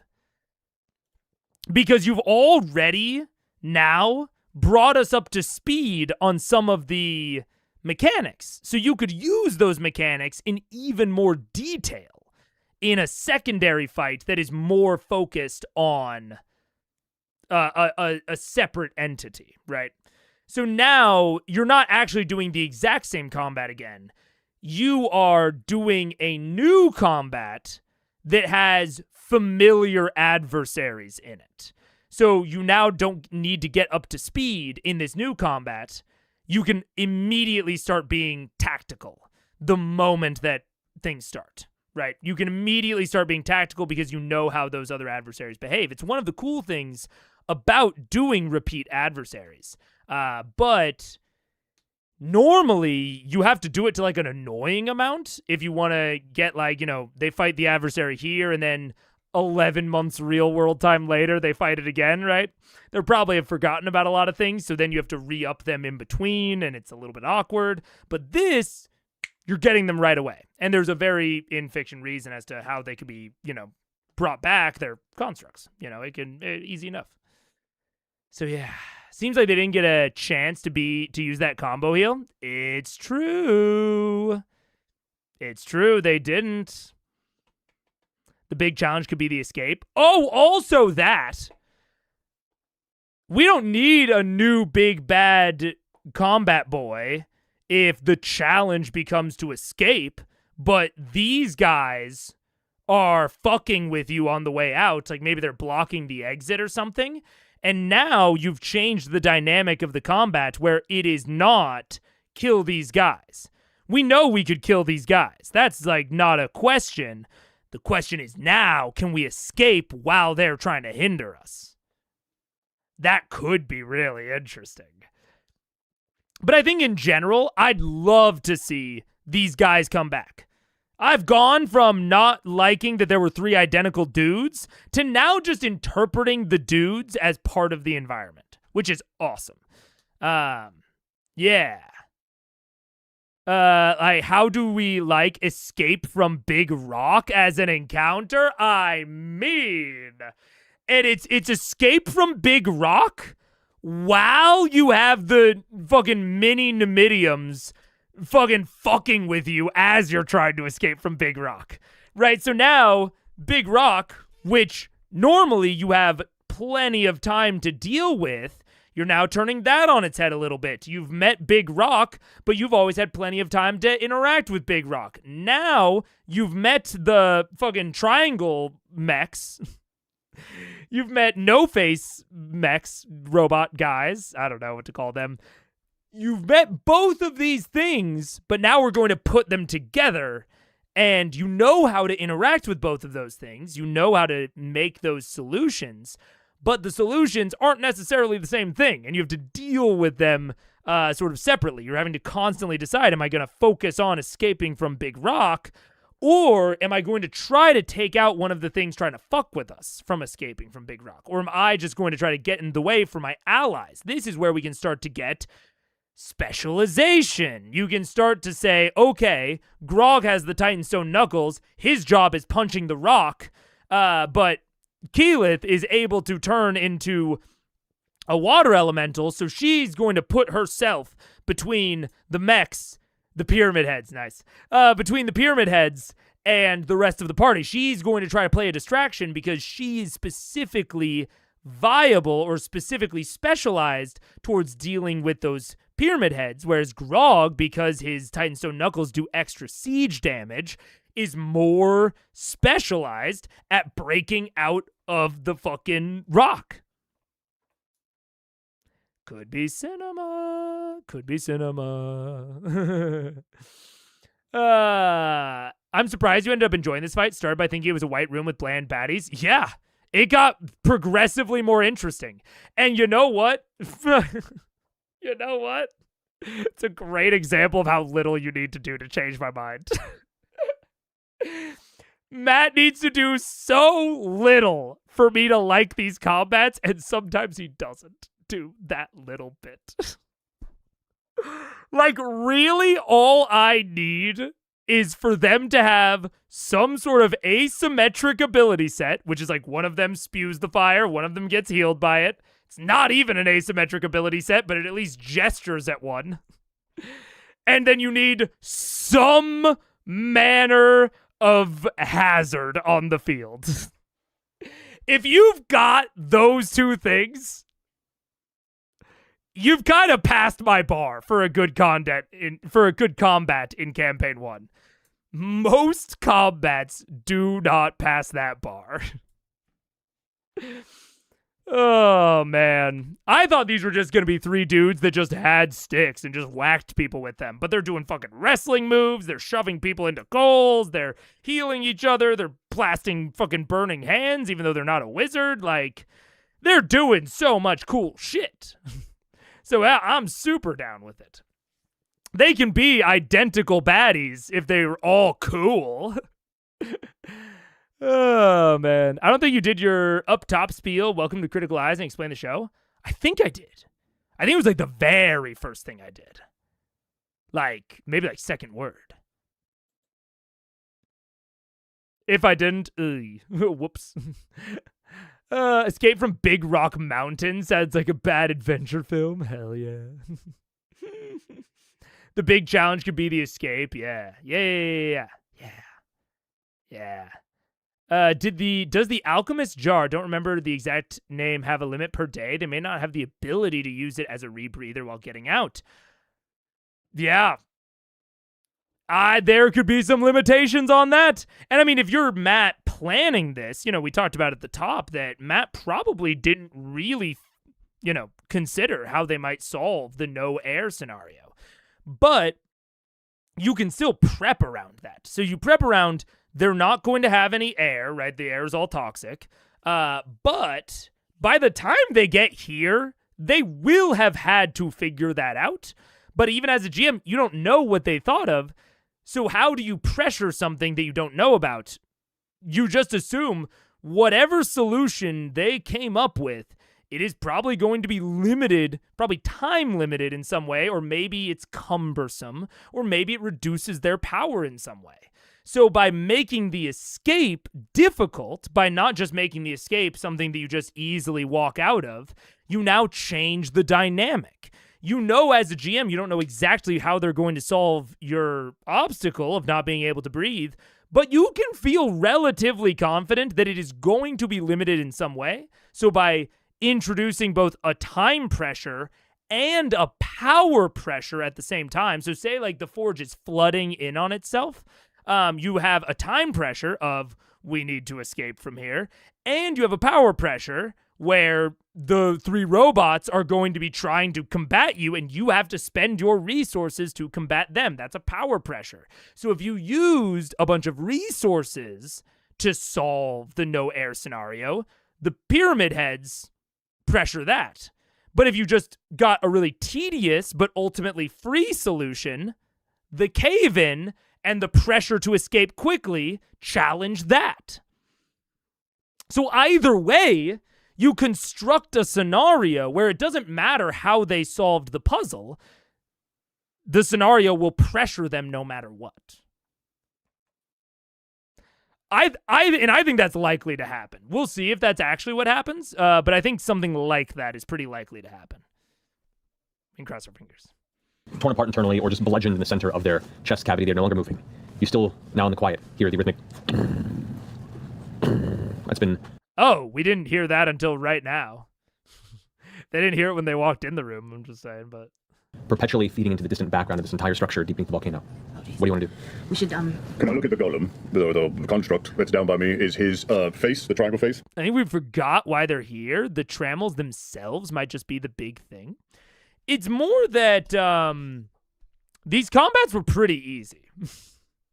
Now, it's possible that Matt just kind of misbalanced the combats. Maybe he thought they would be harder than they ended up being.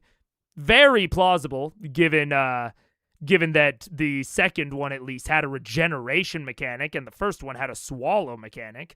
Those are both ones that can get away from you if you're not careful. So I could see that Matt just thought both of these combats would be harder, and they'll just get out of here with the trammels. That's possible. If I'm being honest, I don't think it's likely. And this is a pure gut instinct thing. I don't have an argument for it. But my gut instinct is that they have not encountered all of the obstacles that Matt prepped. And that Matt prepped for them to guaranteed encounter. It just hasn't felt difficult enough. Matt's not afraid of, smacking them around a little bit. And this has been pretty gentle. So so that is definitely influencing what I think will happen. Is it detachable? Like, could I remove it from the rest of his person? Let's just put it underneath the smelter and pour in. Make an investigation check. I mean, that said, it could also be that the trammels are like radioactive or like difficult to handle or destabilize things. Like, there's all sorts of ways that the trammels could absolutely be wrapped up in whatever's going to happen. But I do think there will be there is a substantial challenge yet to come. Hold on to your butts, that's a 1. I mean, there's no button for it. There's the old-fashioned way. I'm going to land down next to the other one and start looking the same fashion. Okay. Across the room. Make an investigation check. I'm gonna cast Cure Wounds on myself. All right, go for it. And I will do it the old-fashioned way. So make a strength check, please. These are coffee 27. tables. I mean, it's pretty, like, most of its armored pieces, the arms that attach there, the head is a solid, jointed portion to the torso. Okay, 22. 22. And as you're inspecting this, you hear this horrible sound in the distance as you see Grog with his foot up on the center of its armored clavicle piece, just yanks the head off of it, tearing and causing the middle to bend back and spring for a moment in the air. Look, it's just like the one above the coals. Oh, that's how you Oh, do but it. smaller. Good job, Grog. Always dismember the bodies. Always dismember the bodies. Look, I've gotten fucking... I had a... God, this is a weird memory. I had in college, one of my friends wanted to DM for the first time, and they ran a one-shot that they did not let me help with. Building. And the one-shot was, like, the plot of the one-shot was the plot of the song Shia LaBeouf. Like, the internet meme song, because when I was in college, that was a very funny meme at that time. It was a while ago. And the end of the song has a beat where they think that they killed Shia LaBeouf, and they did not, and he comes back, and then they have to decapitate him to actually get him firmly down. And so my friend structured it as a 2-phase combat where Shia LaBeouf would get back up afterward. Much to his shock and horror, all of us had heard the song before, and so we did not know that it was a mechanic, but just in case, we decapitated the body and completely bypassed the second phase of the combat. It ended up being much easier than he thought it would be. And so, dismembering actual, real humanoid corpses is kind of icky feeling. But a fucking construct? Yeah, dude, disconnect that shit. Make it at least walk over to get its head if it wants it back, We gotta do all 3 heads. Yeah. That's an interesting See phrase. if you can smelt some platinum into that thing, Grog. Should it be platinum? Should probably be platinum. Yeah. No, we have the platinum. Let's see what happens. Let's melt the platinum into the heads. Yeah. All Yeah. right. You know how to do it because you're a blacksmith now. It's not Yeah, platinum. we're not supposed to like kissy face the heads to make some sort of a 3D shape. No, it's already got a pyramid in it. Good deal. I think we're going to put all 3 in this we're one. Sounds like a plan. Yeah. Can I go over and archaically remove the other 2 noggins? Sure. May I assist by holding the bodies with Bigby's hand while you pull the heads? Yes, actually. So go ahead and make a strength check with advantage, Grog. 23. Yeah, so with Bigby's hand wrapping around the body, kind of clutching like an action figure, you very easily just pop the head off and you now have 2 disembodied heads. One more. You want to help me with this one too? Yeah. What's wrong with your voice? 18. 18. It takes a little while and it pulls off, but it's mildly deformed from the ink pulling off. It seems like the hole in the face is intact, but Okay. it took so hard to try. Look out the ashtrays. That'll do. Let's try this. All right, we head over to the smelting apparatus. Okay, so you walk on over, and it's a small furnace built in there with extremely hot coals, and it seems to be an influx of just perpetual heat. But there's a large bellows next to it that you can use to try and increase the heat there for a temporary short time. And once again, strangely, look over to it, you know exactly how this works, like you've always worked with before. So you begin to the flames that were kind of like a burning orange red, extremely hot, begin to just flare into bright yellow and white in places. And the heat emanating from it is enough that causes a lot of you to get uncomfortable just in the presence. You have to take a step back. Grog just enduring it. I'm still a fire hydrant. I'm actually Keyleth is just on fire marshal duty. Okay. And I turn into I do some misting like at Six Flags, you know, to cool off Vex. They can't just run through you like Universal City Walk or something? Yeah. Yeah. Right, Mainly just to make Vex sexy. That's really all I'm going for. Okay. I turn into an elemental. I've got to do something with it. Yeah. So go ahead and make a check with your blacksmithing tools, which is your proficiency modifier. And we'll say for this, because it is more of a dexterous use of the skill, add your dexterity modifier. Okay. 24. Hey, I love using skills with different abilities, bro. Not something I would recommend for your first time GMing. Get comfortable with everything as it is, standard. But I think it's one of the first things that new GMs can start experimenting with. I think it's it can be really useful for drawing people into the fiction more, allowing them to do an intimidation check with strength, say, if they're like a big barbarian with a bad charisma, right?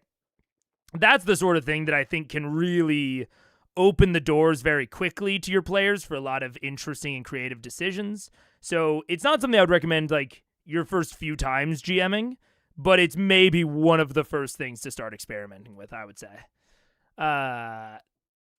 They could use water element, Keyleth. That is a good point. I hadn't thought about that. 4. So in setting up preparation, you take each one of the heads, and to fill each one of their kind of concave, but it's an interior pyramid space. Concave. It will be about, I'd say, 100 platinum pieces or so to fill each face void. Okay. So you take the platinum, you melt it down into the smelter, get it into where it's in the gripped, like tongue-held metallic reservoir until it eventually melts down. You then pour it into each of the heads. So 300 platinum utilized to do this. It fills to the very edge, and if it spills over, but you can easily kind of snip that off. So as you wait for it to cool, which you can probably help with actually, as there is no basin for punching the metal at the moment. So the steam rises up all around, and you turn the heads over, and each one leaves these heavy metallic pyramid pieces that are smooth and perfect on 3 of the sides, and one of them appears to be almost like a broken crystal on the inside. Like it's just a shattered, messed up section. Gotta fit them together. Okay, so if we fit these together, They seem to fit together very well. You figured it out very quickly. They fit and hold together. With the jaggedy ends or with the smooth ends? The jaggedy ends all fit together. does this now make another concave piece? Altogether, it makes a pyramid that kind of comes to a central point. Let's put the big thing! Okay. So I've still got some spider climb, so I'm going to grab one and lift up. All the flyers? Yeah, let's go. Okay. So I'm having a little bit of trouble picturing this, but the players do not seem to be having trouble at all. Seems like they solved this puzzle pretty damn quick. I think it's probably because of how I was envisioning the heads. I was not envisioning them as something that could be, like, filled. So I just wouldn't have thought of that. But, and it does sound like when Taliesin suggested it, people were like, oh, you sure? And he's like, yeah, let's just try it. Well, fuck it. And then they tried it, and it worked. And I will say, fucking good to think about. Especially if you're in, like, a puzzle and you, like, don't really know what to do. Just fucking try shit, man. And if you're a GM, don't punish your players for just trying shit too much. At least, like, too monumentally. So, like, I think you can have a puzzle. Let's just imagine a really basic, really easy lever puzzle. Where, you know, the levers have to be in some sort of configuration. And then you press a button to check the configuration. And if you press the button and the configuration is wrong, you get zapped. 10 points of damage, right? That sort of threat to, like, make them take things seriously, I actually think is better than if they press the button and, like, goblins or something, like, come and, like, do combat. You want to make sure that whatever the repercussion is for doing something wrong in a puzzle scenario resolves quickly. I think that's the most important part. Because if it doesn't resolve quick, like the more time the repercussion takes at the table, the less I think players are going to want to interact with it. Or not even interact with it, but like test things and experiment. Right. especially for someone like, maybe like Grog, maybe he would press the buttons. He would be the designated button pusher, and then they could try all sorts of different combinations. Because if he's only taking, 10 electric lightning damage, he's going to be fine for a while. All that is to say, I think it's good to have the mindset of let's just try shit as a player. And I think as a GM, you have to be conscious about cultivating that instinct. Because it's really easy to disincentivize trying things. Especially if you're trying to think about any sort of consequences or punishments or like even something as relatively benign as just cause and effect. Oh, they tried something. I need to show them that was wrong, right? Like I don't want them to be confused about whether it was right or wrong. So I'll display that it's wrong by giving some sort of consequence that is probably negative. And I think that's fine. I think that's good even. We have to be really conscious of how long it's taking at the table and what the magnitude of the consequence actually is if you want them to continue experimenting and not get stuck down in analysis paralysis. You know what I'm saying? So, what if they didn't have enough platinums and only had gold? I think they checked ahead of time, but I didn't see them as something they could puzzle piece together. Me neither. But, I mean, clearly, someone had the idea, so I can't blame them. Yeah. Anyways. 3 can make it up. Kind of fit it together. Push it in. Good player. It fits in perfectly. It just slips in. You all back up. It ties the room together. Yeah. Nothing. Now we push it in harder. All right, check. This is definitely going to be really good. I push on my sister's shoulder blades and push her in further. All right, you guys, get behind and shove. Push. Nothing. Can I try? Yeah, go keep trying. I run across the coal pits and Superman punch. Go for it. Am I gonna be what? I don't know. I want to get as far in as I can, but I do kind of have a headache. That's getting a little bit worse, and I would need to not be wearing my headphones to solve. I'm not. It is musty in here, yeah. I think it's because my hair was wet when I came in. So, I'd give it. I'd give it like less than an hour, probably. Less than 2. Somewhere between there. Bird. Why don't you want to stay in here? I've got a bird dog. Oh, you can't. Ah! She's gone. She's out. You say that to the asexual. Yeah. But I do, I still do it. My wife is not ace. And I have experienced that. So maybe. I rage before I do. Oh, Jesus. Okay. There's a dent in it now. I know. Just Advantage on this then. That was what I was up for. 21. Yeah, there's like a real possibility that we get through the rest of this really fast, like up to the break, depending on if it's just them like analyzing things over and over. It's also possible that I have a bunch that I want to talk about and we don't even get close before my headache gets too bad. Right now, headache's fine. In fact, I don't even really notice it. I notice that it's there, and I know that it will get worse the moment I get off stream. But I think we're good for now, and I have fun. But Pack on this causes the might have to call it at some point suddenly. whole room to shake almost from the blast. You hear the echo right up the stairs in the hallway that you emerge from. You can hear it just continuing as it slowly dissipates in the distance. You land, and you can see there's actually like a knuckle mark in the platinum from the impact. No effect. Hey, I wonder, I've got an idea. I took out of the coals. What if we take this thing off of the cross beams, right, and stick it in the coals or something? Because why are the coals here, right underneath it? I think it needs to be. I drop water elemental form. You think it needs to be hot? I don't know. Maybe. First? I don't know. I line up the apparatus and kind of look across the room. Does it feel like there's any other kind of like Indiana Jones? The stairway is in the way, because the stairway doesn't come all the way up to the top of the ceiling, and then back here, it blocks this kind of passage between the two of them.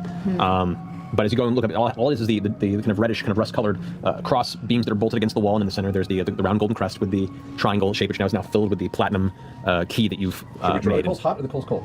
The coals are currently now cold. Let's rewrite. Yeah, we should. Oh, yeah, good idea. But we should reignite these coals because I think it's bad that they're burnt out right now. I think so too. Just to test, I'm going to do burning hands, and how quickly do they catch? Pretty quickly.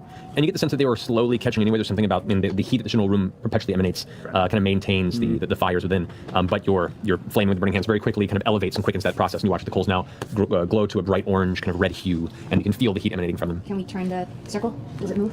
So you go up to the edge and you grab the edge of the golden crested dragon. It's not moving. Gosh darn it! Are there What are we supposed to do? any like inlays like Make an investigation check. in the circle? Okay.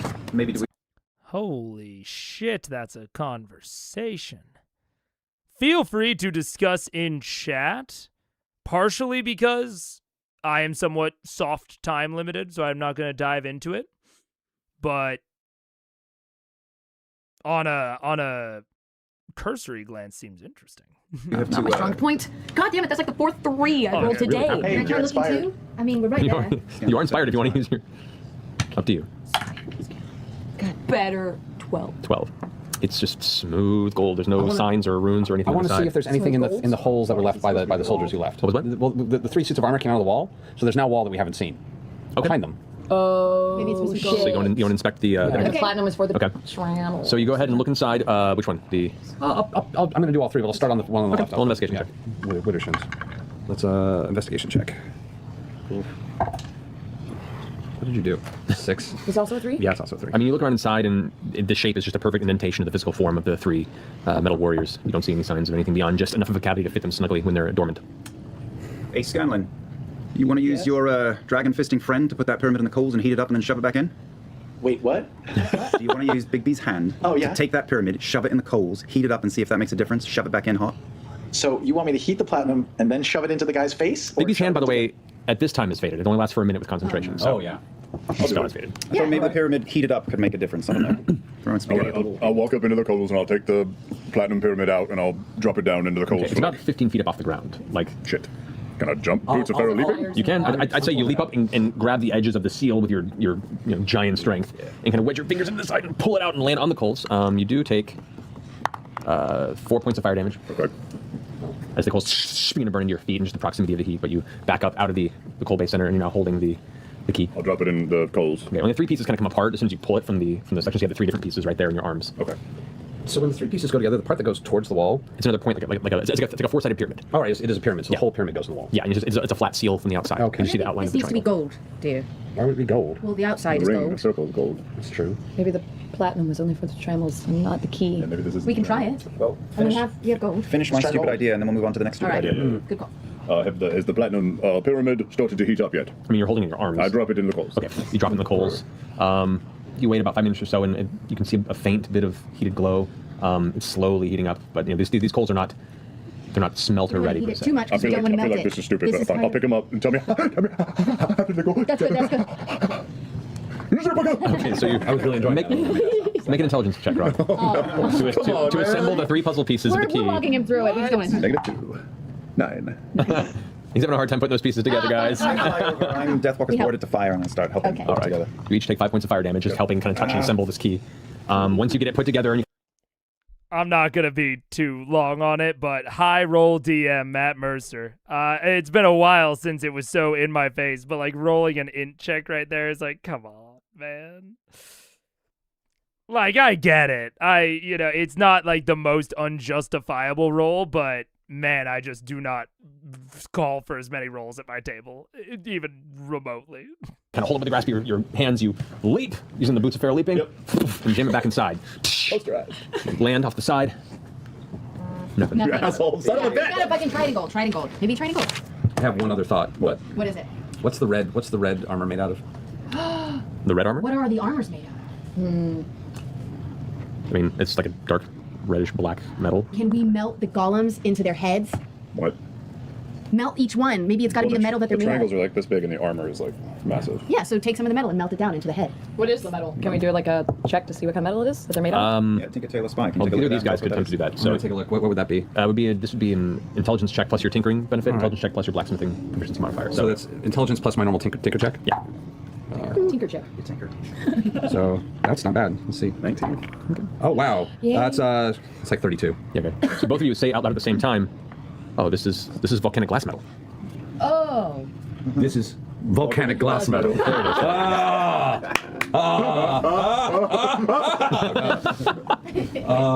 Sweet. So maybe can we melt it? Only in a glass volcano. Okay. No, it will probably. I think Yeah. it'll melt. So let's try it. What- Do I know if? What Yeah, kind it's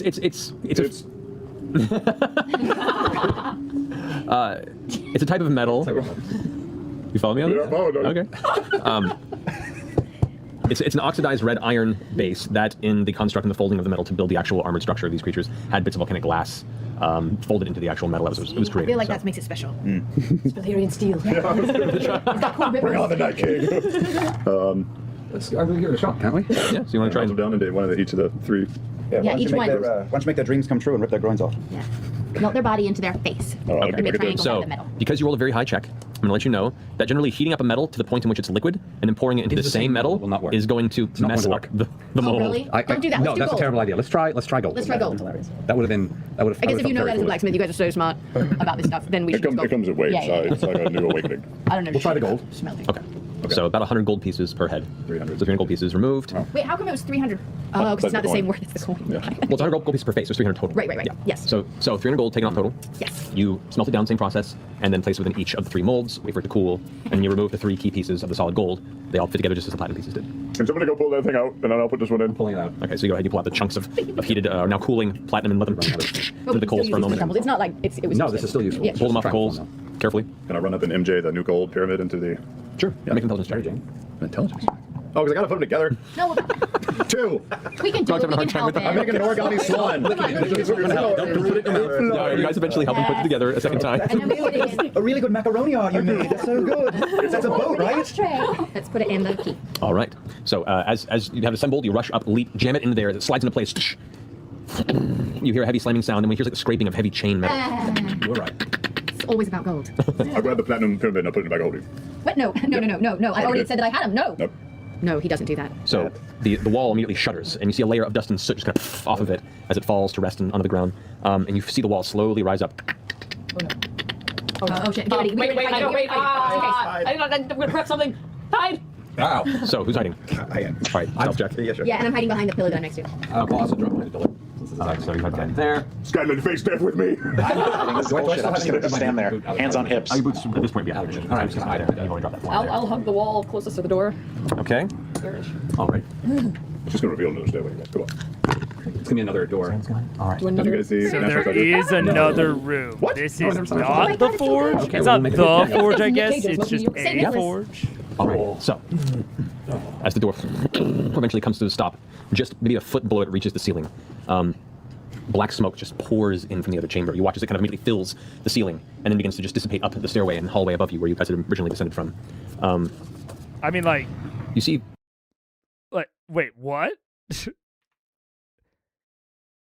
It dissipates up the stairway? The black smoke? I'm just gonna note really quick. When they opened the pyramid head door, black smoke reminiscent of smoky mayhaps. That's not how you spell reminiscent. Reminiscent. Dissipated up the stairs. Did they let out a demon? Question mark. I feel like they might have let out a demon. We'll see. Black smoke just pours in from the other chamber. You watch as it kind of immediately fills the ceiling and then begins to just dissipate up the stairway and hallway above you where you guys had originally descended from. You see flashes of sparks and embers through these clouds of black smoke and sit within the chamber that's obscuring most of your view within the inside. And that heavy pounding, that is much louder now, and you can sense that this is the source of that rhythmic beat. That's that metal on metal clang you've been feeling since you first came into this series of chambers. You can see small streams of glowing orange molten rock within the chamber, which is slightly down and before you. It looks like two small, like 10-foot wide rivers of molten rock, metal. You can't quite tell from here, but they're just glowing orange and red, and they both convene and go dark in the center where it looks like they're being covered or obscured by something that you can't quite make out at this distance. A giant anvil? Make a perception check. Anybody who wants to glance in there right now, the only people who can really look in would not be Percival and Vax, because they're in the way back. And Keyleth is hiding. If you want to glance on the side. Whatever. The I can do emerald? like a No, peek. not the Sure. emerald. 17. Rimforge is what I was thinking of. 24. Rimforge? All right. Glancing in, it's Sound is creaky. No, it's a lot of sound. so what you can make out for the most part is this central platform is raised. It looks like there's a staircase that leads up to a middle platform that is in the center of this larger chamber. And it looks to be a couple of large, heavy platforms or pillars that have roaring flames at the edges of them. You can see beneath it the two pools of lava that kind of disappear beneath it, and you see a hint of a spiral staircase on each side that kind of curls around the back end of where those two bits of those two rivers of molten rock meet. Behind that, you see the flashes, like these rhythmic engines of sparks that are just kind of pouring out the black smoke that is perpetually filling the upper part of this chamber. However, since now it has a place to escape, the room is slowly revealing the interior. You can see on top of this platform in the center what appears to be a large, dark metal object, roughly about 4 or 5 feet from front to back and about 3 feet wide, of dark jet black metal with small veins of glowing red and orange that kind of curl around it that occasionally flare with each impact of whatever this rhythmic metal clanging is behind it. As the smoke begins to dissipate even further, the more visibility reveals the shape of this object would definitely be that of an anvil. You can see a number of chains that are linked to it on each side that kind of dangle off the edge. You cannot quite see what's the end of these chains. They're kind of falling off the side of the platform and out of view. You have to get closer to see what they are. However, the shape that you now see right behind this platform, looming at about 20 feet tall from your estimation at this distance, Keyleth, as you're the one who sees this before anybody else does, you see a stocky humanoid form that is just looming over the anvil, both of its fists kind of resting on each side of the platform. You can see its trunk-like arms and legs are dark gray stone, and the head carries no face. It's just a smooth absence of face. You can see what it looks to be like red cables that dangle from the top and the back of the head that are then pulled together in the back like a ponytail. And around the center of its torso and its lower body, these extremely thick layers of leather wrap that almost make like a kilt that dangle past the knees of this giant stone structure that just stands there, looming over. In one of its hands, you see a comparably small, but impressive-looking hammer of gold and black that is currently chained to the platform. It's the one that isn't currently dangling off the sides. It's in its hand. It's just kind of resting there. And you can see the heat that's emanating from both the pools of molten rock to the sides of it and the flames behind. Most of the imagery is just perpetually shifting and being altered by the sheer volume of heat that this chamber holds. This is apparently the core anvil, and whatever decor around it looks very intimidating. So, what do you want to do? Okay, I kind of the humanoid figure doesn't seem to have noticed us. He's just pretty much not moving. It's not moving. It's just. It's standing there, but it's not causing the clanging? Is that the assumption if it's not moving? Also, either bigger bad or fucking bigger friend? Bigger bad, bigger friend? Just standing there, right at the platform. Like Is over that- the anvil? Like That kind of looming sound over it. still happening? Yep. And the figure is like 20 feet tall, you said? How big? And he's not moving. You don't see the ceiling in here because it's all just filled with black smoke. Can we see the source of the sound? Can we see what's causing that yet? You can't right now. It's behind that entity, and you just see kind of behind where the platform is and the darkened back portion of the chamber. You see these two flashes of spark and flame that just. As they do, you So watch. intimidating. See bursts of smoke and flames kind of billow up and continue to fill and feed the ceiling. So. Back. I convey what I see. I think you might have a guardian that you have to fight over that hammer, Grog. Oh, again? I heard Grog, and I creep up past my sister and place a hand on his knee, which is my fucking face. If we can take 60 seconds, I kind of back up into a corner and start casting Conjure Elemental and conjure another water elemental to be on our side Okay. from the staff. Maybe he's a friendly giant, really creepy looking entity. Maybe he was the guy who tried to use the anvil before. Maybe he's the Allfather. Is that what he's called? Well, look, before we step into Allhammer. The Allhammer. before we step into that arena, we control this space. How quick and quiet can you be to see if he responds to your movement? I mean, I can get in there. Yeah. In and out, super fast. Sure. You want me to get a look? Yeah. See if he Dart up reacts to to him, you. go, bleh, and then dart back, depending on how far it is. Hang on. We might want to be careful about getting too high. There's a lot of smoke in there. We don't want to suffocate. That's the only time Marisha has ever said those words. We're live on the fucking internet, Sam Riegel. Hope your mom's watching. Keep me proud. Thanks for watching, everybody. That's the end of that show. Oh my gosh.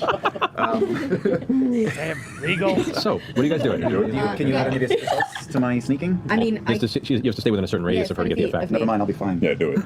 This is what you do. just fly in really fast, be creepy But I need to and quick. do an additional stealth. Creepy is automatic. It's a given. Yep.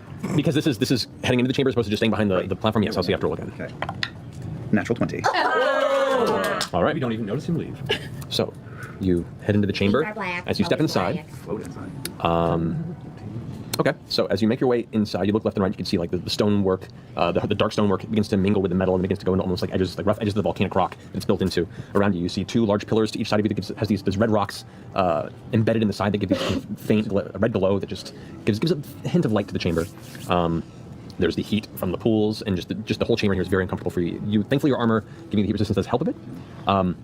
You can see the anvil there up on top of the staircase on the raised platform, and that large hulking entity that's just kind of looming over it at the moment. Can I, if he's here, right, and I'm over here, can I fly up to just there so I can see the front of him a bit? Or the angle of his face, if there is one? Anything to see? Or is he facing out towards us? Facing out towards you. Oh, he is. Never mind. Shoot. What are the chances? You got fuzz on your face. Can I get it? Yeah, please. No, you got it. You got it. Hey. Oh, I saw it. Yeah, it was like right on his lips. So every time we talked, it was like, Nice. So what are you doing? Be bold. Just float in space and do that. Okay, you just fly up Yeah. and just break. Yeah. Okay, that is not stealthy. No, I mean from where I am. I'm not making noise. I'm not flying closer to him. Right. I'm just doing this. Right. Right. Okay. All right. Whatever you want to do. Okay. I stealthily get his attention by waving my hand in his face. Yeah. Me too, fucking Marisha. I stealthily get attention by very visibly waving my hand. But as you know, there's a difference between like stalking off in the corner and then flying up into the center to get a look and then seeing if he sees you. So what are you doing? I have to distinguish that. Okay. I'm going to fly back to the gang. Okay. Could you get this fuzz off my face? Oh, I think I I walked know, the I whole know, time. I know No, that that. it just keeps reaffixing. I don't know. I mean, I flew in and out. We're gonna have to get his attention. yeah, we have to see if he. It's got to be you because you're so fast. If you get his attention, you can start out really Well, fast. what do we think we're doing here? Are we talking to this thing? Should we Or are try talking to We him? might. Yeah, Maybe I mean, it's better. We should find him. He's really crazy good. plan, but it just might work. You can speak Celestial to him, right? You don't just read it. That's different. Yes. Oh man, Swedish. I was like Swedish. Celestial is the same as Sweden. So we now have Alexandria canon that's Celestial sounds like Swedish. You can bury that. You can bury that. Thank you for that, Taylor. Celestial sounded more like singing. Well, it's like a whole. Yeah, it's like a whole thing. It's Swedish. Can I get another quick rerun down of the room? So he was up at the top of the stairs, facing out, not moving. And was that like wall behind him, or does it go further past him at all? I'd say about 15 feet behind him, you can see what looks to be the occasional reflection of the flashes of the light where it looks to be there was a wall behind him. There was an end to the chamber, but you're too far away and it's too obscured by smoke for you to make too much of a, to know exactly what's behind And him. when I got in there, I didn't get close enough to see if there was any sort of good hiding spots beyond him. Make a perception check. That's fine. 24. 24. There are corners to the chamber. You kind of, as you fly up and glance, you can see what looks to be two more small, or it's like equal size pits of coals behind him on either side. And you do glance what looks to be two kind of almost 20-foot wide domed-like machines that you see the flame and the billowing smoke are being pushed out of. It's some like weird engine-like structure. There's two of them behind it that you can see the flames kind of, and that's where the sparks are shooting out of each time. I'm going to speak to him. Do the talking thing. I'm going to go back in though. But And call out to him. Don't get up close. Before we start, how long has it been since we entered this chamber? It's been at this point maybe 10 minutes. You guys Entered into the volcano. Oh, into the volcano? Yeah, entered into the first forge room. I'm trying to find. This is very interesting. Me and one of my players, who is the player that GMs the most, have been talking about this. I don't know exactly what to call it. It's not really a framework, but this idea we're sort of thinking about for D&D specifically. Like when you're not playing a video game, not a book, like the D&D medium, we think might have a very interesting relationship to uncertainty and power in social scenes. And it's something that I can't quite present holistically right now. We're trying to flesh it out a little bit more, but there's a very broadly, without me defending it too much, I'll just put it in your heads. we're looking at and kind of testing out and analyzing this idea of like what causes player inaction in a ostensibly non-hostile social scene. And we think the two main factors are uncertainty and, how do I almost say this? Like, obvious power differential. Like the amount of power that someone appears to have, not necessarily being synonymous with the amount of power they actually have. And we have noticed that when the player inaction, so like players just not doing anything, is highest when both uncertainty and power differential, apparent power differential, are very, very high. So when there is a big separation of visible power and the situation is very uncertain for some reason, you can have one of those and not the other and be okay. If there's a very large power differential, but the players are pretty certain about most of the things going on in the scene, they're certain as like the rules of engagement, the rules of the world, maybe the setting itself. You can think about this like, a cataclysm, or like you can almost think about this like the Chroma Conclave coming in to Iman. Huge power differential there, but actually quite a lot of certainty as to what's going on.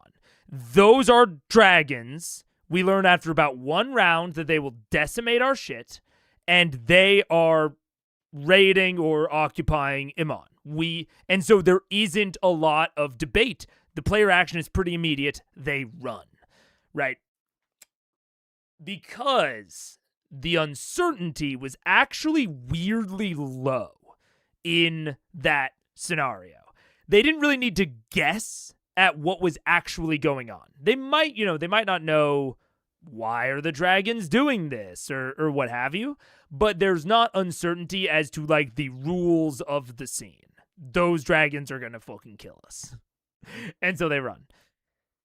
Alternatively, a scene with very high uncertainty, but relatively comparable power dynamics can also encourage a lot of action. They can also, they don't result in a lot of player inaction or character inaction, I should say. Because despite them not necessarily knowing what's going on, they don't feel like they're going to get crazy punished for trying to figure it out. And I'm thinking about that a lot with this particular scene, because even if this thing is a good guy, his ostensible power is massive, even compared to theirs. He's just a visually and descriptively intimidating figure. And that is paired with a lot of uncertainty. And I think that's why we're seeing them not really know what to do here. They're debating a lot. He goes in, he comes back out. They're not sure. Oh, do we do this? Do we do that? And now they are going to do something, right? This isn't like they'll never act if there's, high power disparity and high uncertainty. But just that it's one of the things, or two of the factors that are sort of paired together that contribute towards analysis paralysis situations, right? And I think in this particular scene, the power differential is cut a little bit, which I think is good. But even though this is a very visually intimidating guy, he's not that different from the pyramid heads that we just fought, and we took down them okay, although we are, slowly running out of resources. So there still is a tension there, and I think that's why we saw a little bit of paralysis. But ultimately, it's enough. It's enough to help them break through that uncertainty.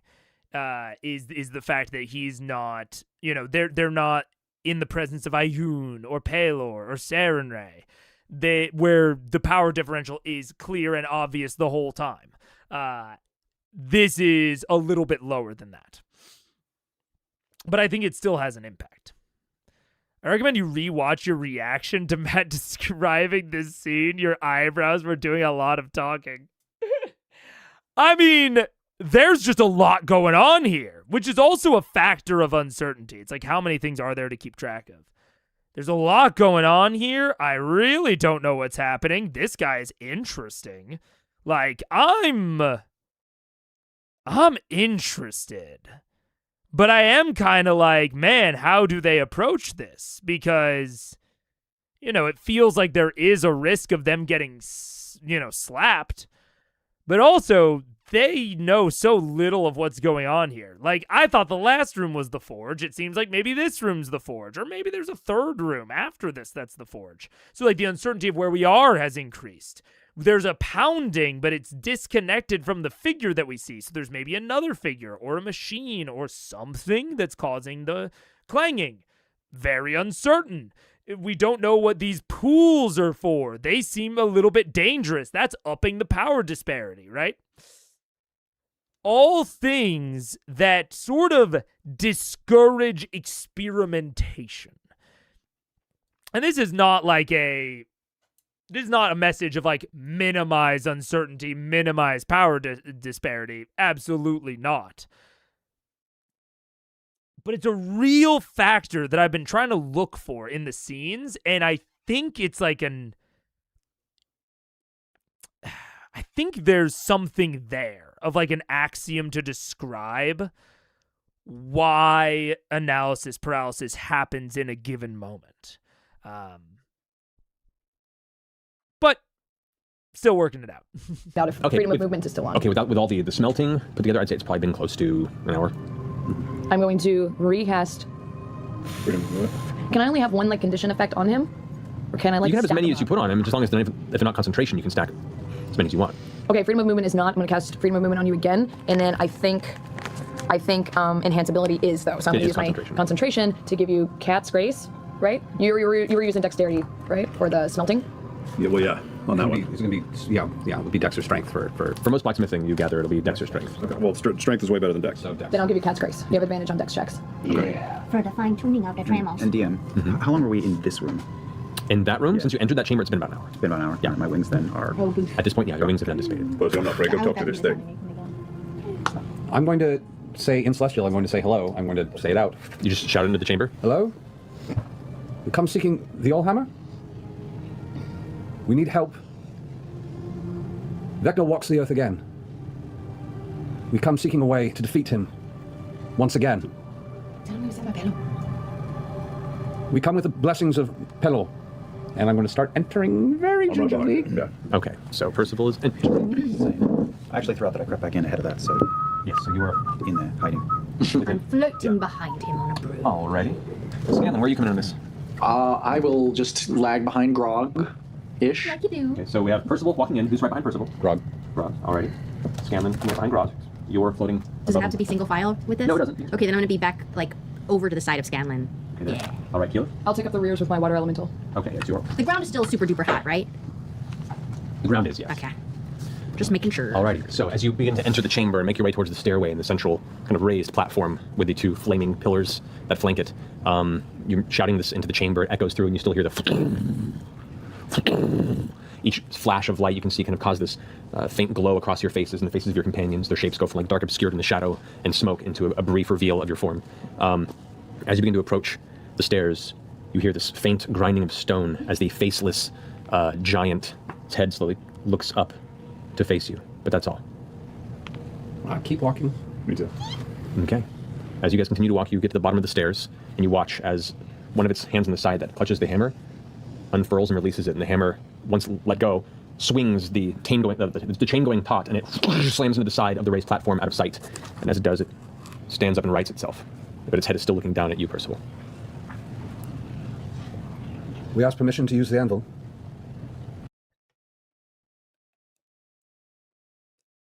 And this is why I've been thinking about the uncertainty versus power, because Matt is doing some lifts here to really try and hammer home the how big and intimidating this thing is. He is driving home the ostensible power disparity. And I was in that situation recently, which is the thing that sort of prompted this conversation between me and my player about uncertainty and power differential, is because I focused too much on displaying the power disparity, and I didn't focus enough on reducing the uncertainty in equal measure.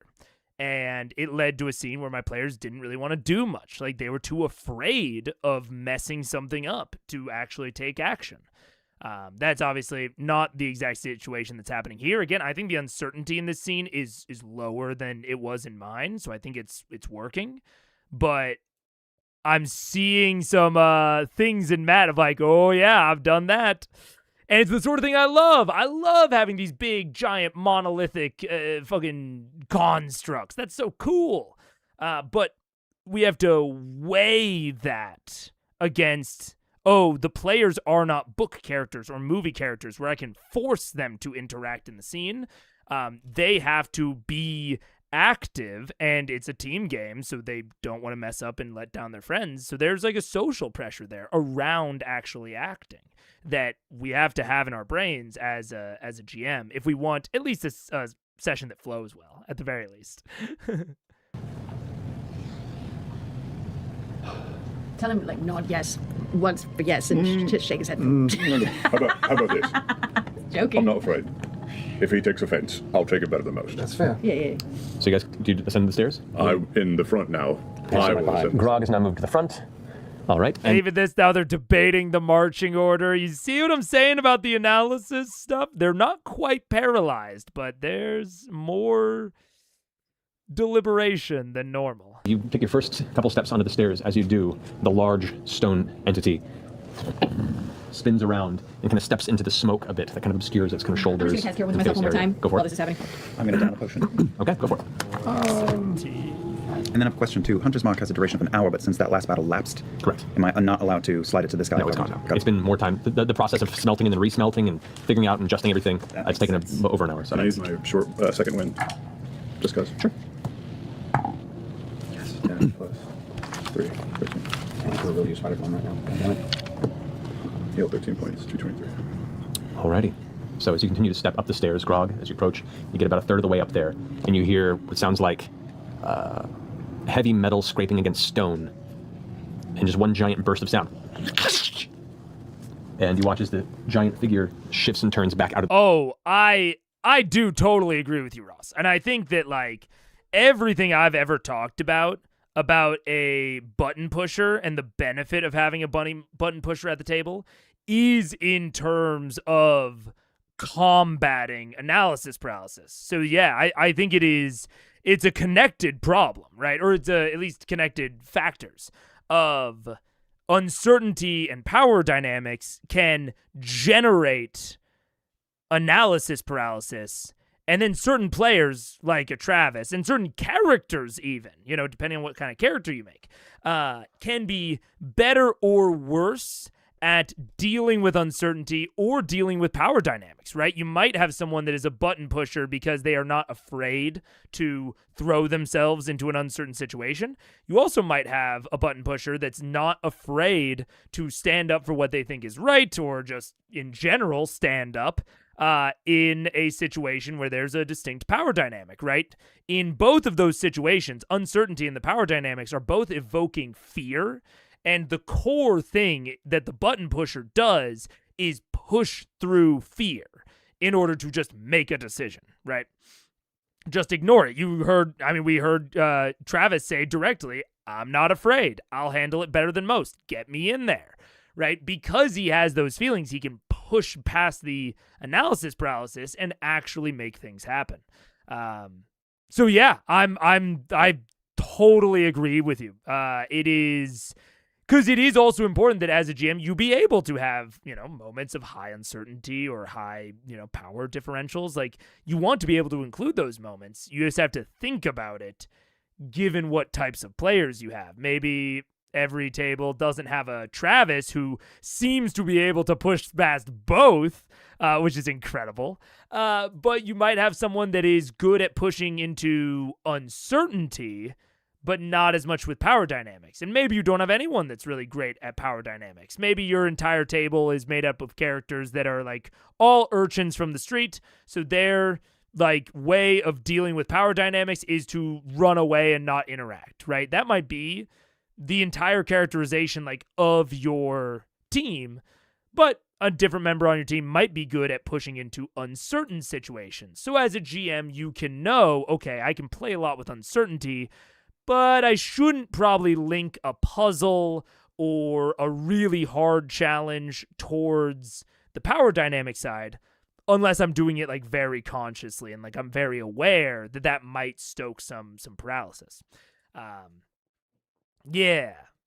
And I mean, like, you know, like y'all are saying, be the Travis your table needs you to be. Everybody needs a Travis. Yeah. I mean, like, there is also the factor of, like, putting it out of GM terms and into player terms. You know, you have to be careful with it, and it all depends on your table and your GM. But, you know, identify when maybe you're more afraid of action than you think the GM might want you to be. Keep that sort of in the back of your head. That especially if you have a Matt sort of DM, they're not, you know, trying to kill you. There's most of the time a good way to get through this, and you just need to try shit. Yeah. I'm 4 minutes behind. Any confusion will lead to analysis paralysis. My 2 cents.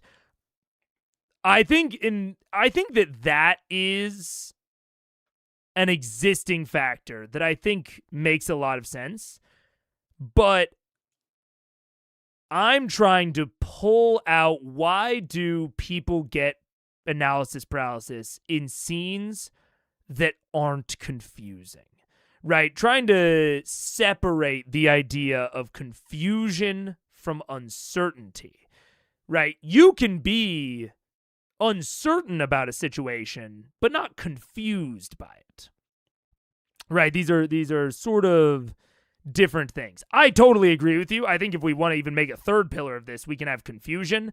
The thing with confusion is you almost always want to minimize it.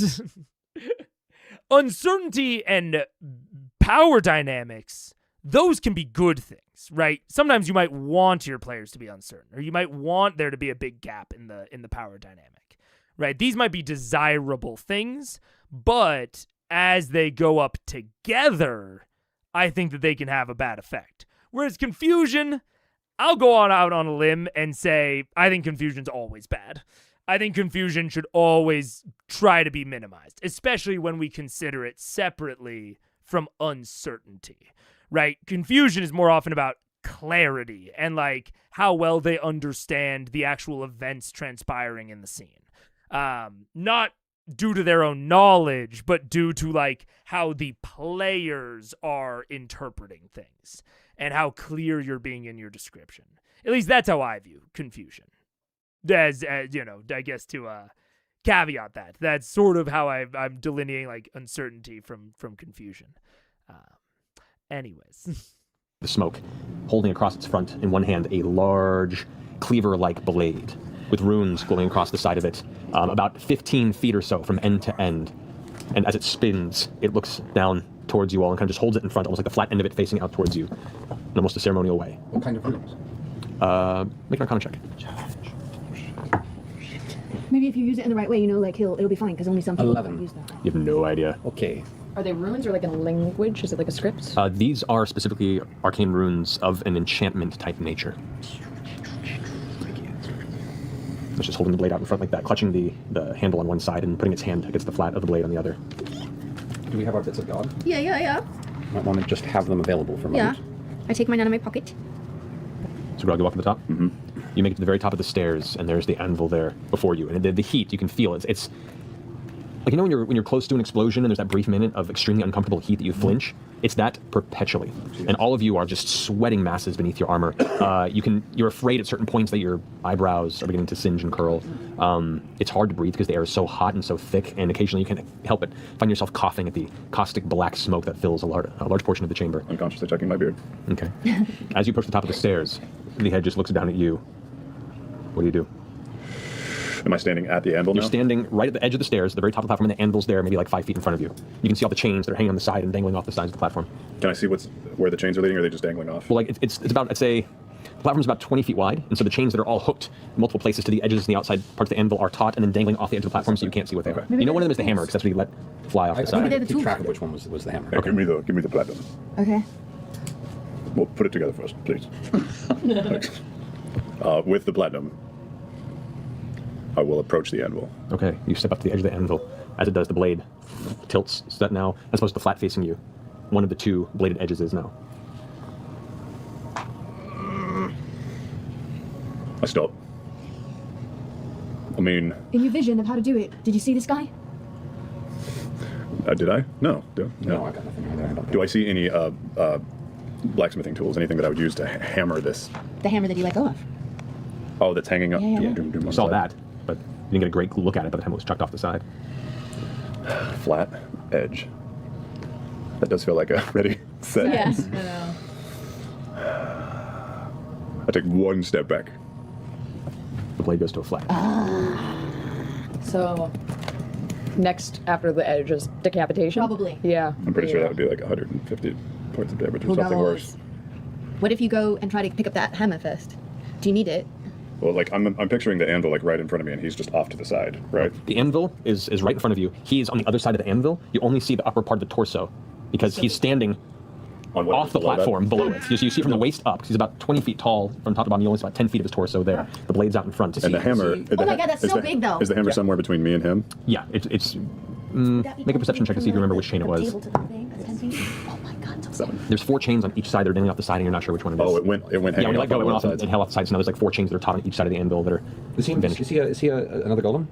It looks to be a golem-like construct, yeah. It's got It's the same- like you've seen golems, and you've encountered golems before, and they're you know, the constructs of them can vary. This one, elements of it have the same proportions of a golem, but there are elements of it that seem more human-like as opposed to just like an armored, battering ram of a This one looks almost like it's crafted, but like the refined details of it, including like you can look up and your perception roll isn't high enough, and you're too far away to make out much more of its form. So Instead Is the sword like as big as our table is across? Oh, what if we show him one of our little beams? Well, I pulled it she pulled one out, yeah. Oh, she did. Okay. Yeah, and What we're if saying you have to show him how good a blacksmith you are to earn the privilege? Yeah, but I got to get to the anvil to do that. Yeah. the blade in his hand, just the blade from hilt to end is about 15 feet long. Scanlan, can you read what's the arcane runes on his sword? Do you know what this I enchantment can is? certainly try. Make an Arcana check, Scanlan, as you kind of glance over, stepping up to the edge of the stairs. Can I help him in some way? This is purely based on his knowledge. You got this, Scanlan. Come on. This is Arcana? Yes. Come on, vacation, Scanlan. It's 21. 21. The runes across the blade specifically deal with the cursing the physical form of what touches its blade. Shit. Okay, cool. Instead of walking towards the anvil, can I start walking to the right? Okay, you walk to the right. Like one towards one of those chains that's dangling on. The chains are immediately to the left and right of the anvil, so Right. if you go towards the chain, you'd be stepping closer to the anvil. And as you turn to the side, its head just kind of tracks you as you go. Oh, it's so fucking creepy. Is it tilting it down the blade? Or You is haven't it moved staying forward, so no, it's not. Okay. Can I keep moving in that direction? Okay, so you can step forward towards the chain. The blade comes down to a flat end towards you. I'll stop. Okay. I'm going to try and sneak around the side of it. We'll get to that. Okay. What's behind it? Make a perception check.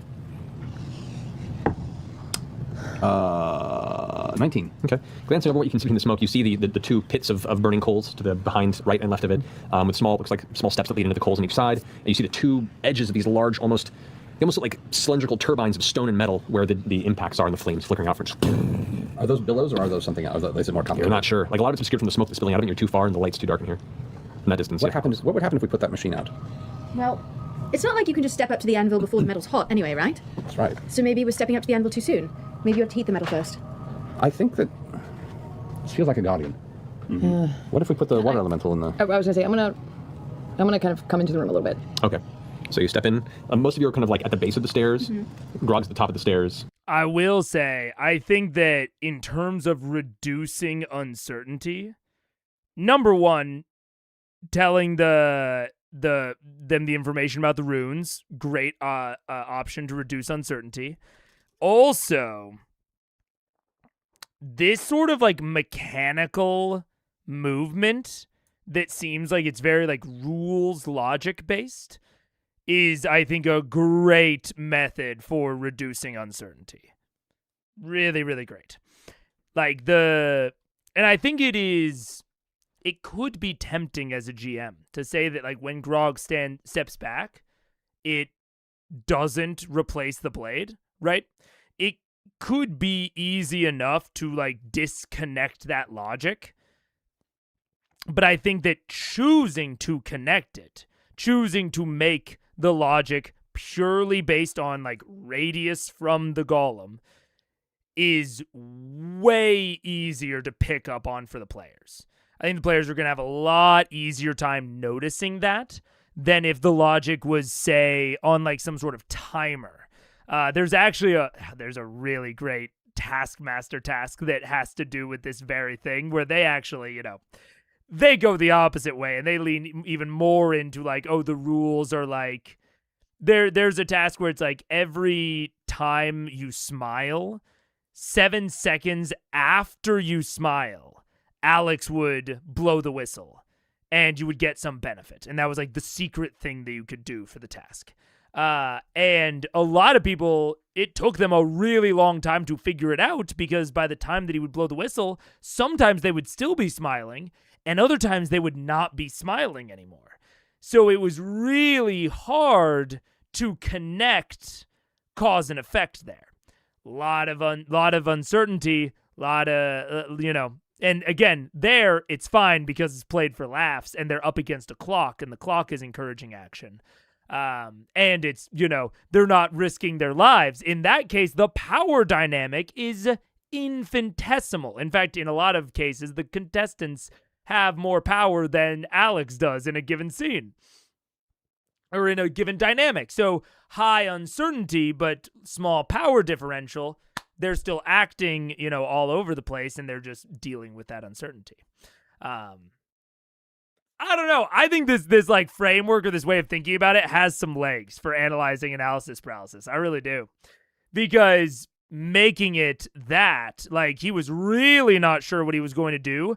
And the moment that they've kind of figured out that it's this logical thing, they've set much more about actually working, which is, I think, very good. Or it's at least a very good example of a reduction in uncertainty. Yeah. Do not step on the red green. I love that one. Oh, Taskmaster is it's what an incredible show. What an incredible show. And an incredible display of consistent game design. And like they're designing just dozens of games every single season. And, sometimes they got stinkers and sometimes they don't. And sometimes they have like, incredible things. They are just like, man, if you are even remotely interested in game design, I feel like Taskmaster and something like Game Changer, pretty similar shows in a lot of ways. Those are just endlessly entertaining shows, man. And the fact that, you obviously have multiple contestants doing it, so you get multiple independent angles and reviews of your games. God, Taskmaster's awesome. Loving the new Taskmaster season? Me too. Oh my God. I agree. You guys see the Folding Ideas breakdown of Beast Games Season 2 already? Fucking already on it. I've already watched it twice. Folding Ideas, I think, is my favorite channel on the internet. I am obsessed with Folding Ideas' catalog. Yeah, it's incredible. He's so famous. I love Folding Ideas, man. Anyways, but yeah, man. That was fascinating to watch the Beast Game Season 2 review. Or not even really review. Why was he invited to North Carolina? That's the thesis question. And the answer is 2 hours long. and I wouldn't have it any other way. Scanlan kind of stepped up behind him to look at the runes in the blade. That's where you currently reside. Is his eyesight still trained on Grog? Correct.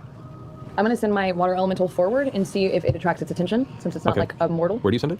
Towards the anvil. Okay, so you head up the stairs. The water elemental kind of swarms around the side. You see wherever. Oh, the review? Wait, what? Like the unlisted one? Or is it new? New. Is it new? Because I know there was the unlisted video. But is this a third video?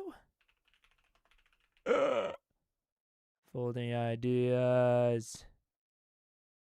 Oh, he just unlisted this one. Okay, yeah. Beast Game Season 2, Strong vs. Smart and Exhaustive Review. Yeah. Yeah, this was originally unlisted, and I guess he published it, which makes sense. It's a great video. He should. Anyways, I don't know. I watched it it was unlisted initially. But to be fair, I was watching this in like the first hour that it was posted. I'm like a Full Daddy's like fan. Yeah. So I was watching it very early. He might have posted it pretty immediately. But it was unlisted originally. Oh yeah. Oh my gosh. The idea of like what incentives are and like what incentives actually do. The one where them just acting cooperatively, which was totally allowed, just completely broke the fundamental premise of the game. Awesome. Fucking so cool. I mean, like, not awesome for Beast games, of course, but really cool analysis. Yeah. Anything Beast related is a no from me, dog. I mean, I'll tell you, Faulty Ideas is in a similar category to you. It's really funny. During the first video, he's playing a clip from one of the other creators that got invited out like he did. And the person is like, we all really enjoyed seeing the show. Or, well, at least 11 of the 12 of us really enjoyed seeing it. And Dan is immediately like, I'll self-report. It was me. I'll self-report. I'm the 12th guy that he's talking about. Because Dan Olsen has some shit to say about Beast Incorporated, and it is not positive. But it's a sick video. I mean, like, you know, it's made by Faulty Ideas. I'm like, I could literally watch any video in the guy's catalog. It's just always going to be endlessly interesting to me. I am bad at editing. I don't like editing. I don't like everything about editing is a no from me, dog. And I still watch his fucking the breakdown of The Snowman, which is all about editing in detail, and his Suicide Squad review. I watch those probably yearly. Even though I really don't like editing, he just has a way of explaining shit, man. Jacob Geller's way up there for me, too. I recently started watching Jacob Geller. He's getting up there for me. But I didn't watch my first Jacob Geller video until, like, halfway through last year. And then I binged his portfolio quite a lot. But I've got, like, history of Folding Ideas. I've been watching him for a long time. So he's a little bit more ingrained into my psyche. Fear of Cold. Fear of Cold was also my first Jacob Geller video. What the heck? Anyways. As it moves forward, there's just steam pouring off from the heat of the ground and the surrounding metal and stone. As it comes up the steps, more and more steam just emerging off the back of its body. It comes to the top, and it's now next to Grog. You headed set it towards the anvil? Yeah, but didn't Grog train to the right? Grog stepped to the right, and then began to step forward and then stopped. Does the water elemental seem to be catching its attention? Man, how much time do we have left? Because my headache's getting worse. Oh, like 3 minutes. Okay. Looking at Grog. We're still looking at Grog. We got this. Can I move the elemental to the left to see if it follows the elemental? Okay, elemental moves to the left. It doesn't follow the elemental. I wouldn't send him any closer to the anvil, though. Well, you might just swing at the thing that got closer. That's kind of what I'm wondering. Send him in attack mode. It might send him in attack mode, and then he just... So, I mean, unless we're short on ideas, we might have to just starburst this thing. Scatter. Who forged here before? What god? The all hammer. Yeah. Oh, Ioun helped. Paylor helped. well, should we show our god shit? Did we do that yet? Well, yeah, I'm gonna fly up next to Grog, and I'm gonna go past him. Okay. And I'm gonna hold up the little bead of power. Okay. His attention kind of focuses in between the two of you. Doesn't change his stance. The blade is still tilted down towards you. I'm gonna step one step forward with it. Okay. So, no further than Grog stepped that first time. Right. Yeah. Yeah. The blade is still kind of Yeah. turned towards you. Doesn't seem to react. All right, I'm back up. Never mind. You think was better think, otherwise. Grog's gonna just be I kind of doing want some to put shit. I want to put the engineering behind it out. I want to put those pistons out. But what if the pistons are fueling the fires and like the I think we forge? need to forge Yeah, I don't with think we want to dig around. I'm gonna We still can't see behind him. fly We over still to the can't see side. what's sending up those. You're not close enough and you don't have a far enough view. It's kind of blocking the bulk of it. I'm gonna fly to the side, like against the What about wall. an oracle arrow? Yeah, that's what I was gonna do, so I could shoot around. Okay. and So see you what's going fly on. off to the side of the chamber. Yeah, and I'm gonna shoot a oracle arrow like behind him to Okay. see like what's going on over there. Okay. You go and fire the arrow just past him. As you do, his head darts with the speed of the arrow as it clacks against the back of the wall. Without even looking towards you, this hand releases the blade, and the blade swings a wide arc about a foot above your head, Grog. Slams something in the back of the wall out of sight. You hear what sounds like heavy chain snapping and falling to the ground, and the wall behind you, where you enter the chamber, slams shut.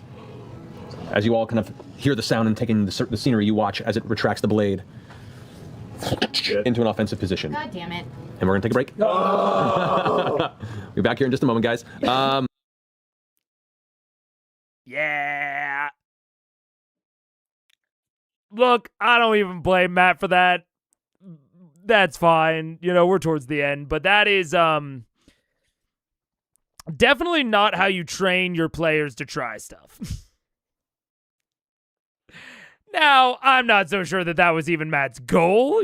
Matt's not probably worried about that sort of thing at the moment. But that is the sort of thing that trains your players not to try stuff. That, lends them towards inaction. But also, sometimes you just gotta develop consequences. So that's why I think it's an important thing to think about, but not necessarily, it's not going to cover every situation. It's not even going to tell you what to do in every situation. It's just going to, I think it's a useful framework to understand them. But anyways, I DM'd the first time this month and immediately trained them badly. Oh, dude, if you're DMing for the first time, you do not need to worry about training your players. It's gonna happen. Don't get me wrong. And it's decent to be aware of it and to self-reflect about it. But man, when you're like a first-time DM, I just can't even list all of the mistakes you're gonna make. I think D&D is super duper a thing that you just have to do. You just need to put reps in. I love making this show. I love analyzing and talking, and I think that focused, work can get you better faster.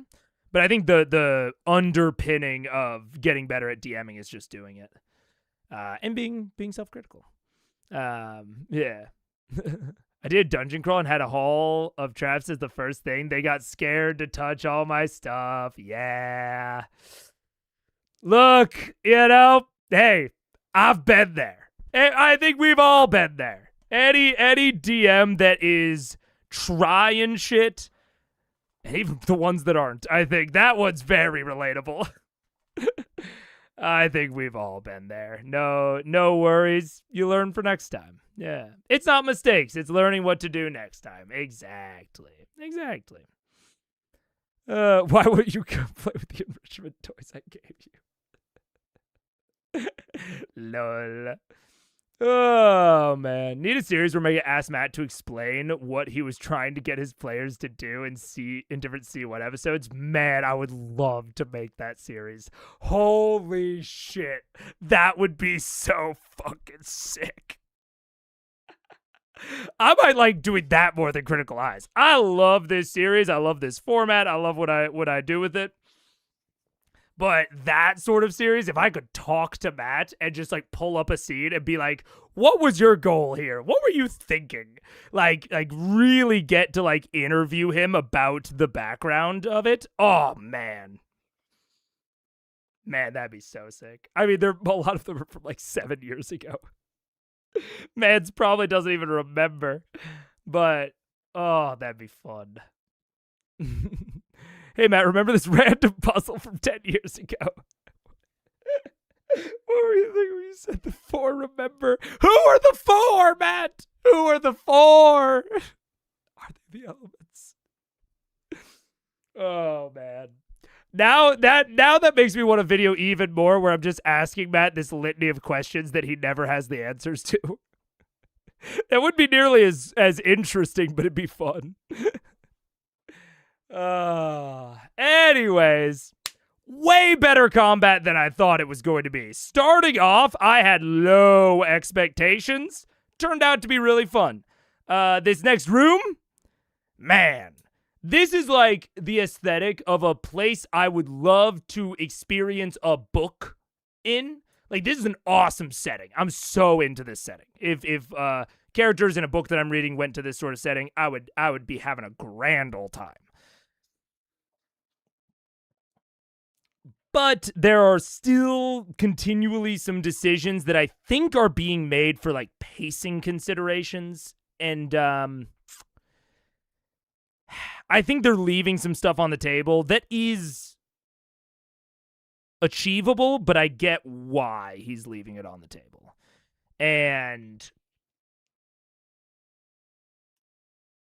yeah. But the enemies were way cooler than I thought they would be. So I'm optimistic about this next enemy. I'm really optimistic about it because the other enemies were way cooler than I thought they were going to be. I don't know. Overall, I'm optimistic. Every time during this arc that we hit a low, we like bounce right back out of it, man. Like in the Chroma Conclave, like we would stay in lows for multiple episodes sometimes. Where I was like, what the fuck is going on here, guys? Like, can we speed this up? But every time we drop into even a remotely valley sort of enjoyment, he just goes whoop, like right back out, just like bounces out.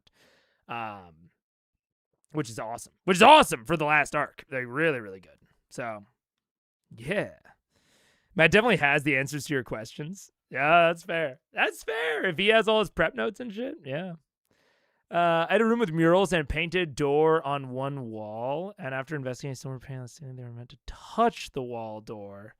And they'd fall out of the ceiling door. They had to go to the ceiling and touch that door to leave the room. So they never touched the wall door and went right to the ceiling. My headache's getting worse. I was going to try to unpack that because there's something interesting there, but my headache's getting worse. I think I'm going to have to call it there. We made it to the break. And I will see all you fools later. Maybe on Friday. Maybe not. We're still in uncertain territory and times. Although I am very actively trying to make things less uncertain. For myself, I would really prefer for them to be less uncertain, but they are still uncertain. So we're still in the maybe I will be able to, maybe I won't be able to for now. That's all. Thank you for hanging out. I appreciate you. That was a fun episode. I will see you next time to fight Grim in the Grimforge. Matt stealing from the future once again. Goodbye.